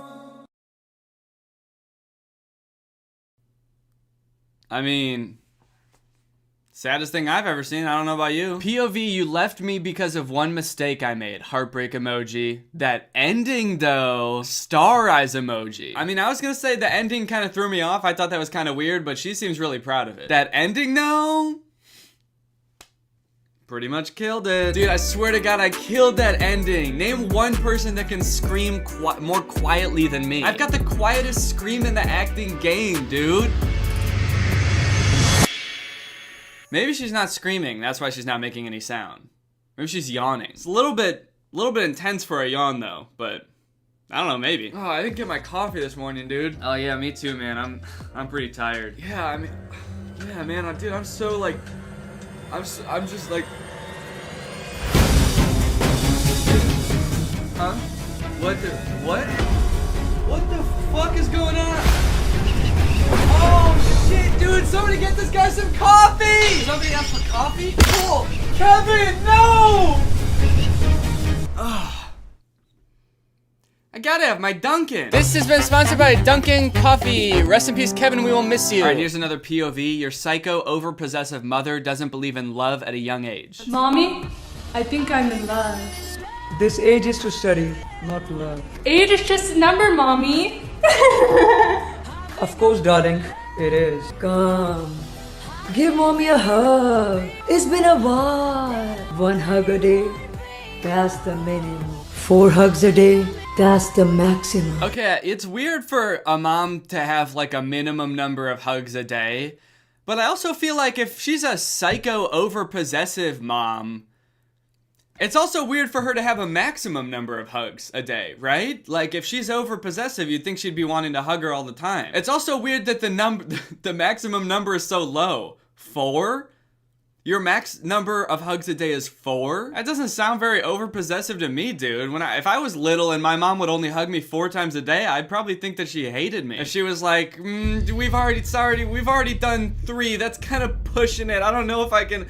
Alright, I can muster 1 more. Aw, sure, Mommy. I can hug you all day long. You're the world's best mommy. Yeah, that's what you think. You think you can hug her all day long. Your mom does not agree. I guess maybe her hugs are really long. Each hug is like 6 hours long. So like literally, she can only squeeze 4 of those into a day.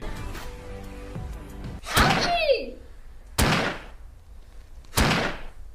I'm sorry, my daughter. There's no power in love. What did she do with the fist? I thought she had a gun. What does this mean? What did she do with the... What did she do with her fist? Snaps her neck. Oh, fuck. Goodbye. So, what? Explain that. How does that make sense? She killed her? Dude, I'm starting to think this mom isn't that possessive. I'm starting to think she doesn't even like her daughter at all. She's like, I don't really want to hug you that much, and also, I'm gonna kill you now. How's that for an obsessive mom? I'm obsessed with killing you. I'm obsessed with staying the fuck away from you and hoping you die. How's that? That'd be like if I said, like, I love this little nutcracker decoration, dude. I want to look at it all the time, and I'm obsessed with it. But then, like, as I'm saying that, I'm, like, lighting it on fire and stepping on it. So, yeah, there's just lots of TikToks now of Varley being, like, a creepy villain, like, murderer. I'm a bad guy. There's a lot of her as this over-possessive mom. And this one, sort of a similar thing happens, but then she also starts singing Humpty Dumpty at the end. I'm sorry, my daughter. There's no power in love. Humpty Dumpty sat on a wall. What is she doing with her fist, dude? And why do they say ouchie when they die? That might be the most haunting part of the entire TikTok, is when they say ouchie when they die. Ouchie! Imagine murdering someone, which I feel like for most people is probably pretty hard to imagine. Like, you know, you have to be in a really dark place to do that. And you'd probably be like stricken with guilt afterwards. Imagine if the last thing someone said to you as you killed them was, ouchie! Like, you're driven to such a place where you have no choice but you feel like you have to kill someone. And the last thing they do is like fuck with you by saying like, ooh, ouchie! And then they die. You'd probably spend the rest of your life being like, did it hurt? I still don't know if it hurt or not, or were they fucking with me? Were they like, oh wow, ouchie, bleh, and then they died forever. So yeah, anyway, then she starts reciting Humpty Dumpty. Humpty Dumpty sat on a wall. Humpty Dumpty had a great fall. Which is confusing on its own, but she's done that like a few times. In this TikTok, like almost the exact same thing happens. Ouchie! All the king's horses and all the king's men could not put Humpty Dumpty together again. Goodbye, my daughter. Bye, mommy. Okay, I forgot that happened in this TikTok. That is the most confusing part about any of these TikToks. That's like some next level humor. Honestly, Varley, that's hilarious. To have this like whole ass creepy TikTok where you kill your daughter and then at the end be like, bye, sweetheart. And she's like, all right, see you later. Just like laying on the ground covered in blood. Oh yeah, peace. Yeah, I'll catch you later. I'll probably just chill here for a while. It's not just Humpty Dumpty either. There's some sort of weird thing going on with nursery rhymes in these videos where Varley is acting creepy. Give me my child. Give me my money. Child. Money. Ba, black sheep. I haven't quite cracked the code yet. I'm guessing there's some reason behind it, but it happens in this one too. This one is called POV. You hop on the wrong taxi. Taxi, taxi. At your service, sir. Airport, please. $20. That's too much. 10. 10? 5 only. Sir, with $5.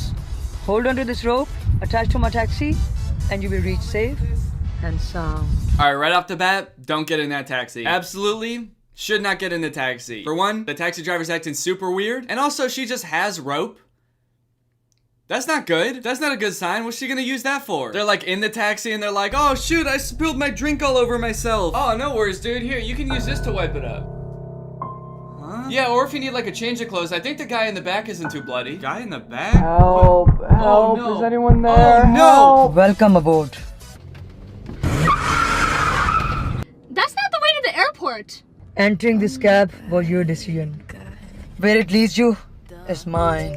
Oh no! Help! Help! Old MacDonald had a farm. E-I-E-I-O. Okay, I think that maybe in this one, her singing the nursery rhyme is like putting them into a trance or something. Because now they're singing along. That seems weird. I feel like maybe she's like, the nursery rhyme is like her superpower that puts them in a trance. With a moo here. And a moo-moo there. Here a moo. There a moo. Everywhere a moo. That cut where it cuts to like that zoom in on their faces when they say a moo. I think it's genuinely really funny. Everywhere a moo. I'm not exactly sure if it's intended to be funny. I feel like this is sort of tongue-in-cheek. I can never tell with Varley, but I feel like she's making this to appeal to sort of like the, oh, this is so weird side of TikTok that like and comment on things that are really weird. So I feel like she's kind of leaning into it. And then she kills them with her little finger gun. They both say ouchie and die. Yeah, I don't know what the nursery rhyme is. I feel like it was like a trance to get them, you know, sedated so they stop freaking out about driving to the wrong place. And then right when she's got them, right where she wants them, she shoots them. Anyway, it seems like Varley's doing good. Honestly, this TikTok has 800,000 likes. So, seems like things are going pretty well for her. Seems like she's still doing her thing regardless of whether I'm checking in on her or not, so that's good. Varley, I hope you're doing well. As always, guys, please be nice to Varley, okay? She's a nice lady. If you call her mean names, she might turn into those mean names, so be very careful. But yeah, don't harass her or anything. Be nice to her. Be nice to everybody I make videos about, alright? Just don't harass people. Now, I don't know if in this video you've seen this tattoo on my hand, but if you have, you're probably wondering, Danny, when did you get a tattoo on your hand? And let me tell you, and since I got sponsored by Inkbox Tattoos. This video's been sponsored by Inkbox Tattoos. Guys, Inkbox Tattoos are the ultimate form of self-expression. If you're not familiar, Inkbox Tattoos have the look and feel of real tattoos, but without the permanence. They usually last about 1 to 2 weeks. They look just like a real tattoo, so much so that I don't think I would even know the difference with a lot of these. They just look really good, super professional, and they have a ton of designs that you can choose from on their website, whether it be designs for things that you're really passionate about, or just like cool little designs like this bumblebee that I put on my finger, or the cute little gnome fishing on my forearm. And actually, one really cool feature that they have is you can actually upload your own designs to their website and then order it as an Inkbox tattoo, which I think is a really cool idea. I've been kind of like toying with the idea of getting a tattoo for months and just kind of nervous to pull the trigger, but like actually being able to see a tattoo on your skin and like live with it for a little while seems like a really great way to just like get used to it and see if you actually like it. But if you just want one of their designs, they've also just launched the Inkbox quiz, where you can answer a series of questions about what kind of tattoos you like, and it'll suggest a bunch of tattoos to fit your style. Applying the tattoos is super easy. It took like maybe a minute for each one. You literally just like stick it on your skin. You don't even need like a water cloth like you do for a lot of like temporary tattoos. You just stick it on your skin, it stays there for an hour, and then you peel it off and then you're done. So if you're looking to test out a tattoo idea, or you just want to rock some sweet designs on your skin for a few weeks, then click the link in the description and use my code DANNY for 20% off for the entire month of June 2021. Again, that's the link in the description, or right here, use my code DANNY for 20% off for the entire month of June 2021. At that link, you can also find a bunch of tattoos that I've picked, some of which I'm wearing now, and others that they have sent me, and I'll probably wear once these ones wear out. So if you want to have a matching tattoo with me for a few weeks, then head on over. All right, well, thank you to Inkbox for sponsoring this video, and thank you to you guys for checking out Inkbox. All right, guys, I hope you enjoyed this video. If you're new here and you're not subscribed yet, make sure you subscribe and turn on my notifications to join Greg. Greg is what I call my fan base here on YouTube. We're sort of a family, sort of an army, sort of one guy named Greg. So if you want to join Greg and become Greg, all you have to do is subscribe and turn on my notifications. But with that being said, thank you guys for watching this video, and I'll see you next time. Bye. Hi, my name's Danny Toothbrush Hand Sanitizer Gonzalez, and this is Cleaning with Danny. Do you have a messy room, a messy kitchen, or a messy life? I know I do. Please come back to me, Michelle. I miss you. Seriously, I miss you so much. My life is a mess without you. Well, today I'm gonna help you by showing you how to clean it up. Today I'm gonna be instructing my good friend Rob. First things first, you can't start cleaning your apartment until you've cleaned yourself. So go ahead and hop in the shower, Rob. I said hop in the shower. Now, getting clean in the shower can seem almost impossible, but I'll tell you my secret to success every single time. All it takes is a little bit of soap and water. Here, take some soap, Rob.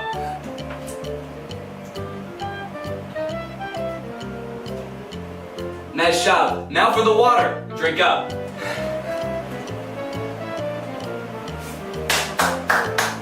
Come on! Alright, alright.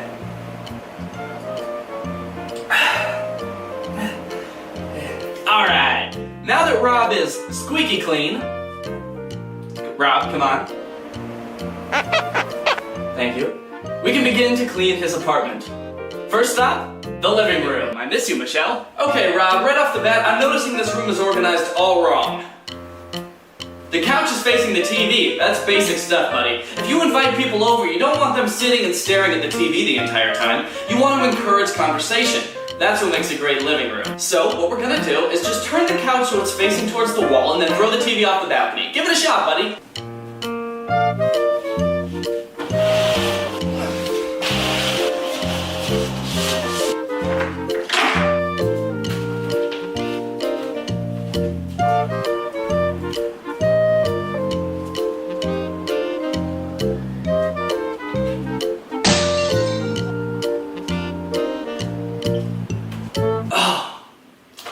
Did I say throw the TV off the balcony?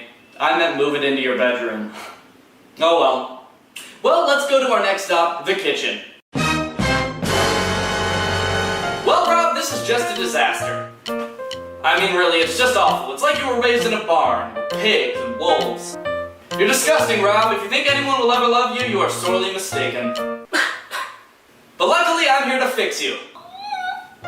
Now, the biggest problem with your kitchen, Rob, is that you've got dirty dishes laying all over the place. It's terrible, it's disgusting, and you're an awful human being. Now, dirty dishes are a tough thing to fix, but luckily, I've got another industry secret. You see, the dirty dishes only look dirty because you've got all these clean dishes lying around also. All you have to do is dirty up the clean dishes, and then the dirty dishes won't look so dirty by comparison. It's scientifically proven. It's math, it's science. You can't tell me I'm wrong because you can't prove I'm wrong.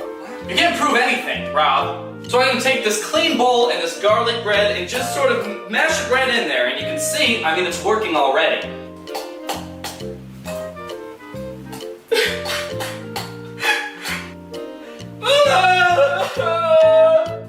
I miss you, Michelle. Come back, please. Now, Rob, I noticed you have a dog. She's very cute. But she's also dirty, and dirty little pups like her can track mud, dirt, disease, and even death into your shabby little apartment. So we're gonna wanna clean her up now. Now, big corporations will try to tell you that you need to buy doggy shampoo and spend all this money on pet grooming. But I've got another industry secret. All you need is a little elbow grease and a dishwasher. So Rob, go ahead and pick up your dog and just toss her in the dishwasher and turn the temperature to as hot as humanly possible.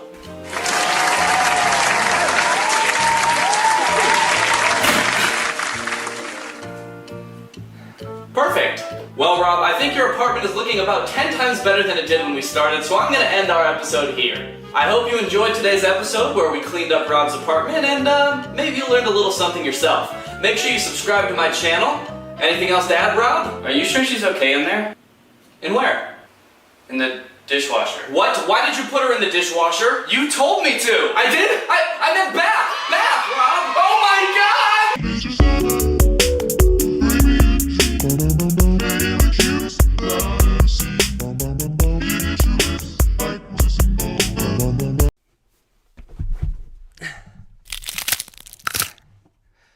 What's up, Greg? I hope you're all having a great day. Welcome back to my channel. This, of course, is another episode of the Update Corner. That's right, baby. We're doing a whole episode in the Update Corner. Also, I apologize for my absence. I realize it's been a little bit since I posted last, but I went on vacation and then immediately got the flu. Somehow, in the midst of all this, I managed to just get a regular flu. But I'm back now. I'm feeling okay, and I wanted to post something, but all of the videos I'm working on right now are kind of taking a lot longer than I expected, which is good because it means they're going to turn out good, but it also means that I didn't really have anything to post right now until I saw this whole Paul Zimmer thing going on. This whole Paul Zimmer, Troy Becker thing's been going on for a long time. I don't really know if it's ever going to end, but there's been some new developments, and it's actually very interesting. Paul has officially spoken out about the whole Paul Zimmer, Troy Becker controversy, and it will probably come as no surprise to most of you. He did a very bad job of handling it. So let's check out what he's been up to. My knees hurt. So if you're not familiar with the whole Paul Zimmer thing, I will give you a real quick refresher. Basically, there was this dude named Paul Zimmer. He sort of got kicked off musically by his fans because he was scamming people. Then he tried to come back pretending to be a 16-year-old. It didn't work, obviously, because everyone knew it was him. He stayed pretty quiet about it, eventually deleted all of his social medias. But now,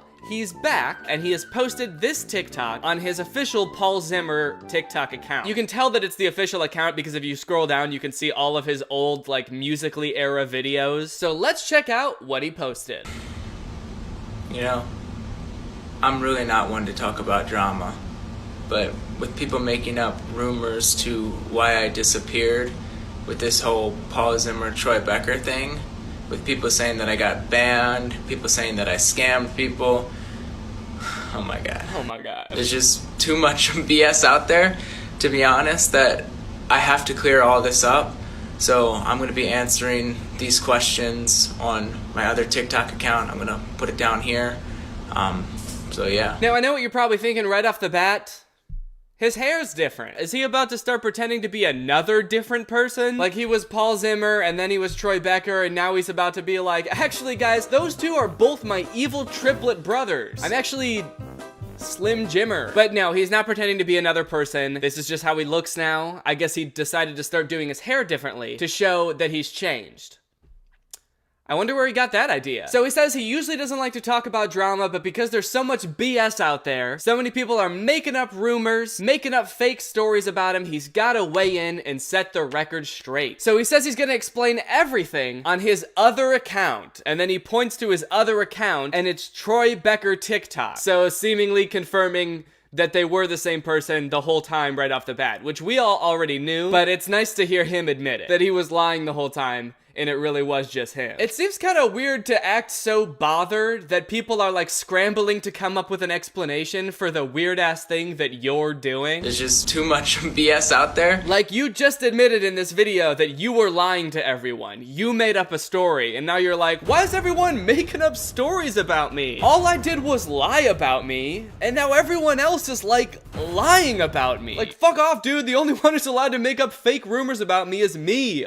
Okay? I'm gonna put another pillow under my knees. So he made that TikTok saying, go check out my other account. It's where I'm gonna be explaining everything. And he has since posted 6 TikToks on that account, hopefully shedding some light on everything. So let's check out the first one. First off, before I address anything, I just want to say I honestly don't care if you believe me or not, because I know who I am. So before he even starts coming clean with everything, he wants to make it very clear that he doesn't care what anyone thinks. He doesn't care if you believe him, which is why he's made 6 TikToks trying to get you to believe him. But let's hear him out. I know who I am. I know my truth. So if you want to take this and make more stories and rumors, go for it. Oh, shit. Okay. I don't even have any fake stories or rumors to spread about him, but I feel like I should now because he just gave me permission. Well, okay. Paul Zimmer is a Russian spy. He's actually working for the Russian government to sow discord in our society. Also, he eats airplanes. He eats whole-ass airplanes. He doesn't eat them all in one bite. He sits down with a little bib and a fork and knife, and he eats, you know, 747s, private jets, whatever. He just eats any type of plane. Paul Zimmer eats planes. So I hope that's what you wanted, Paul. I hope that's good for you. All right, here's the next TikTok. Now, hopefully, we're gonna find out all the juicy stuff, like what's been going on. Why did he try to change his identity? Is he gonna fess up to pretending to be a 16-year-old when he's really 24? Is he gonna apologize for scamming his fans all those years ago? Let's find out. Okay, first off, my name is Troy Becker. I'm an actor, and Paul Zimmer is a character that I created for social media to entertain and inspire people. I wanted Paul Zimmer to be like a perfect person, but I found out really quickly that perfection just doesn't exist, so I got super exhausted and depressed trying to be perfect. What? He was Troy the whole time? Hold on. Wait. What? So Paul was never real. He was just a character that Troy created for social media. That is the plot twist of the century. But I mean, you know, what else would you expect from the cinema mastermind that is Paul Zimmer, or I guess Troy Becker. Now this is crazy. This is an insane revelation. It's pretty wild, and I hate to burst everyone's bubble, but it is not true. I mean, maybe parts of it are technically true. Like, some of the things that he's saying are technically not incorrect, but it is at the very least extremely misleading. So he says that he is Troy Becker and he made up Paul Zimmer, which actually is technically kind of true, but it's not in the way that you would think. He is Troy Becker. Legally, his name is Troy Becker, but it's not because he's been Troy Becker this entire time. It's because, according to this Insider article, he legally changed his name to Troy Becker last year. Paul changed his name from Paul to Troy Becker. But technically, he's telling the truth when he says Paul Zimmer is made up, because his name was never actually Paul Zimmer,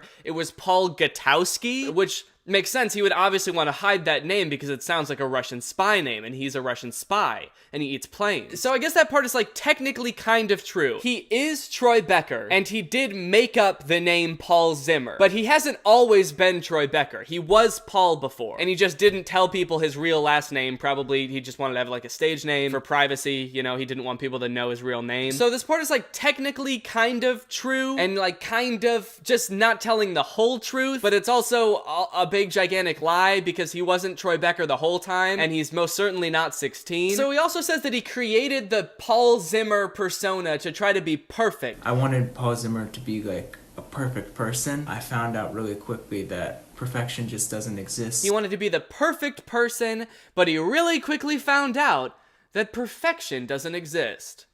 Huh, what an amazing revelation for an adult to make. Perfection doesn't exist? It's impossible to be perfect? But I mean, look at his old musicals. It's so clear he was so close to perfection. He was very nearly the perfect human, but it all went wrong. So, it took you creating a fake identity, Paul Zimmer, and making musicals and going live on Lively for years to realize that nobody's perfect? Isn't that something we all learn in like kindergarten? Everybody makes mistakes. Everybody has those days.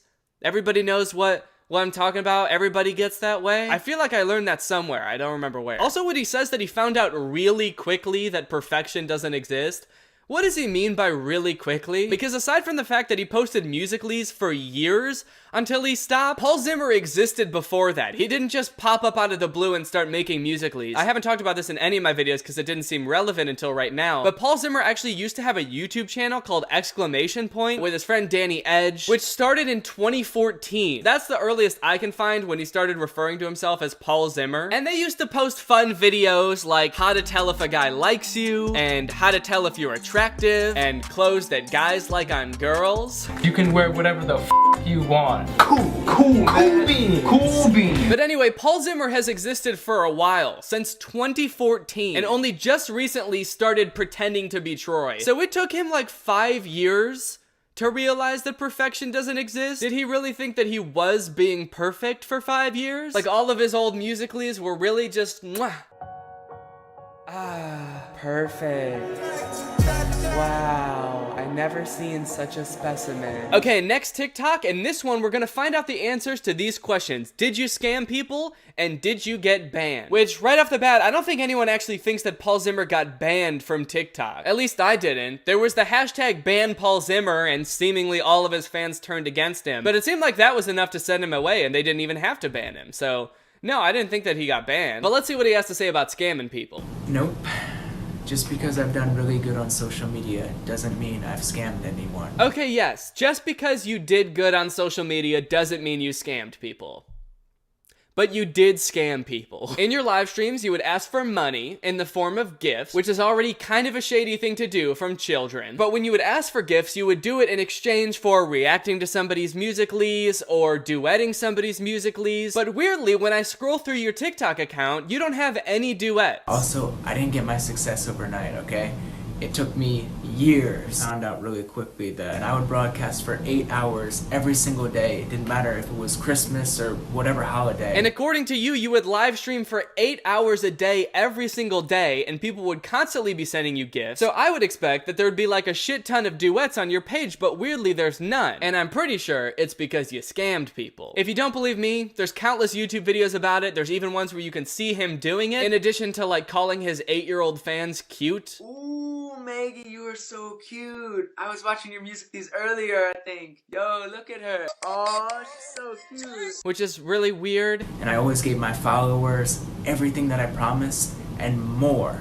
I gave my followers everything I promised and more. I gave them more. I gave them shit they didn't even want. All they wanted was for me to respond to them or react to their musicals. And you know what? I did that. And I called them cute, even though they're 8. And I put in a good word for them with the Russian government. What more do you want? So, there is all the tea. That's all of the TikToks that Paul has made explaining his antics and what he's been up to and why he's been doing it. I know what you're probably wondering though, why didn't he ever address the fact that he was pretending to be 16? That was one of the creepiest parts and he didn't even mention it. Well, I was curious about that too, so I commented it on one of his TikToks and he never responded, so I'm just gonna assume he wants people to forget about that part. But you're also probably wondering, wait, wasn't that only like 3 TikToks? I thought you said he made 6 TikToks. So if the other 3 aren't him explaining what he's been doing, then what are they? Well, since Troy Becker has now spoken his truth, spilled all the tea, so to speak, he's now back to making his regular content. Except it's not really his regular content, is it? Because he's not pretending to be a character anymore, according to him. He's not Paul Zimmer anymore. He's not trying to be perfect. Now he's just Troy Becker making the type of content that Troy Becker wants to make. So hopefully what that means is we're gonna see a dramatic shift in the type of content that he's making. So let's check out his first TikTok after he's come clean and he's really being who he is. Oh no, what? No! Please tell me he's not just making a TikTok with this old-ass joke. No! No! No! Oh, actually, that's kind of cool. I like that little walk that he does. That cool little walk at the end. That was a nice addition. When you're a 24-year-old who just came clean on social media about lying to everyone, and your bae, who's also your wife, is home alone. I don't understand. Did he just rent a fucking plane for this joke? This bad joke that people have been making since 2013? And this poor pilot, dude. I don't know how he got roped into making this TikTok, but he looks confused. I actually think the most surprising part of this whole TikTok isn't how bad the joke is. It's that Troy was around this plane for long enough to make this TikTok, and he didn't put on a bib and start trying to eat the plane bit by bit. Okay, let's check out his next TikTok.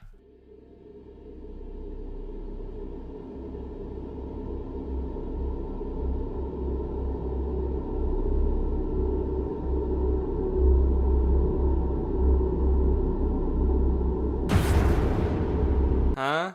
What? So normal people sit down, take their sunglasses off their shirt, and put them on their face. And then psychopaths do the exact same thing, except they adjust their sunglasses also. I don't know how to interpret that TikTok at all. He did literally the exact same thing twice. Okay, and his most recent TikTok, which was just posted today, let's check it out. It's called When Your Brother is a Gamer.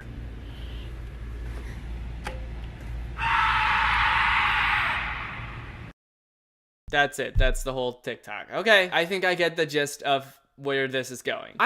How many schemes can this dude come up with to try to get back into the limelight before he's like, just apologizes? Dude, just apologize. I promise, if you apologize, I will never make a video about you again, and I hope that no other commentary channels do too. Just apologize for scamming people, own up to like being weird and pretending to be 16. Even if your content is still cringy after that, I will not make another single video about you. Unless you do something crazy like kill someone. It's so weird that he keeps coming back with these like weird schemes like hey guys, I'm actually not Paul, I'm 16, so I'm just gonna start making videos on this account now, and everyone believes me, right? And now he's being like, hey guys, I was that guy the whole time, and the first guy was made up. So that's where the confusion is, and everyone believes me, right? So I'm just gonna go back to making videos, and no one is suspicious. Just own up to it. That's all I ask. Because to be honest, I don't want to come back in the update corner, alright? My knees are killing me. I've been sitting here for 40 minutes. That's how long it's taken to record this video this far. I've been sitting here on my freaking knees for 40 minutes. Just please apologize so I can stop doing update corners about this. Alright, well thank you guys for watching this video. I hope you enjoyed this little update corner episode. Hope you guys are doing alright, staying inside, trying to practice some social distancing. I know I am. Hopefully you guys are all taking the proper precautions, washing your hands a lot, trying to avoid going to public places, even if it's not to protect yourself, to protect those around you that might be immunocompromised. And if you guys are, you're in luck. Hopefully I'll be posting a little bit more during this period, because I know that a lot of people are going to be pretty bored. I'll be posting more on here. Hopefully I'll be posting more on my second channel too. If you didn't know, I have a second channel. So thanks for watching this video. If you're new here, make sure you subscribe and turn on my notifications to join Greg. Thank you TurkeyBot 2.0 for turning on my notifications. You are truly Greg. I'll see you guys next time with a really interesting video where I get my knees surgically removed so the update corner doesn't hurt so much anymore. Bye. What's up, Greg? Welcome back to another episode of roasting the shit out of BTS. Or wait, no, not BTS. BST. Billion Surprise Toys. Billion Surprise Toys, the creators of probably the worst children's videos on the internet. Like videos about refrigerators singing, and this one that I just found that's about balloons. Balloon, balloon, Daddy gonna blow a balloon. balloon, balloon. I want a hot chick balloon, balloon, balloon, Red color balloon. balloon, balloon. Flying in the rain. So like a month or two ago, if you remember, Billion Surprise Toys became one of the biggest memes on the internet with the whole Johnny Johnny Yes Papa thing. Pretty much everybody was talking about it and like making fun of Billion Surprise Toys, making fun of all of their videos. Meanwhile, Billion Surprise Toys was frantically trying to take down any video that was making fun of them, and they pretty much did. I remember seeing like a ton of creators posting that their videos about Billion Surprise Toys got taken down. For some reason, mine didn't. I don't know why, but it got so bad that they even started deleting some of their own videos. Like, for some reason they didn't delete my video, but they deleted their own refrigerator video. The one that I talked about in my video. So now pretty much the only place to see it is my video, which is kind of crazy. It seems to me that the reason they deleted all those videos, especially the ones of other people making fun of them, is because they want to be seen as like a serious kids channel, or they wanted to get bought by a bigger company like Disney or something like that, and they were worried that everybody making a meme out of them would hurt their chances, I guess. But it kind of worked. I mean, pretty much everybody has stopped talking about Johnny and his papa. So today I kind of just want to go through and take a look at their videos, their recent videos, and see if they've learned anything. Have they improved their content at all? Like, what have they learned? What are they changing? What have they done to clear their name and take their spot as the best kids channel on YouTube that they so rightfully deserve? So if you saw my last video, you probably remember that a lot of their videos center around this family. You got Papa and Johnny, and there's a mom, and there is also a refrigerator who is a part of the family for some reason. So let's just check out one of their recent videos and check out how Papa, Mommy, and Johnny are doing. This one's a little lullaby video.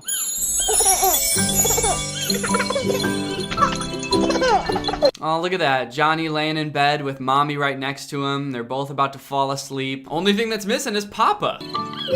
Oh, and here he comes.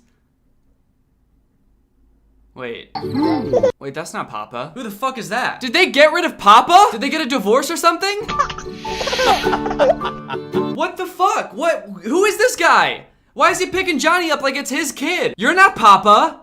Where's Papa? Rock-a-bye baby on the treetop. If the marriage wasn't going well, I mean, get a divorce, sure, but like, the mom rebounded so fast with this guy. This younger, hotter, clean-shaven, ripped, hot guy. His name's probably Chad or something. He's probably like a rich, successful lawyer or some shit. You're not Papa. Look at those arms. He's jacked. That is really weird though. Why did they replace Papa? I feel like they're trying to get rid of the stigma that they had from the whole Johnny Papa thing. So they replaced the Papa character to try to make you forget all about that, or like make you think that this isn't the same channel or something. But why did they only replace Papa? Like, Johnny's still the same kid, and so is the mom. I guess they got rid of the refrigerator too, but honestly that's probably for the best. I support that. That refrigerator was scary and bad. I can't believe they could do Papa so dirty like that. They did him so dirty. Absolutely dirty. All right, let's just watch a different video. Vegetable song. What, they're gonna sing about vegetables. Little babies playing with toys. Mommy called them for eating broccoli. No, the reply was a no. Mommy called the doctor and the doctor said. Okay, this is much closer to what I'm used to. There's all these kids, there's the mommy, they're all singing and dancing, there's no real rhyme scheme or rhythm. This is what I've come to expect from Billion Surprise Toys. So I guess the plot so far is that all the kids are playing with their toys. Mommy comes in and called them for eating broccoli. I assume that means she wants them to come eat their broccoli. But the kids don't want to eat their broccoli. So the mother does what any rational mother would do, and she calls the doctor? Is that something that doctors help with? Like, what would they even do? Hey, is this the doctor? Yeah, can you come over? My kids aren't eating their broccoli. So you guys aren't eating your broccoli, huh? Open wide! Anyway, I guess let's just see what he does. Mommy called the doctor and the doctor said, eating broccoli's are good for bone health. Oh no. No. He's the doctor now? He's been demoted to some random character, this doctor, and he's only allowed to see his son now when he's sick? Or won't eat his broccoli? This is so awkward. Why didn't they find a new doctor? Four little babies playing with toys. Mommy called them for eating carrot. No, the reply was a no. Mommy called the doctor and the doctor said, eating carrots are good for your eyes. Okay, now they won't eat their carrots and she's calling the doctor again. Now it's starting to make sense. Now it's clear why the mom is calling the doctor for these weird minor inconveniences. She misses her ex-husband. I knew she shouldn't have broken up with him. For Chad. Remember when he and Johnny used to dance together? He was a good guy. Not like this dude.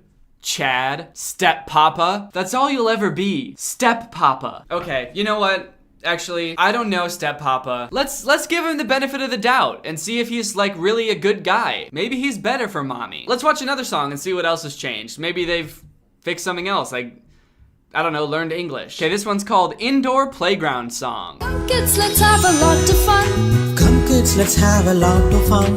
Hey mom, I found a slide here. Hey mom, I found a slide here. Come Johnny, just slide and come. Come Johnny, just slide and come. Just slide and come. That's the dream. Okay, I mean, it looks like they're having fun. Look at them. They're all playing in the ball pit. At least it seems like Step Papa's jumping right into the position of being a dad, and he's really caring for Johnny and mommy. They're sliding and coming. They're having a great time. They still don't know English, though. Come dad and mom, let's together slide. Come dad and mom, let's together slide. Come dad and mom, let's together slide. They did the same shit in the last video. Remember? Together bath? Let's together bath. Hey mom, I found a bouncer here. Hey mom, I found a bouncer here.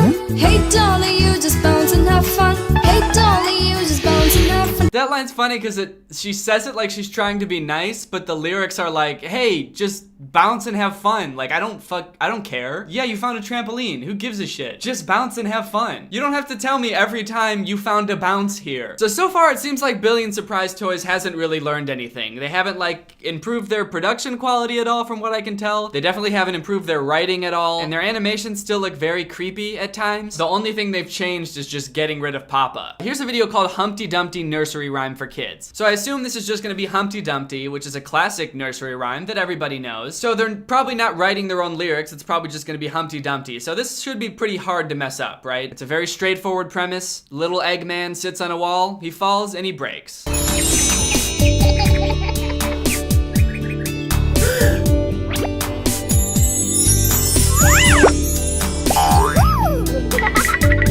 So it starts off with Johnny and his family going to visit this castle, and right out front when they're entering the castle, they see this statue of an Eggman. It's probably a statue of the giant Eggman who used to rule the castle, and with Johnny's touch, he springs to life and runs off to play with the little babies. All he needed was a child's touch to feel alive, which sounds creepy, but also is creepy. Humpty Dumpty sat on a wall. Humpty Dumpty had a great fall.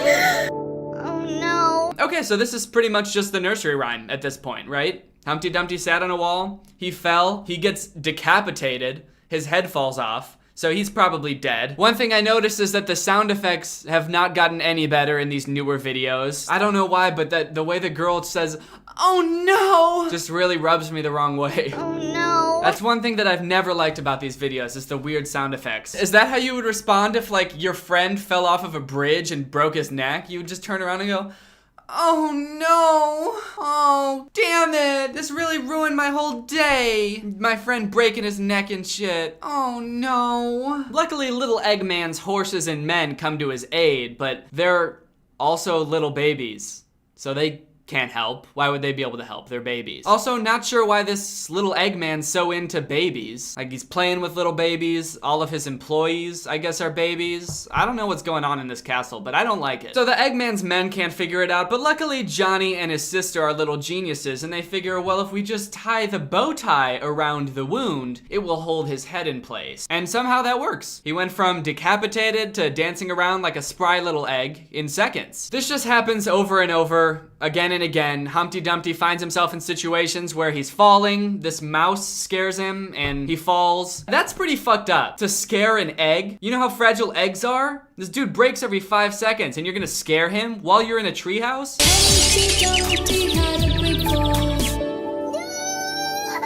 To be fair, it does seem like he immediately regrets it though, because he screams, "No!" That mouse seems legitimately traumatized by what she's done. Dude, if I was Humpty Dumpty, I would be pissed in this situation. I'd be like, I was a perfectly frozen statue. Nothing could hurt me. I was basically in a coma. But then you kids had to come and touch me, and now I can't go 2 seconds without falling off a wall and shattering into pieces. Do you have any idea how hard it is to be an egg? No, you've never been an egg in your life. Next time I shatter, can you just let me die? Don't get the horses and the men. Don't get the rabbit or the mouse. Just let me die, please. He falls again. This time the parents set him up on the wall and he falls.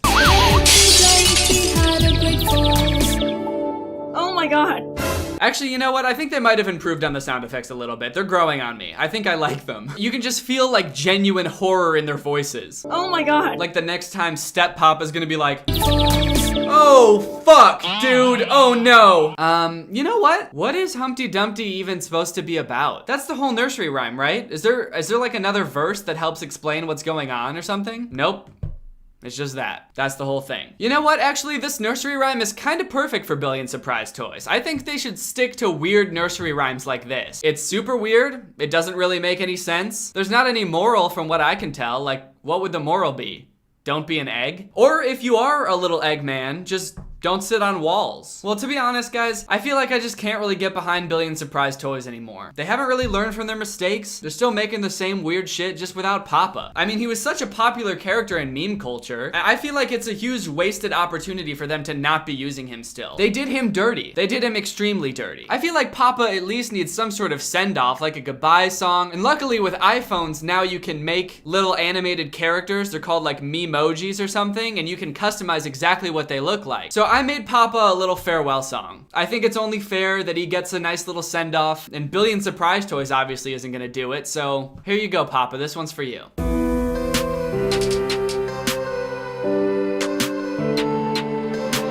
Johnny, Johnny.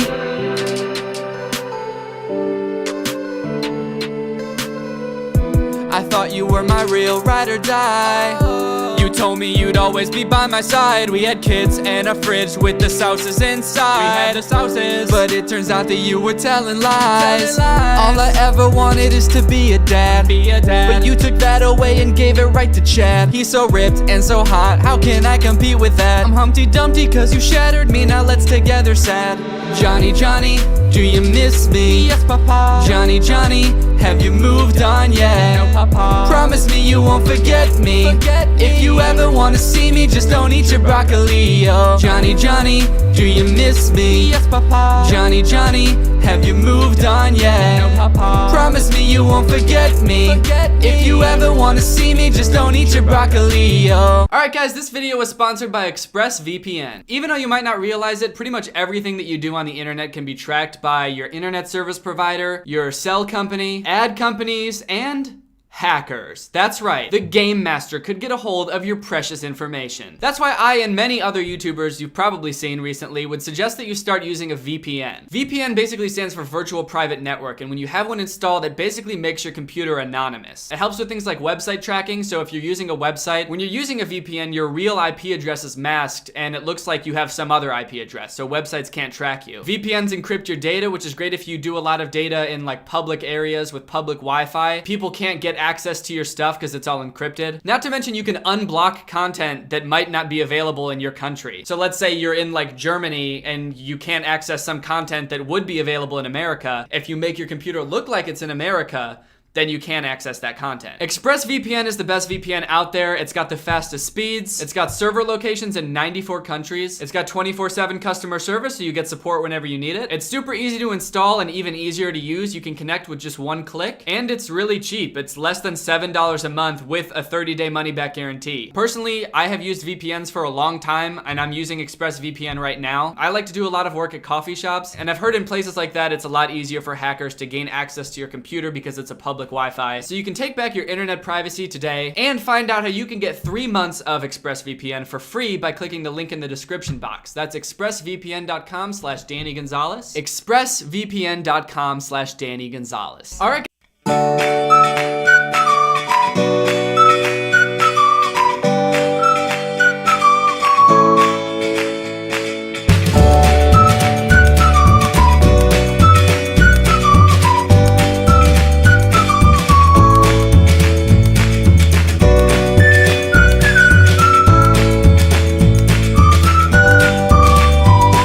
What's up, Greg? I hope you're having a great day. Welcome back to another episode of the Hyper Random Show. Today we're getting hyper, and you better believe we're gonna get a little bit random baloney.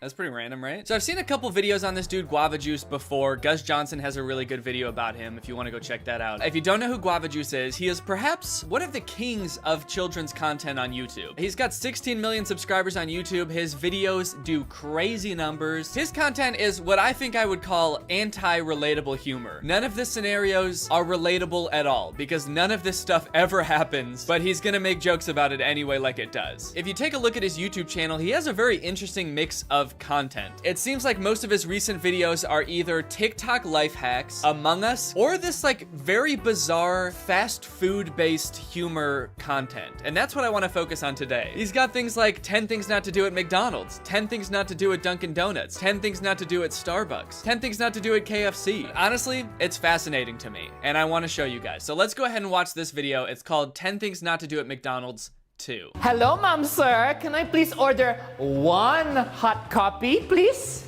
Will that be it, sir? Yeah, that would be. It's hot! You mother! It's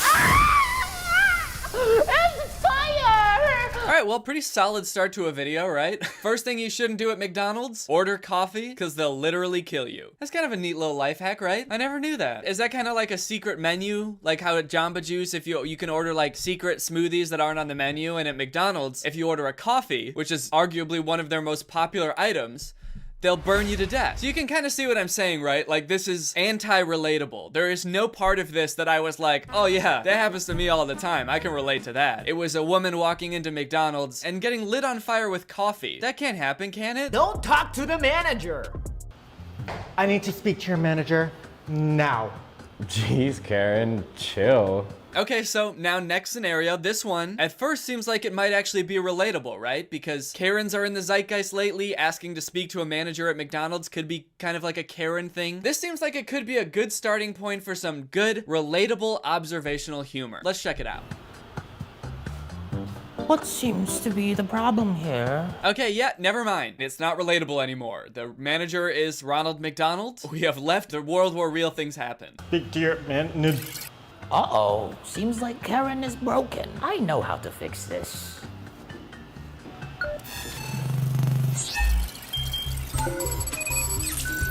And now the Karen's a robot? See, this one almost started with a premise that makes sense, and then it just took a left turn, and then it took like 50 more left turns. It's just so hard to follow. It's like, is this even a story? Is there a plot to this? They're just like doing random things, and crazy things are happening. I think it's really funny with these to take like the jokes that are supposed to be in here and try to imagine a stand-up comedian telling them instead. How about those Karens at McDonald's? You guys know the ones? They're always asking to talk to the manager. Yes. This guy knows what I'm talking about. And then the manager comes out and it's Ronald McDonald.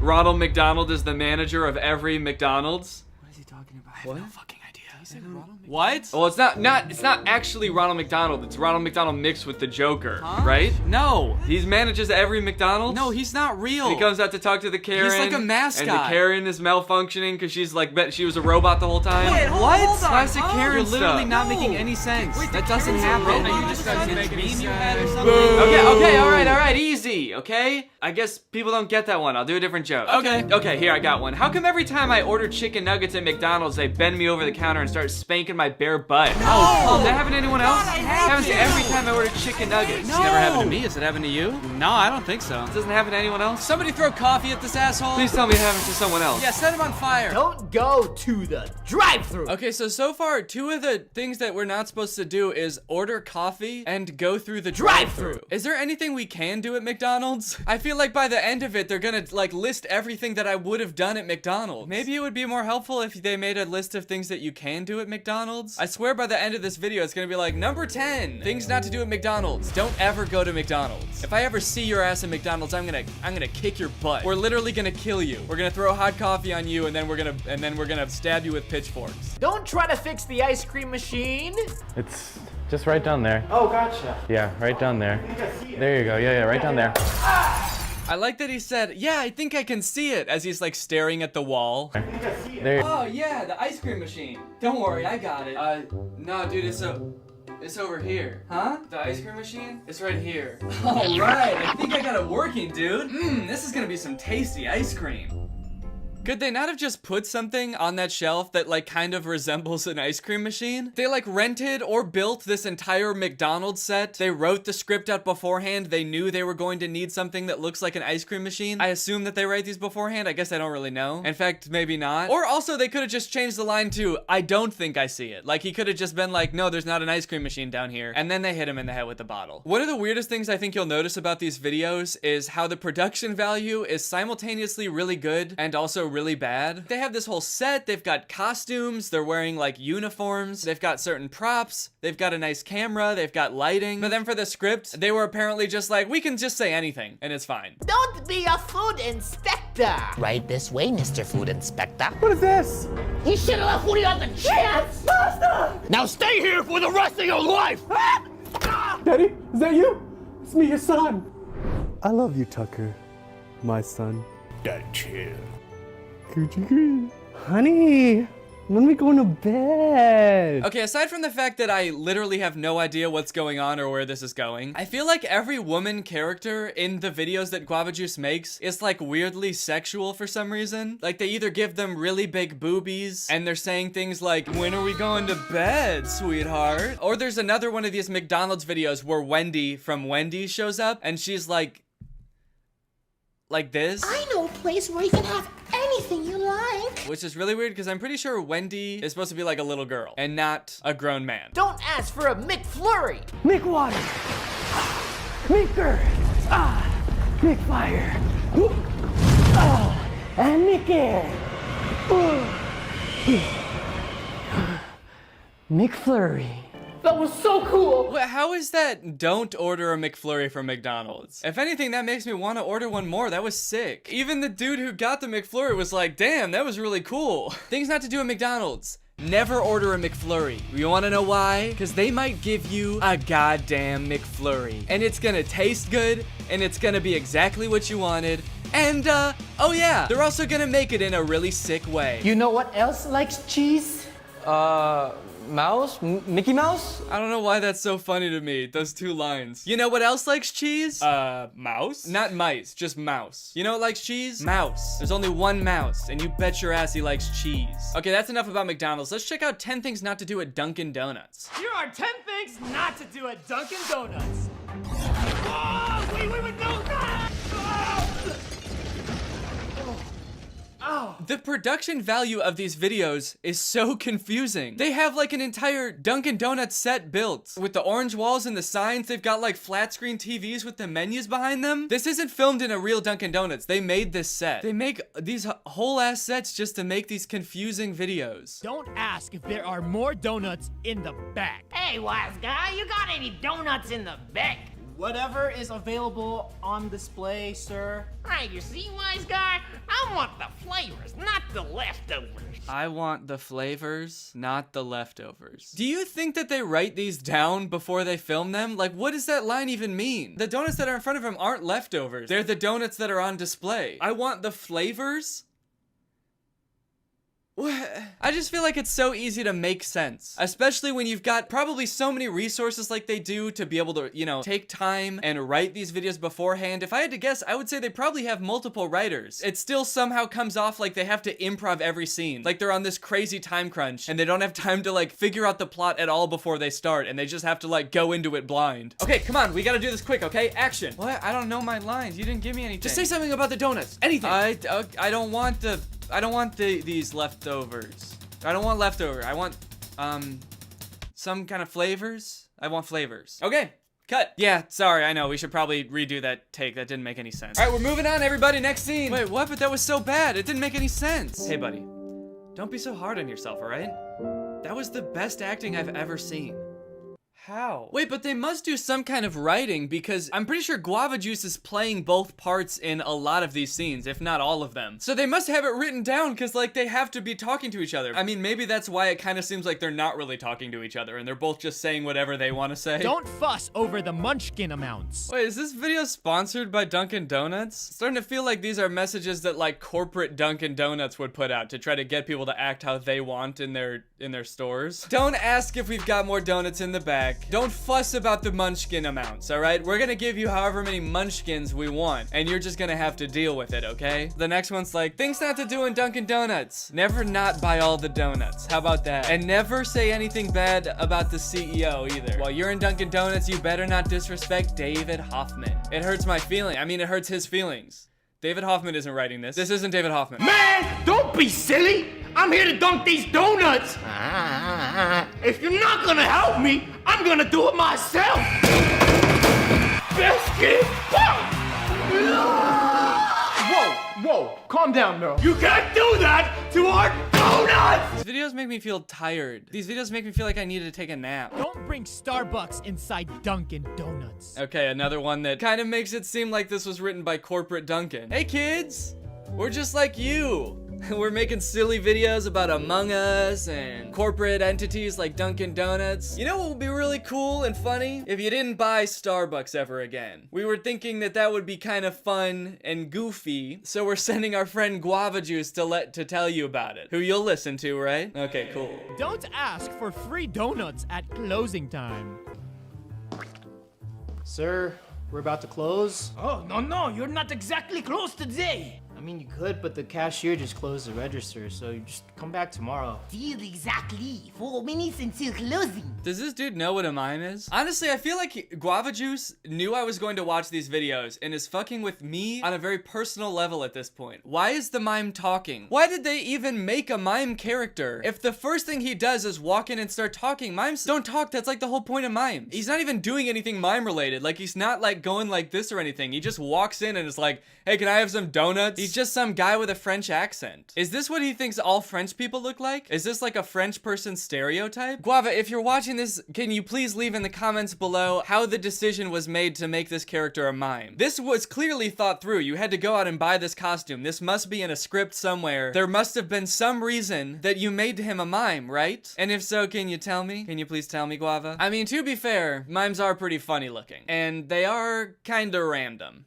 So, I'll give him that. At the end of the day, I think that's what Guava Juice's videos boil down to. Just being random. It doesn't really matter what the things not to do at Dunkin' Donuts are. They're really just a vessel for him to insert as many random things happening as possible. I feel kind of weird critiquing it because a random shit is kind of funny sometimes. If you try to learn about comedy, one of the first things people tell you is a lot of it's about like subverting people's expectations, you know? Doing something random is kind of a way to do that. And like, I do that sometimes too. I'll put like a random thing in a video because I think it's funny. But I think the difference is like inserting a random joke as a punchline every once in a while versus literally nothing not random happens. Everything in this entire video was random. To the point where like he can't really subvert our expectations anymore because our expectation is just that something random is going to happen at all times. It will confuse me, but it probably won't make me laugh. And you know what? His videos do get like between 4 to 20 million views per video. So obviously someone finds them funny. So people do find these funny. Kids probably like them a lot, but I just don't. Anyways, I think that's enough Guava Juice for today. So now it's time to talk about our sponsor, ExpressVPN. Guys, when it comes to internet service providers, the sad reality is a lot of times you really don't have a choice in which one you end up with. I know in the house we live in now, we only had 2 options pretty much for internet service providers. And I've lived in apartment buildings where I literally only had 1 option, which sucks because it basically gives them a monopoly in whatever area you live in. And they can do all this crazy stuff to you without you really being able to do anything about it. One of the worst things that many ISPs do is actually store all of your data and activity and then sell it to other big tech companies and advertisers, which is quite frankly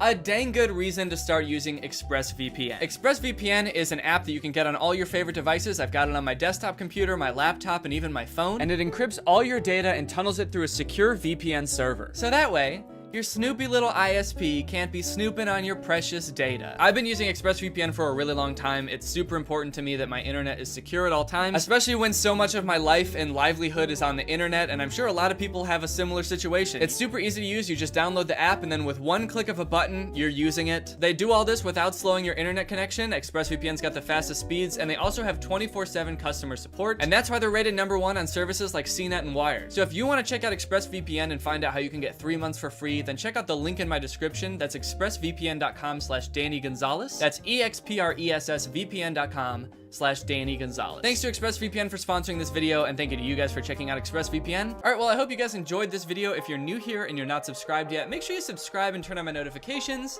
to join Greg. That's what I call my fans. All right, well, I'll see you next time. Bye. Greg, I hope you're all having a great day. Welcome back to my channel. This, of course, is another episode of Deep Dan. That's me, baby. I'm Deep Dan, because today, this Dan is getting deep. I'm not like most people, okay? I'm not like most boys. I don't go on TikTok to have fun, or to watch funny videos, or to laugh my little butt off. I go on TikTok because I want to get sad. I want to watch some deep stuff, okay? I'm on TikTok to get my mind blown with some deep content. Which is why when I discovered this dude, Only Christian Ty, on TikTok, my life was pretty much complete. Christian Ty posts the deepest TikToks, or at least he really tries. He tries very hard to make deep TikToks. They all have like crazy twist endings, and they all use the same sound. Like all of his deep TikToks use this, you know that song that's like, I'm going under and it's time to anything. They all use that song, except not the actual song. It's a cover of it by some other dude named Simone Bernini. So I figured since I found probably the best deep TikToks in the entire world, I should share them with you guys, and we should watch them and just get deep. So let's do it.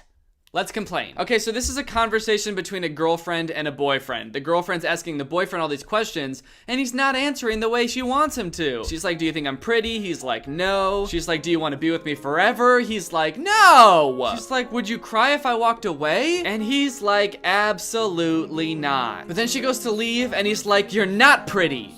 You're beautiful. I don't want to be with you forever. I need to be with you forever. And I wouldn't cry if you walked away. I would die. I would fucking die. If you walked away, I would just collapse on the floor. And that's the end of the TikTok. Pretty deep, right? It's like kind of a twist ending. You thought the boyfriend just hated his girlfriend and was telling her straight up to her face.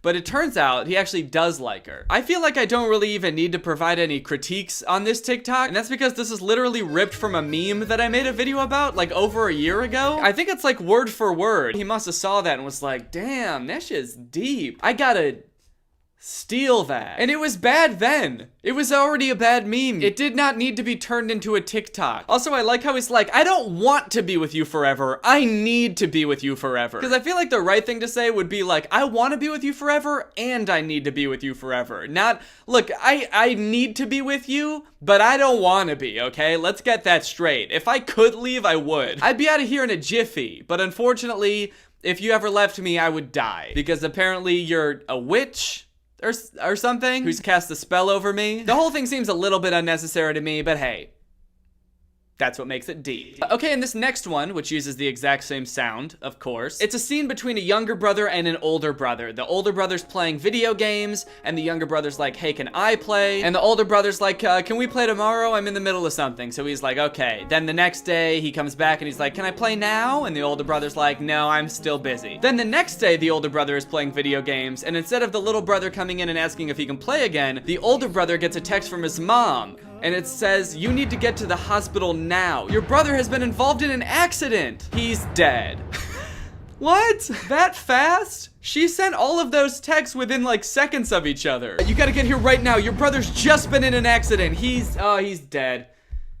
Never mind, you don't need to come anymore. And the older brother's like, oh shit, what have I done? I should have played video games with my younger brother. And then he wouldn't be dead. I don't know how those two things are correlated, but the moral of the story is don't ignore your brother or he'll die. It's really deep when you think about it. Seems like pretty sensitive information to be texting your son. Like, you should at least call him. The texting seems a little disingenuous, especially since apparently this is the first text his mother has ever sent him. Hey son, this is mom. I just got a new phone number, so make sure you save this in your phone. Also, Kevin died. So, sorry. So this one, there's a group of kids eating lunch. There's Tom, who always eats alone. Jack is like, why does Tom always eat alone? And Charlie's like, I don't know. I think he wants to be. And he just keeps on eating his banana and thinks nothing of it. But Tom's over there thinking, I wish I could be friends with them, but I'm scared they won't like me. Then we cut to a week later, and Tom's chair is empty. And Jack's like, wait, where's Tom? And Charlie's like, I don't know. He hasn't been in. And he's still eating a banana. I love that Charlie is always eating a banana. That's like his distinctive characteristic. Like Tom had a scarf, Jack has a green shirt, and Charlie eats bananas. Every shot Charlie's in, he's gotta be eating a banana or you won't know it's him. Classic Charlie. eats 80 bananas a day. Class, I regret to inform you that our loved classmate Tom sadly passed away last night. What do you think it says on the board there? Friday, good. But then it like rewinds to an alternate scenario where Jack does go over and sit with Tom, and then the TikTok just ends. So we'll never know what happens to Tom in the world where Jack goes and sits with him. I guess we're meant to assume that he's not gonna die now, or maybe he'll die in 2 weeks instead of 1. Who's to say? We don't even know how he died. He could have gotten mauled by a bear, and Jack going over to sit with him won't help with that, will it? Not unless he goes over and gives him bear repellent. I just really wanted to tell you, I love you. I love you too. Really? Of course I love you. Prove it. How? Scream it to the world. I love you. Why did you whisper it to me? Oh no. Oh no. No! Because you are my world. Oh no! No! It's too cute! Because you are my world. Man, what the fuck? It's too deep! Didn't like it. Did not like that. That's gotta be stolen from a meme too. That is prime deep relationship meme material right there. One thing I've noticed with his videos is on top of using the same sound with every video, he also wears the same scarf. And at first I thought it was like a character identifier, like the girlfriend always wore the scarf. But in some videos, every character wears the scarf. Like in this video, the girlfriend's outfit is a hoodie and a scarf. And then the boyfriend's outfit is a hoodie, the scarf, and a hat. It kind of creeps me out how he's always wearing that scarf. It's like the same scarf in every video. It reminds me of a book that I read when I was little. I don't know if anyone else has read this. There was like a book where a girl always wore a scarf for her whole life and she gets married, and then at the end of her life, she tells her husband he can take off her scarf, and he takes it off and then her head falls off, and the scarf was really holding her head on the whole time. Has anyone else read that book? I feel like Christian Ty's scarf keeps all the deepness in. It vacuum seals the deepness right into his neck, where deepness is stored. Everyone knows that. If he didn't wear it, all the deepness would just like shoot out of him. He would just be vomiting out deepness constantly. And I would be vomiting vomit. Hospital waiting room. I'm nervous. Don't be nervous, it'll be fine. I've got my scarf, you've got your scarf, we're gonna be a-okay. How do you know? You've never had heart surgery before. Okay, dude, he's just trying to help. He's trying to comfort his girlfriend, and the girl's like, how the fuck do you know? Little bitch. Oh, have you had heart surgery before? No, I didn't think so. You just need to trust me. I do trust you. Oh. Okay, she came around quick. I love you. I love you too. After heart surgery. Girl wakes up. Oh no! She's not wearing her scarf anymore. They took off her scarf during surgery? I'm surprised she survived. Welcome back. I'm pleased to tell you the surgery went very well. Doctor, where is he? Where's my boyfriend? Oh, don't you know who gave you the new heart? The boyfriend gave her his heart? His beating heart? He was a living person? A living person can't donate their heart to someone. What hospital takes hearts from living people? That's not allowed. I'm just gonna say it, this is too deep. That was a crazy twist. Here I am thinking it's gonna be a normal heart surgery. Come to find out they're in some weird black market hospital that harvests organs from living people. They don't just like walk out into the waiting room. It's like, hey, does anyone have a heart that we can use? Oh yeah, you can have mine. I'll fucking die. I'm actually just here with my wife. She's given birth, but I'll fucking die while I wait. Girlfriend, hey, I have a challenge for you. Sure, what is it? I challenge you to not talk to me for 24 hours. Okay, challenge accepted. Waiting for 24 hours. This is how he waits for 24 hours, just... Without my girlfriend, I am incomplete. There was nothing to do without my girlfriend. Oh, 1 sec, it's my wife. Oh, you're gonna be busy for the next couple hours, so I shouldn't bother you? Okay, got it. 1 sec, guys. Alright, so based on all the ones we've watched so far, I think it's pretty clear how this one's gonna play out. I think there's 2 options. Either he's not gonna be able to wait the full 24 hours because he just loves her too much, and he's like, I don't care about the challenge, I just want to talk to you because I love you. Or the other option is he will wait for the full 24 hours, and then when he goes to his girlfriend, she's gonna be like, I can't believe that you went 24 hours without talking to me. I thought you loved me. This was a test. And the whole thing was a ploy to see if the boy really loved her. So let's see which one of those 2 outcomes it's gonna be. After 24 hours, goes to girlfriend's house, knocks on door, girlfriend's mother opens the door. Is she here? I'm so sorry, she passed away last night, but she wanted you to have this. What? She died? You did it. Now do it every day. I will love you forever. What the? Huh? She died? Why does every deep TikTok this dude makes end with someone dying? That's not at all where I thought that was gonna go. What's the moral of that? Don't ever leave your girl alone for 24 hours. You never know what she might get up to.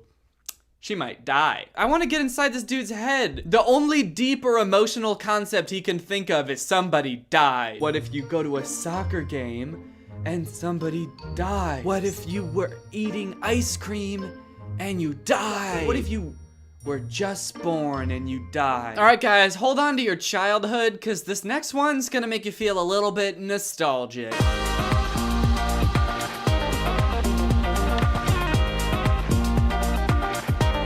Phineas and Ferb! Oh, doodle jump. So the caption of that one is, let's celebrate our childhood before it's gone. That seems a little bit dramatic. I've seen a lot of posts like this on TikTok lately because, you know, the 2010s are coming to an end. So it's all like, we gotta cherish the 2010s while they're still around, because before we know it, it's gonna be 2020 and the 2010s are gonna be gone forever. And those years will be gone and our childhoods will be gone. When 2020 starts, all our childhoods are over. And even if you're already an adult, your childhood will be destroyed and you won't be able to remember it anymore. So you better remember Doodle Jump while you still can. It's like, why can't you enjoy your childhood after 2020? Temple Run? Sorry, dude, no one's gonna know what the fuck that is next year. Childhoods? Yeah, we're leaving those in 2019, okay? Starting 2020, everyone will be an adult. Oh, you're 12? Too bad. You're an adult now. Time to get a mortgage. Little babies?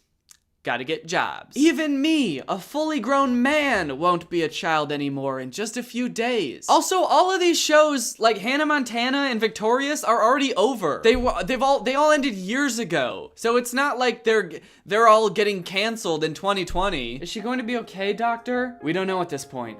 You can go in and see her now. Hi, darling. Oh, it's just kind of weird to play your dying mom, especially since he's got a beard. I don't know why. It just seems like weird, like almost insensitive to like be doing like a dying mother impression when you're like a grown man with a beard. Hi, Mom. The next day. How is she today, doctor? I'm afraid she's getting worse. Oh no. She's gonna die, isn't she? Because that's how all of these TikToks end. She's gonna die. Mom? No response. Nope. Not looking good. Get some rest. Yeah, that's what she's doing. A few days later. Doctor, where is she? I'm afraid she's no longer with us. Hi, darling. Oh, it's his mom! And she's got her scarf on! They said without your visits, I wouldn't have had the strength to get better. I love you. Okay. That's a fine twist, but why did the doctor say that? I'm afraid she's no longer with us. Did the doctor want to keep her in the hospital? Well, unfortunately, she got better. She doesn't have a disease anymore, so she got to leave. Just seems like kind of a weird sentiment to have. You should be happy about people getting out of the hospital, not angry or afraid, I guess. I'm afraid she's not in the hospital anymore. I just don't get why he would say that. But I mean, maybe it's just a little bit too deep for old deep Dan. Anyway, that's a look at Christian Ty's TikTok content. All in all, they feel very forced. I feel like if the only thing that you can think of that is emotional is death, and so all your videos are just about people randomly dying, then maybe you need to think of other things to make videos about. Oh wait, he's got one where he's playing Flappy Bird. I played Flappy Bird with my face and did pretty well. Yeah, not to brag, but I'm pretty good at playing Flappy Bird with my face. Nice, dude. I also feel like he would be a little bit easier to take seriously if he didn't also post videos like this.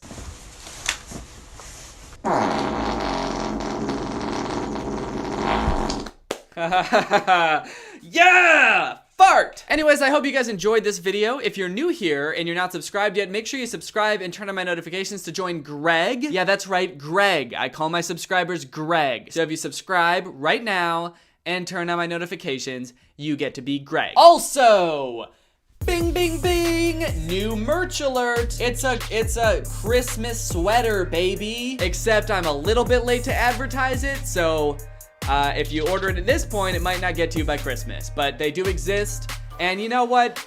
F it. They're good for all of winter. They're winter sweatshirts. They come in this crew neck sweatshirt like this, and also a very tasteful dark green long sleeve t-shirt. So if you don't want it to look like a Christmas sweater and want it to just look like a winter outfit, maybe get that one. All right, thank you, Catherine John, for turning on my notifications. You are truly Greg. I'll see you guys next time with a really interesting video where I start wearing fedoras. And I actually, with an evil stepmother and 2 evil stepsisters, a creepy, unlikable love interest, a bunch of little Mexican mice, and a rapping dog. What do these things all have in common, you might ask? They're all elements of the perfect movie about the Titanic. Guys, today I'd like to take you on a trip back to the year 2000 to talk about the best movie about the Titanic ever made. Now, if you know anything about the movie Titanic, you're probably thinking to yourself, wait, didn't that movie come out in the year 1997? And it did. The movie Titanic came out in the year 1997. But a lot of people don't know that an animated ripoff of the movie Titanic called Titanic: The Legend Goes On came out in the year 2000. And oh my God, it is atrocious. It's totally insensitive to the tragedy that was the Titanic. They added in all these quirky characters like cartoon animals and a silly bumbling detective. And on top of all that, the movie makes no sense. To the point where I watched this movie like 3 or 4 times, still didn't get the plot, and then had to look it up on Wikipedia to find out what was going on. Even the name Titanic: The Legend Goes On is a bad title. The Legend? I don't know if I'd describe the Titanic as a legend. It's a very well-documented tragedy. The Titanic is a legend, dude. It was legendary, bro. You know what? Go ahead and buy the movie, too. Go get it on DVD or something if they still sell it. Because I want you to believe how bad I'm going to make this movie seem, because you're not gonna believe me when I tell you. But before we get into it, let's talk about today's sponsor, Raid Shadow Legends. Yep, that's right, your boy got a sponsor. So let's talk about it. In case you've been living under a rock for the past couple months and haven't been watching other YouTubers promoting this game, Raid Shadow Legends is a huge sensation right now. It's one of the most popular games in the mobile gaming world. It's an RPG that changes everything about RPGs. It's rated as one of the top 3 RPGs on the Google Play Store, and it's just been nominated as a finalist for Google Play's Best of 2019 User's Choice Award. So, must be a pretty good game, right? Yeah, it is. The game is crazy popular. It's been downloaded over 15 million times in the last 6 months. So now that I've told you all those fancy things about it, you're probably wondering what it is, huh? Well, too bad, I'm not gonna tell you. Psych!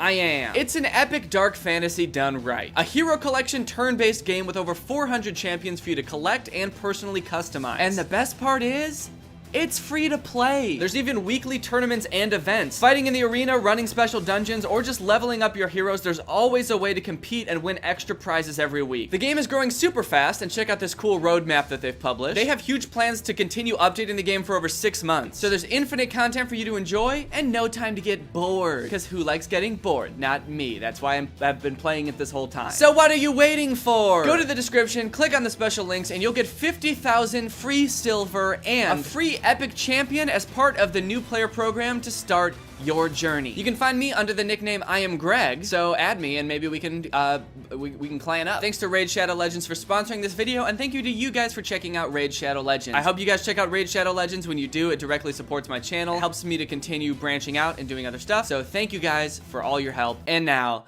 let's complain. So the movie starts off with the Titanic sinking.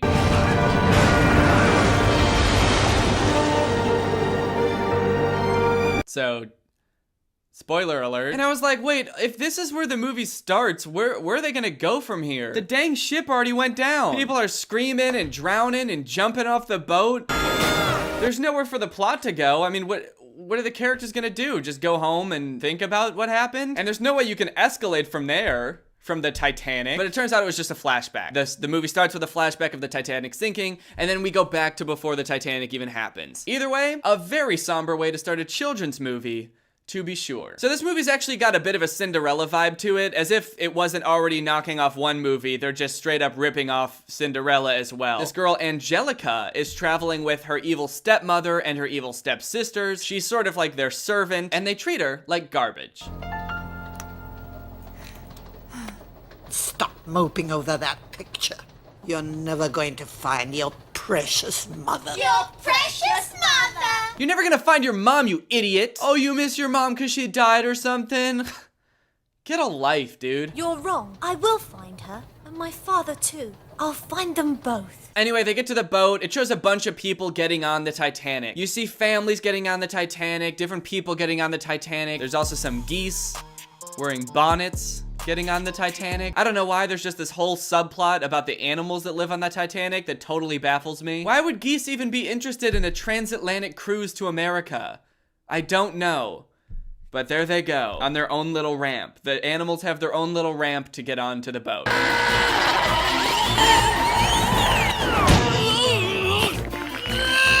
There's going to be plenty to keep you busy aboard this tub. So the thing about this movie that is going to make it kind of hard to make this video is that there's like 900 different subplots going on and none of them make any sense. And the worst part about it is all of the subplots start at the exact same time. They try to introduce them all at once at the beginning of the movie. And Angelica misses her mom and her stepmother's an evil witch. And there's geese on the ship. And this guy is hitting on this sexy girl. And a detective's on board to solve the case. What case? I don't know. He's just there. And they also just do a really bad job of introducing every character and what their motives are. Like this woman, she comes out of nowhere. Every time she talks, you're like, what did she just say? Hurry up your layabouts! What? Excuse me? Hurry up your layabouts! Sorry up to layabout! Oh yeah, that thing that people say. Tarya to layabout. And why is he doing that? I get what this guy's doing. He's trying to pull one of the suitcases out of the car, but what is he doing? What is... He's just like losing his balance for no reason. How do you do? Don't know. We don't know.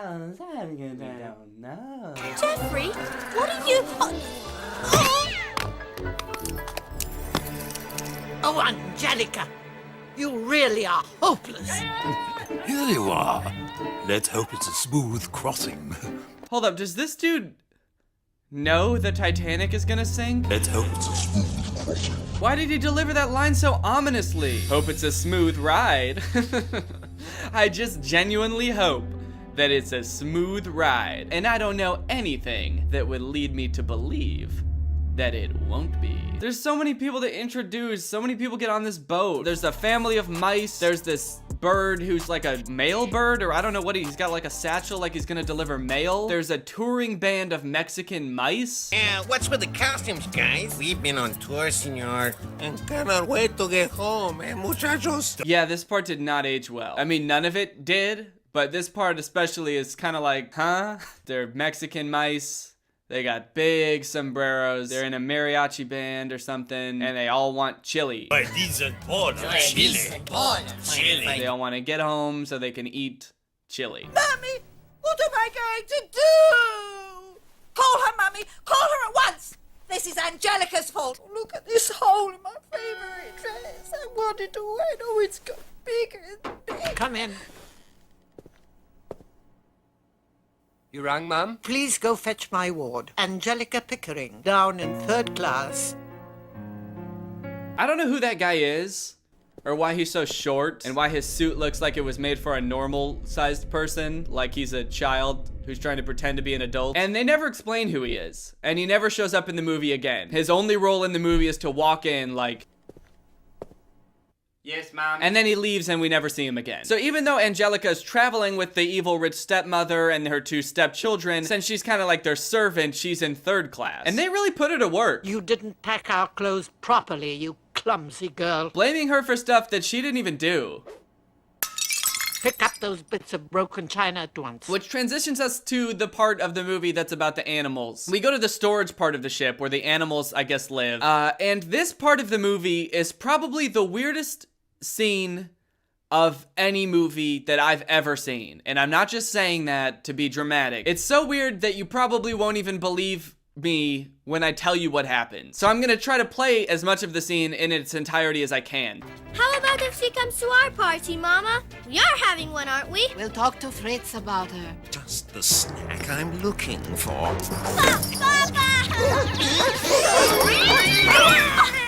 If it hadn't been for you, I would be now in someone else's digestion. You know, there's something you should know, so I'm gonna tell you so. Don't sweat it, forget it, enjoy the show. Working all day, now it's time to unwind. Kick back, relax, take a load off your mind. Yep, the mouse thanks the dog for saving his life, and instead of responding in any sort of way that makes sense or has anything to do with what the mouse said, the dog starts rapping about how it's party time.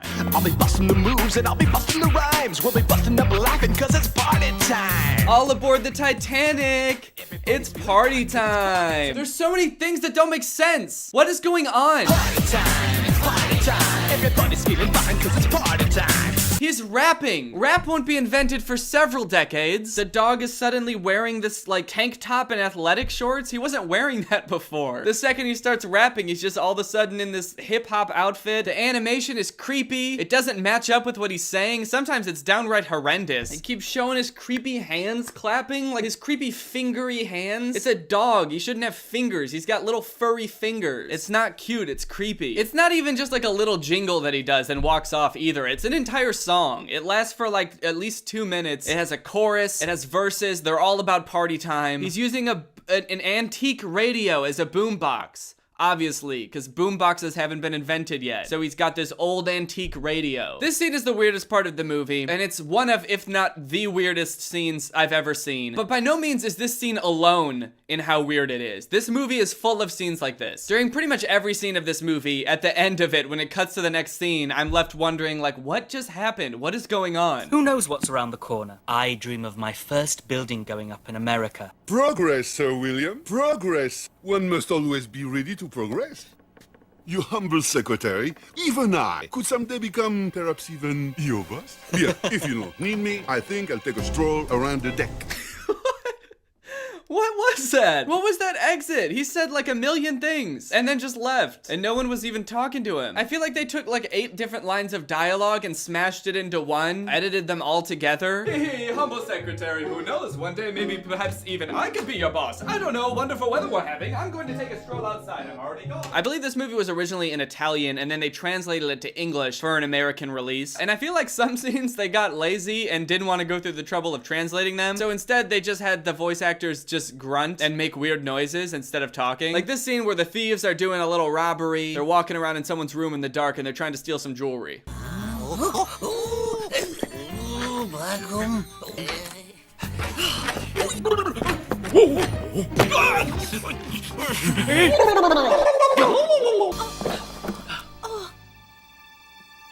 Uh-oh, looks like it's time for some romance. I bet you look ravishing in this. Oh, dude. What? Don't do that, that's weird. Don't knock over someone's laundry and then just start looking through it. Creep. And she's like happy about it too. She's like, ooh, this nice man just knocked over my laundry I was carrying and then started rummaging through it. How romantic. Ah! Dude! Stop! Stop being creepy! What is this scene? Oh, jeez, I knocked over your laundry. Sorry, I'm such a klutz. I'll help you pick them up. Wait, whoa, are these your underwear? They're so big. I'm gonna put them on my head. I'm gonna rub your hand. Hey, do you wanna get married? And now they're in love. She walks away, and they're in love. I guess that's all it takes, you know? You know what they say, when you know, you know. And she knows that she's in love with this guy who runs into people and then rummages through their stuff and then rubs their hand. Rich boy coming knocking over my stuff. That's my type. That's my type. Is something wrong, Master William?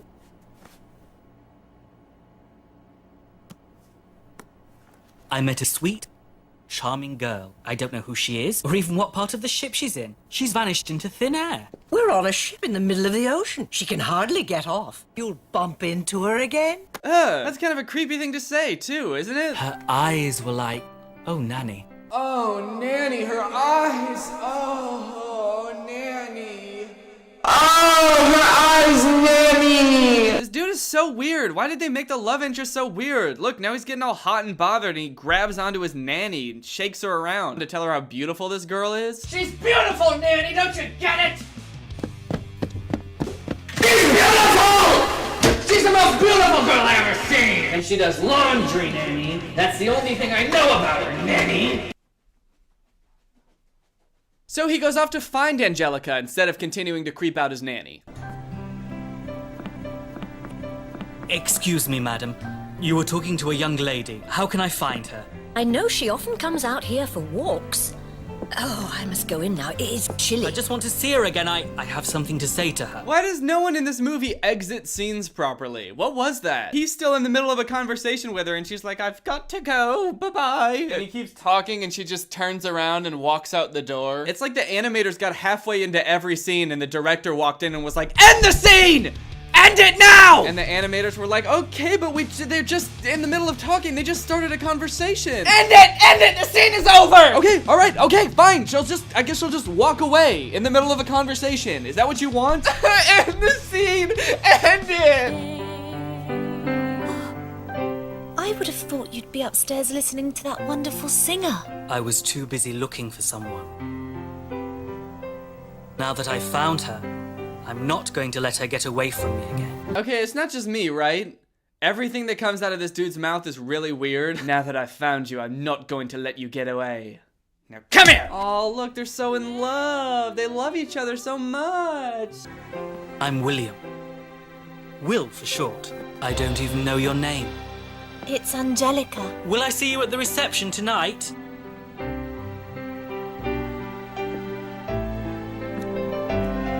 Angelica. Why can no one end conversations properly in this movie? Will I see you tonight? Bye. Are you gonna come tonight? I gotta go. I'm just wondering if I'll see you at the event. Chilly out here. I'd really love if you came. She's so beautiful. One weird thing I'm noticing about this movie too is that every time they switch scenes, they have an establishing shot of the boat to show you that what's taking place is still on the boat. You don't need to keep doing that. I know that we're still on the boat.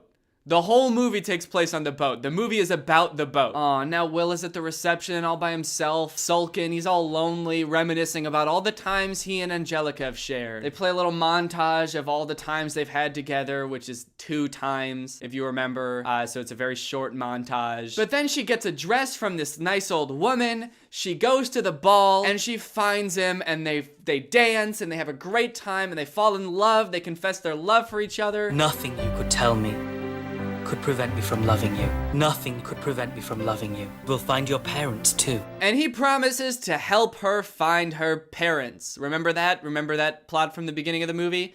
Yep, that's still happening. Being in love is the best thing in the whole world. She'll have no cares from now on. Just be happy, happy, happy. There's an iceberg right in our path. Oh no! Where'd that come from? No! Oh man, they're gonna sink. I mean, I knew that was gonna happen because that's what happens in the Titanic, but I forgot. I got too invested in the story and I forgot that they were all gonna die. Darn. So anyway, the boat sinks, obviously. Everyone gets onto the lifeboats and Will and Angelica get separated and Angelica doesn't even know if Will got on a lifeboat.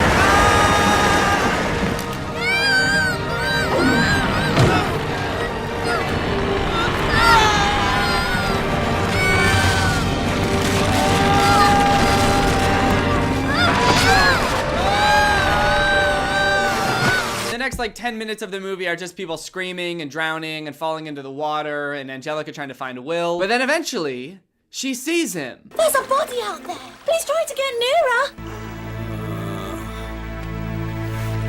nearer. Oh. It's not him. Never mind, dude. We don't have any room on the boat. Sorry. Hang on.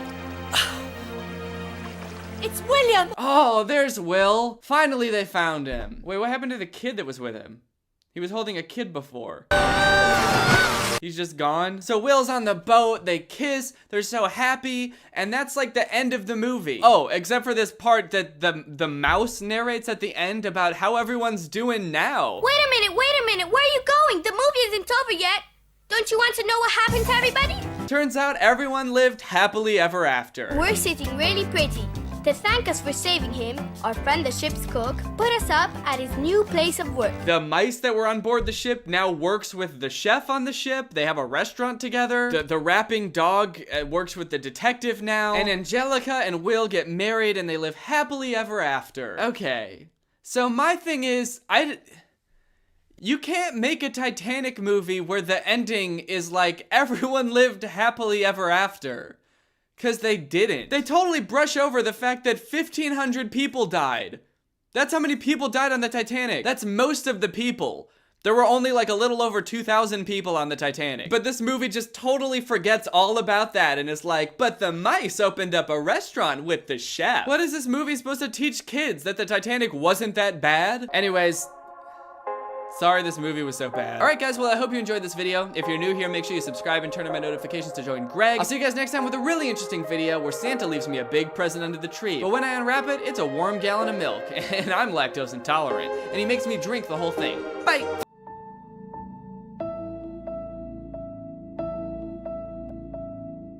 Hi, I'm Brandon Walston. I'm a radio DJ at Kiss FM, and I am addicted to playing Drake songs.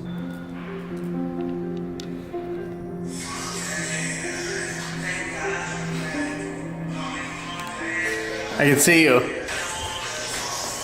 People get mad at me all the time. They say I play too many Drake songs on the radio. Well, you're lucky it's not all Drake songs, alright? If I had my way, it'd be all Drake songs. Can I play a Drake song right now? No, that's not part of the interview. When would you say, can you please turn that off? Can you please just shut it down? When would you say you developed this addiction to Drake?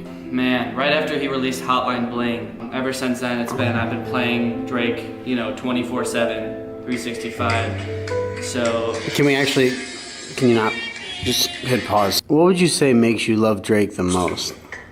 Can you actually not? I'm gonna have to end it if you keep doing this. Can you tell me what your favorite thing about Drake is? Seriously? I can't get anything done anymore. I can't even go to the bathroom without having to turn on a Drake song.